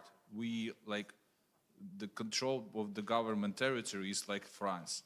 So basically we have huge territory, huge businesses, and people who are moving from east to west. So it's really hard stuff.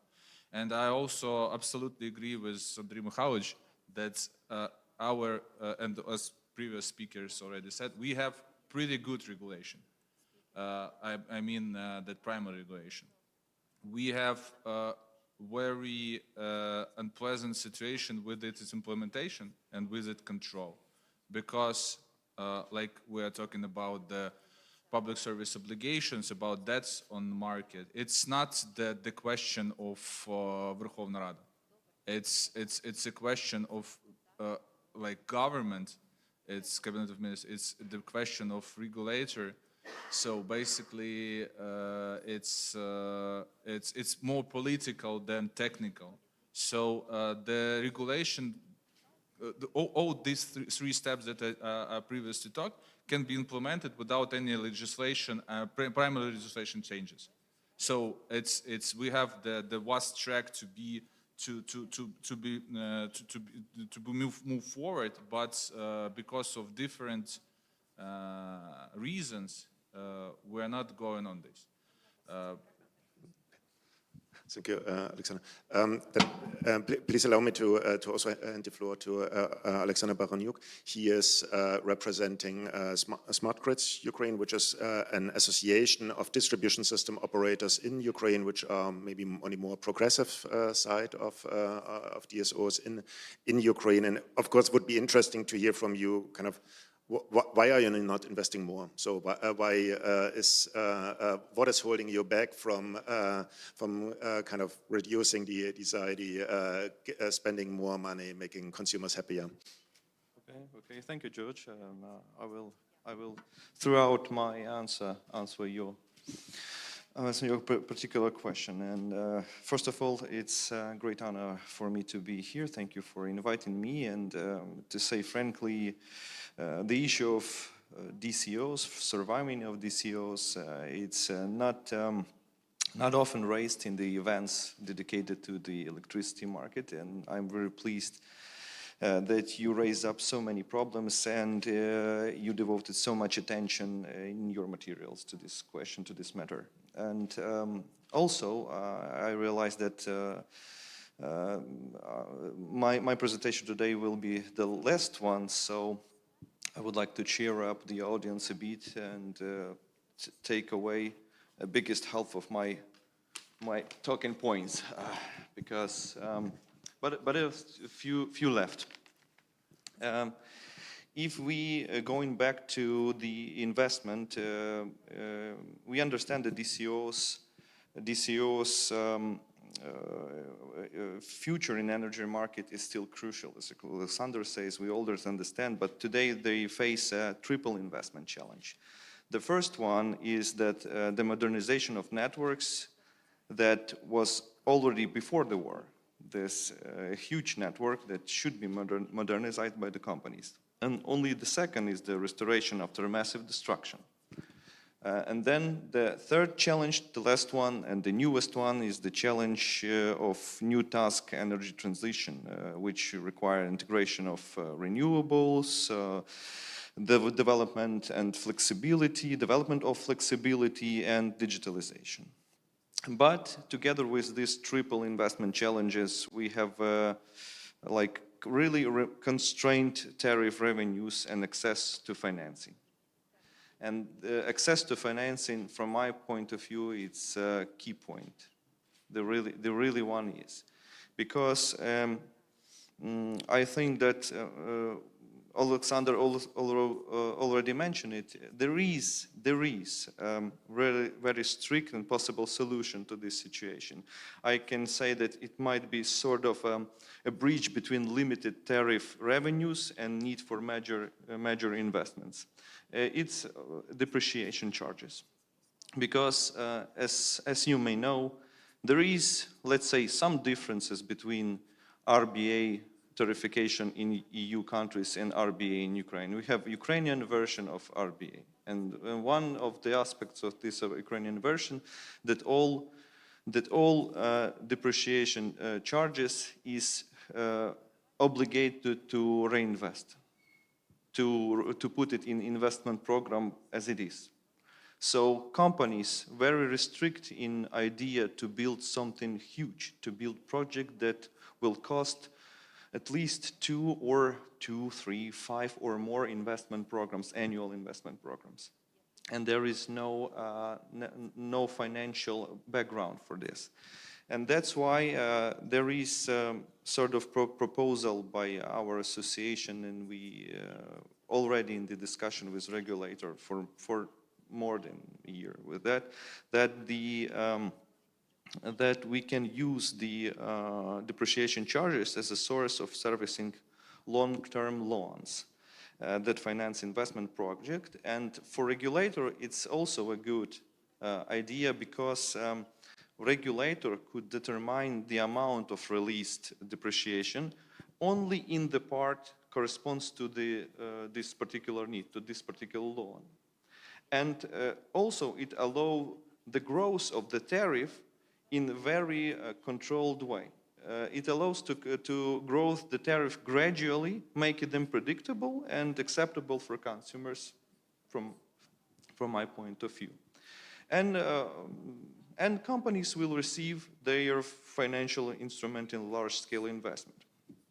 But there is like a second part of the problem, a second part of the situation.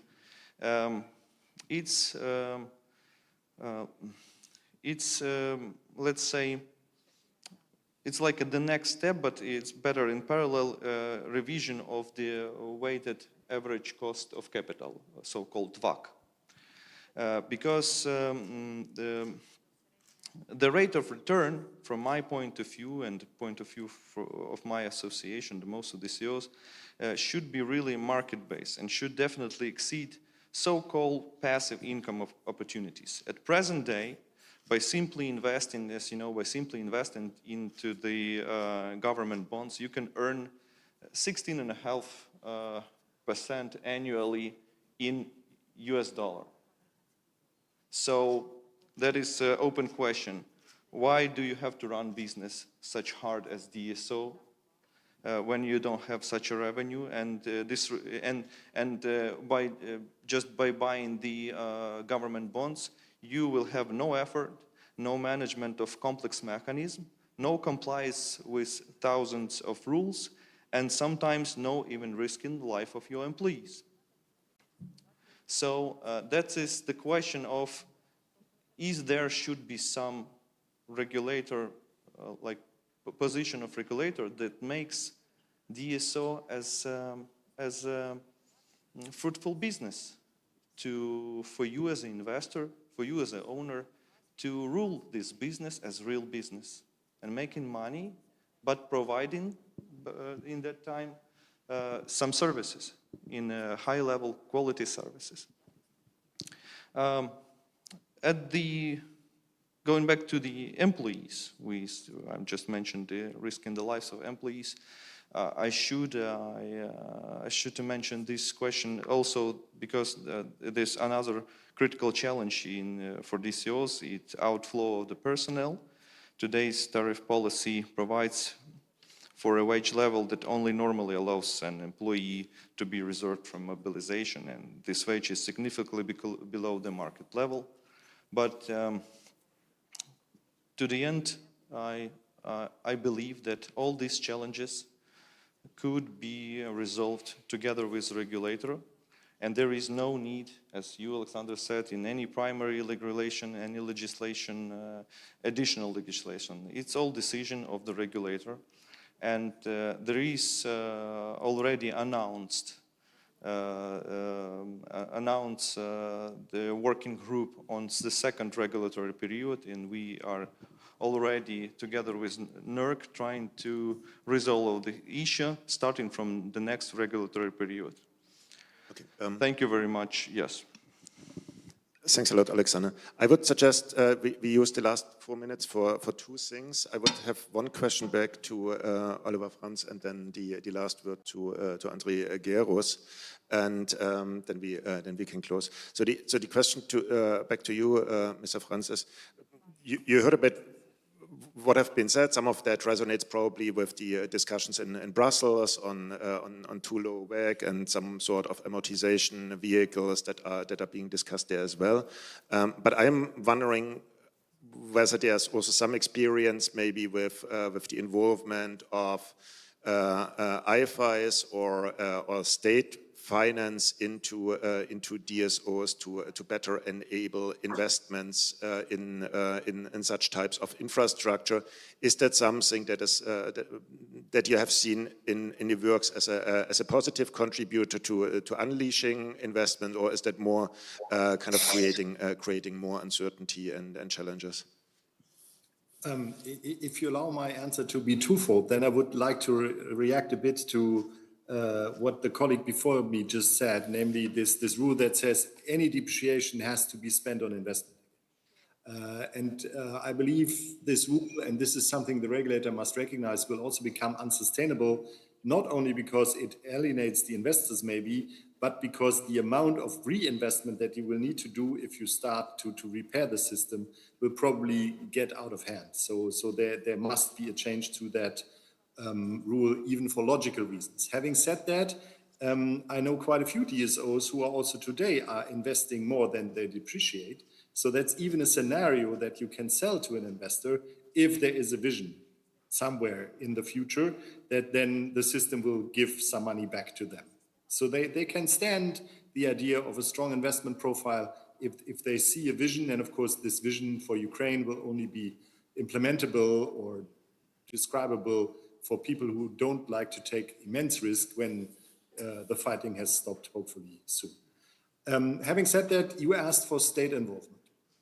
Most regulators that I'm aware of have some rules on how subsidies are being treated. Their usual reaction to that would be to say, okay, somebody else gave you the money, you have it for free, we just deduct it from the regulated asset base. And there are quite a few ways of doing that technically.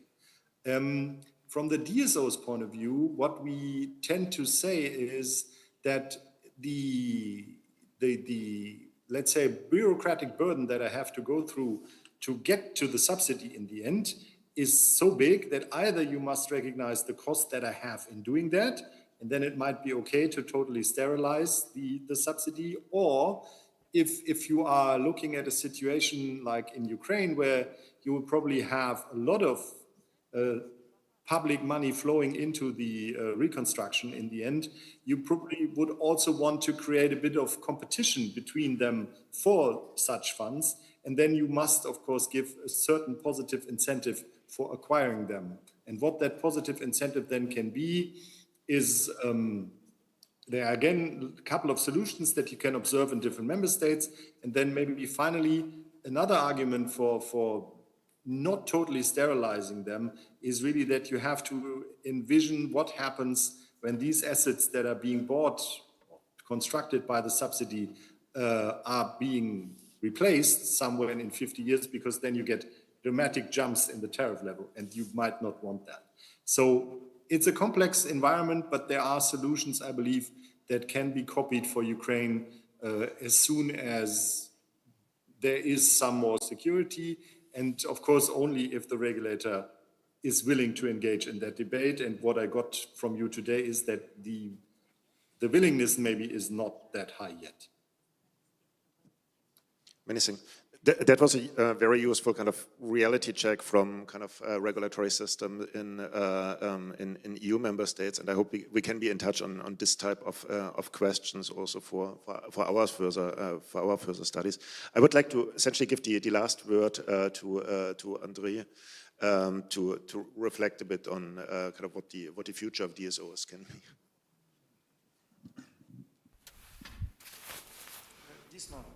Indeed. Today a lot has been mentioned about investments, about tariff making, policy of tariff making, about RAB as a policy. And from my perspective, these RAB tariffs introduced on the eve of the war, they were introduced in a kind of a balanced way.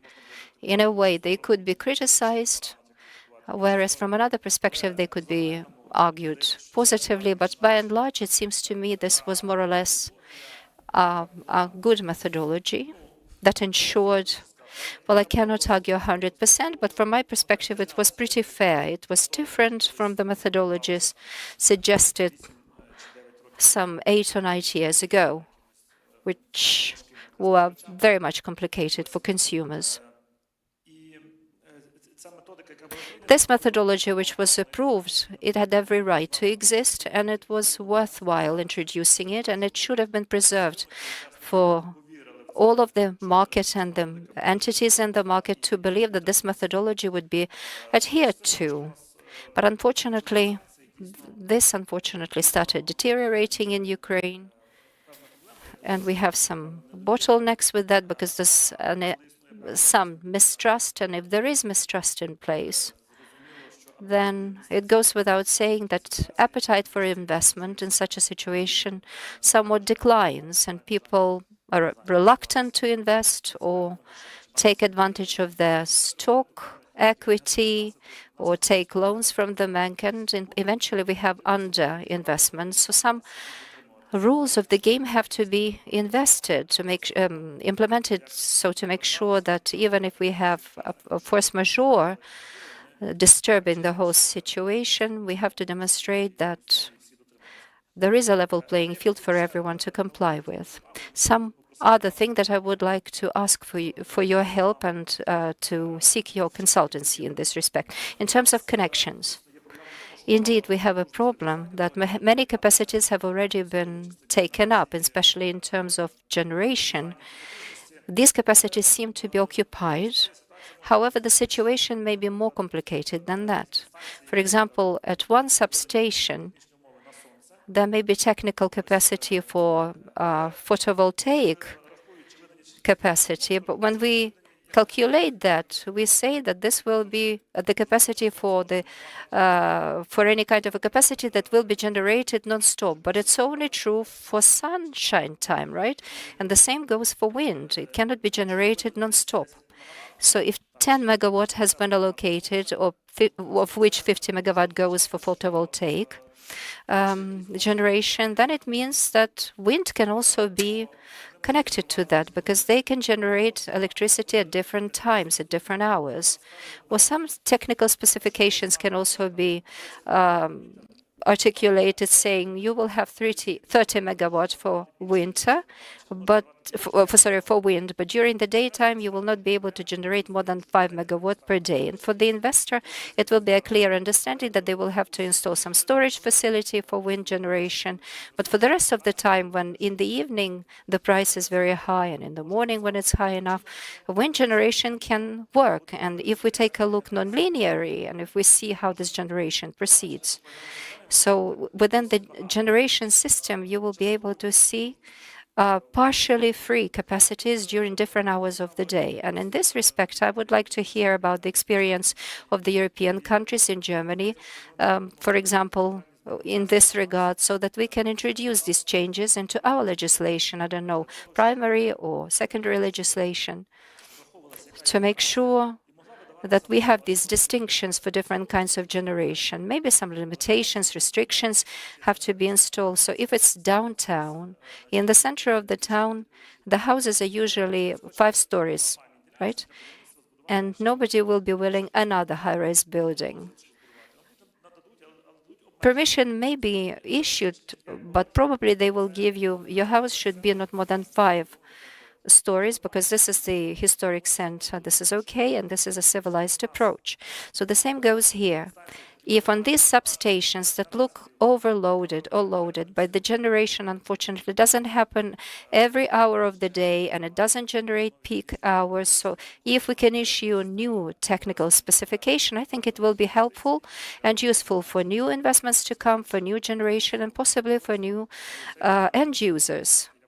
It will be beneficial. So I suppose I will be making sure that we can discuss this at least at the basis of our committee in the parliament, and the experience of other countries would definitely contribute to that. Thank you. Thanks a lot for this very concrete request. I think connection sharing is indeed something that happens in or is being discussed in various member states. We will be, I think, it's more practical to be in touch on specifically on that and close the session for now. But we will be happy to provide the committee with some best practice on the discussions that are currently happening. So. If our today's discussion ends with implementing this and improving this, I suppose that we can say that our meeting has been highly fruitful. So let's finalize this point.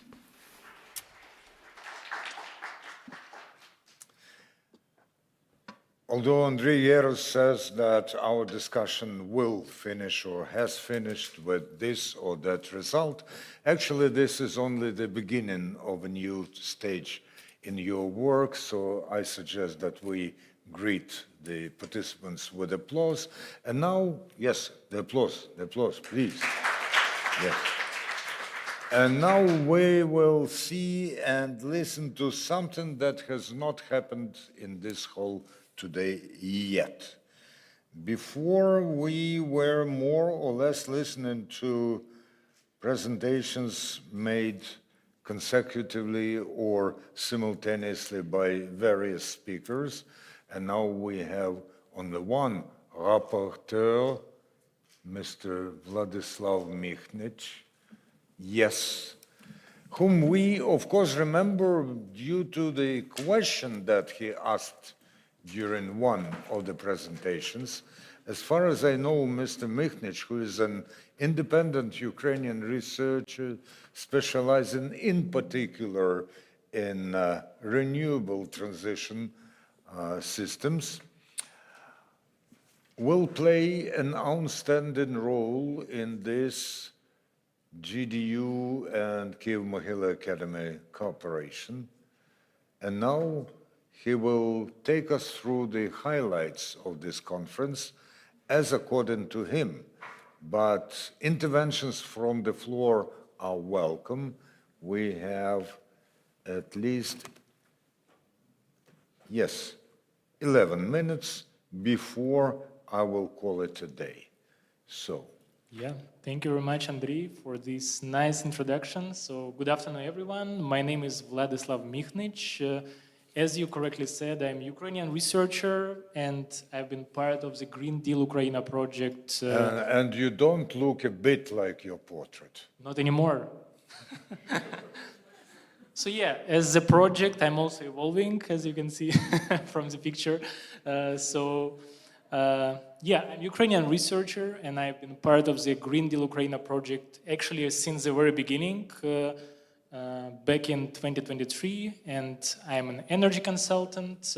So for over 2 years, I've been working on the Ukrainian energy field, contributing to data analysis, modeling, and to other relevant research and policy analysis, mostly focused on electricity and heating aspects. So what I actually believe and reflect fully as a personality as well is that it's highly important to have a strong sense of a mission.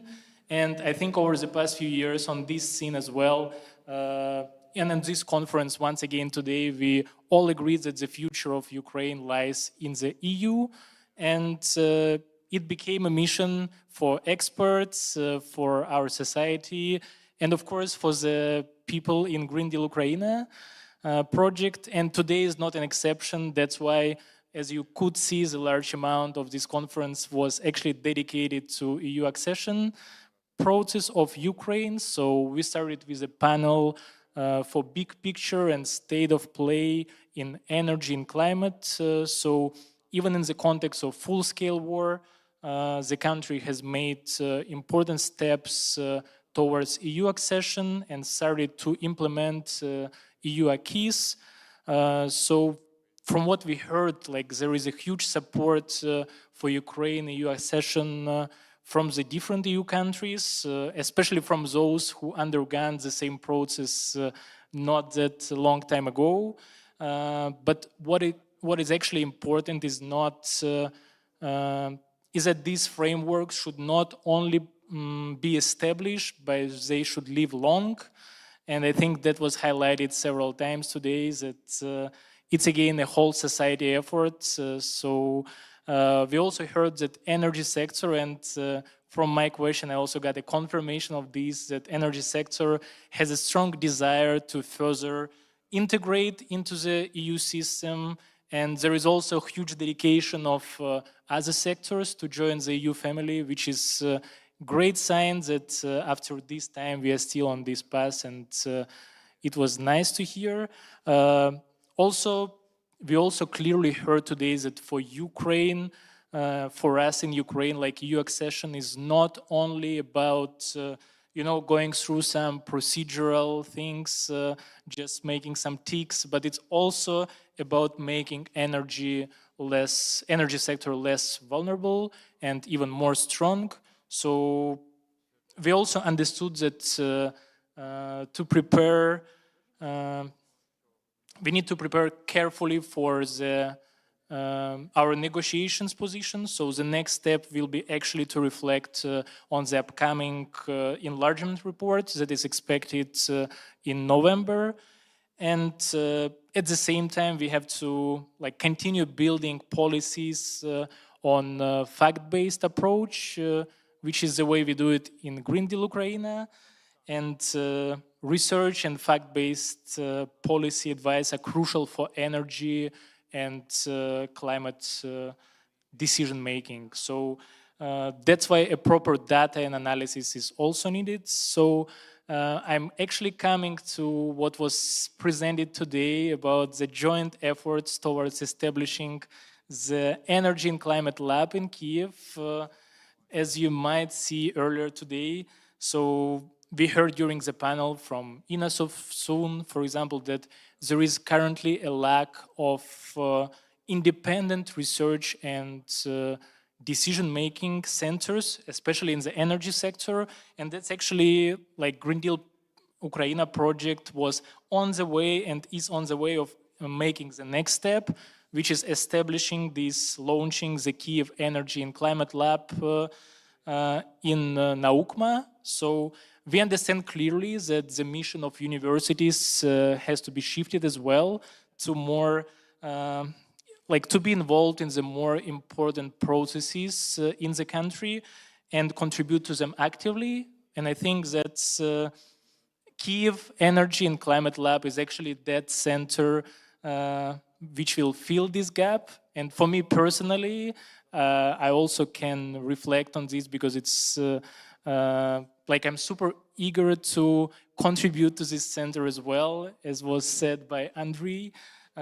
So because we need actually a reliable bridge between research and decisions, and one that serves for Ukraine with clear and independent analysis. So coming here at this point to some deliverables of the research deliverables that were presented today. Of course, one of the most important is market coupling, like how to get there. We discussed this actively today. And it was clear that Ukraine needs market coupling for efficient flows. So as we saw in the presentation, large capacity, like large share of capacity still remains unused or misallocated, which shouldn't be the case in ideal world. And losses for Ukraine for not efficient market coupling are also clear. Like we saw that flows against the price direction, for example, or unrealized trade gains from imports, or even what we face together, I think everyone, it's power outages.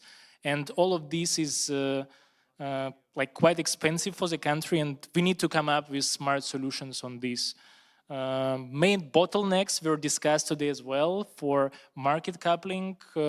So, for example, non-market interventions, in particular price caps, which we have, transposition of electricity integration package, NEMO designation, and many more. So Ukraine is already exchanging the electricity with the European Union, but definitely it's probably not the most efficient way, as Georg correctly mentioned, in the macroeconomic sense.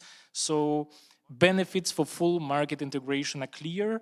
So it's more competition between actors. It's even breaking the monopolies once again. So this in the end should allow for more innovation and more security of supply. I think important to mention that we also heard one of the important things is that this electricity integration package has to be transposed by the end of 2025, by the end of this year actually, to be on the track for market coupling for 2028. Yeah, and I think in the long run is also important to remember that market coupling in the long run is, it gives investment signals, and this is important for the country, for us, for the sector, because we are part of the European market, and then investments signals works better, and better investments are coming as well. So in long term, it's crucial for Ukraine. Yeah, and coming to the last topic, which was discussed, like fresh insights, maybe not going too deep about distribution system operators. I was also part of this research we were doing about distribution system operators, and I think it's crucial that we're discussing how to unlock the full potential of DSOs, because as was correctly mentioned, is that it's like DSOs are bottlenecks for all the consumers, and we definitely have to come up with smart decisions about the investments, because tariff revenues were shown that tariff revenues were constrained, and the financial incomes as well. So we discussed these war-related challenges, transition-related challenges, EU accession-related challenges, and I think the next steps will be to focus on unlocking this investment framework for the DSOs. And with this said, probably I will just inform you that our third yearly GDU conference is coming to an end.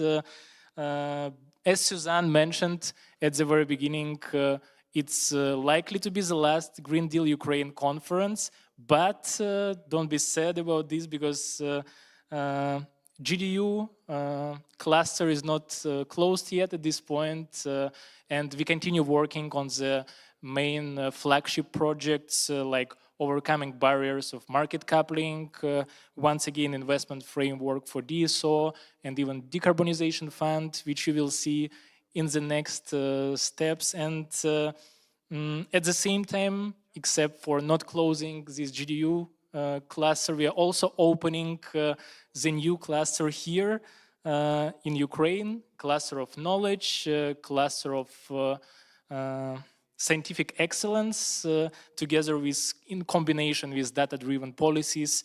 And we are doing this with Ukrainian universities, with Kyiv-Mohyla University, for Ukrainians, by Ukrainians, for Ukraine, and of course with collaboration with our European partners, German partners first of all, and Poland partners should play a role in the future as well. So all of this is crucial for future success and real results. So I look forward to contributing to this together.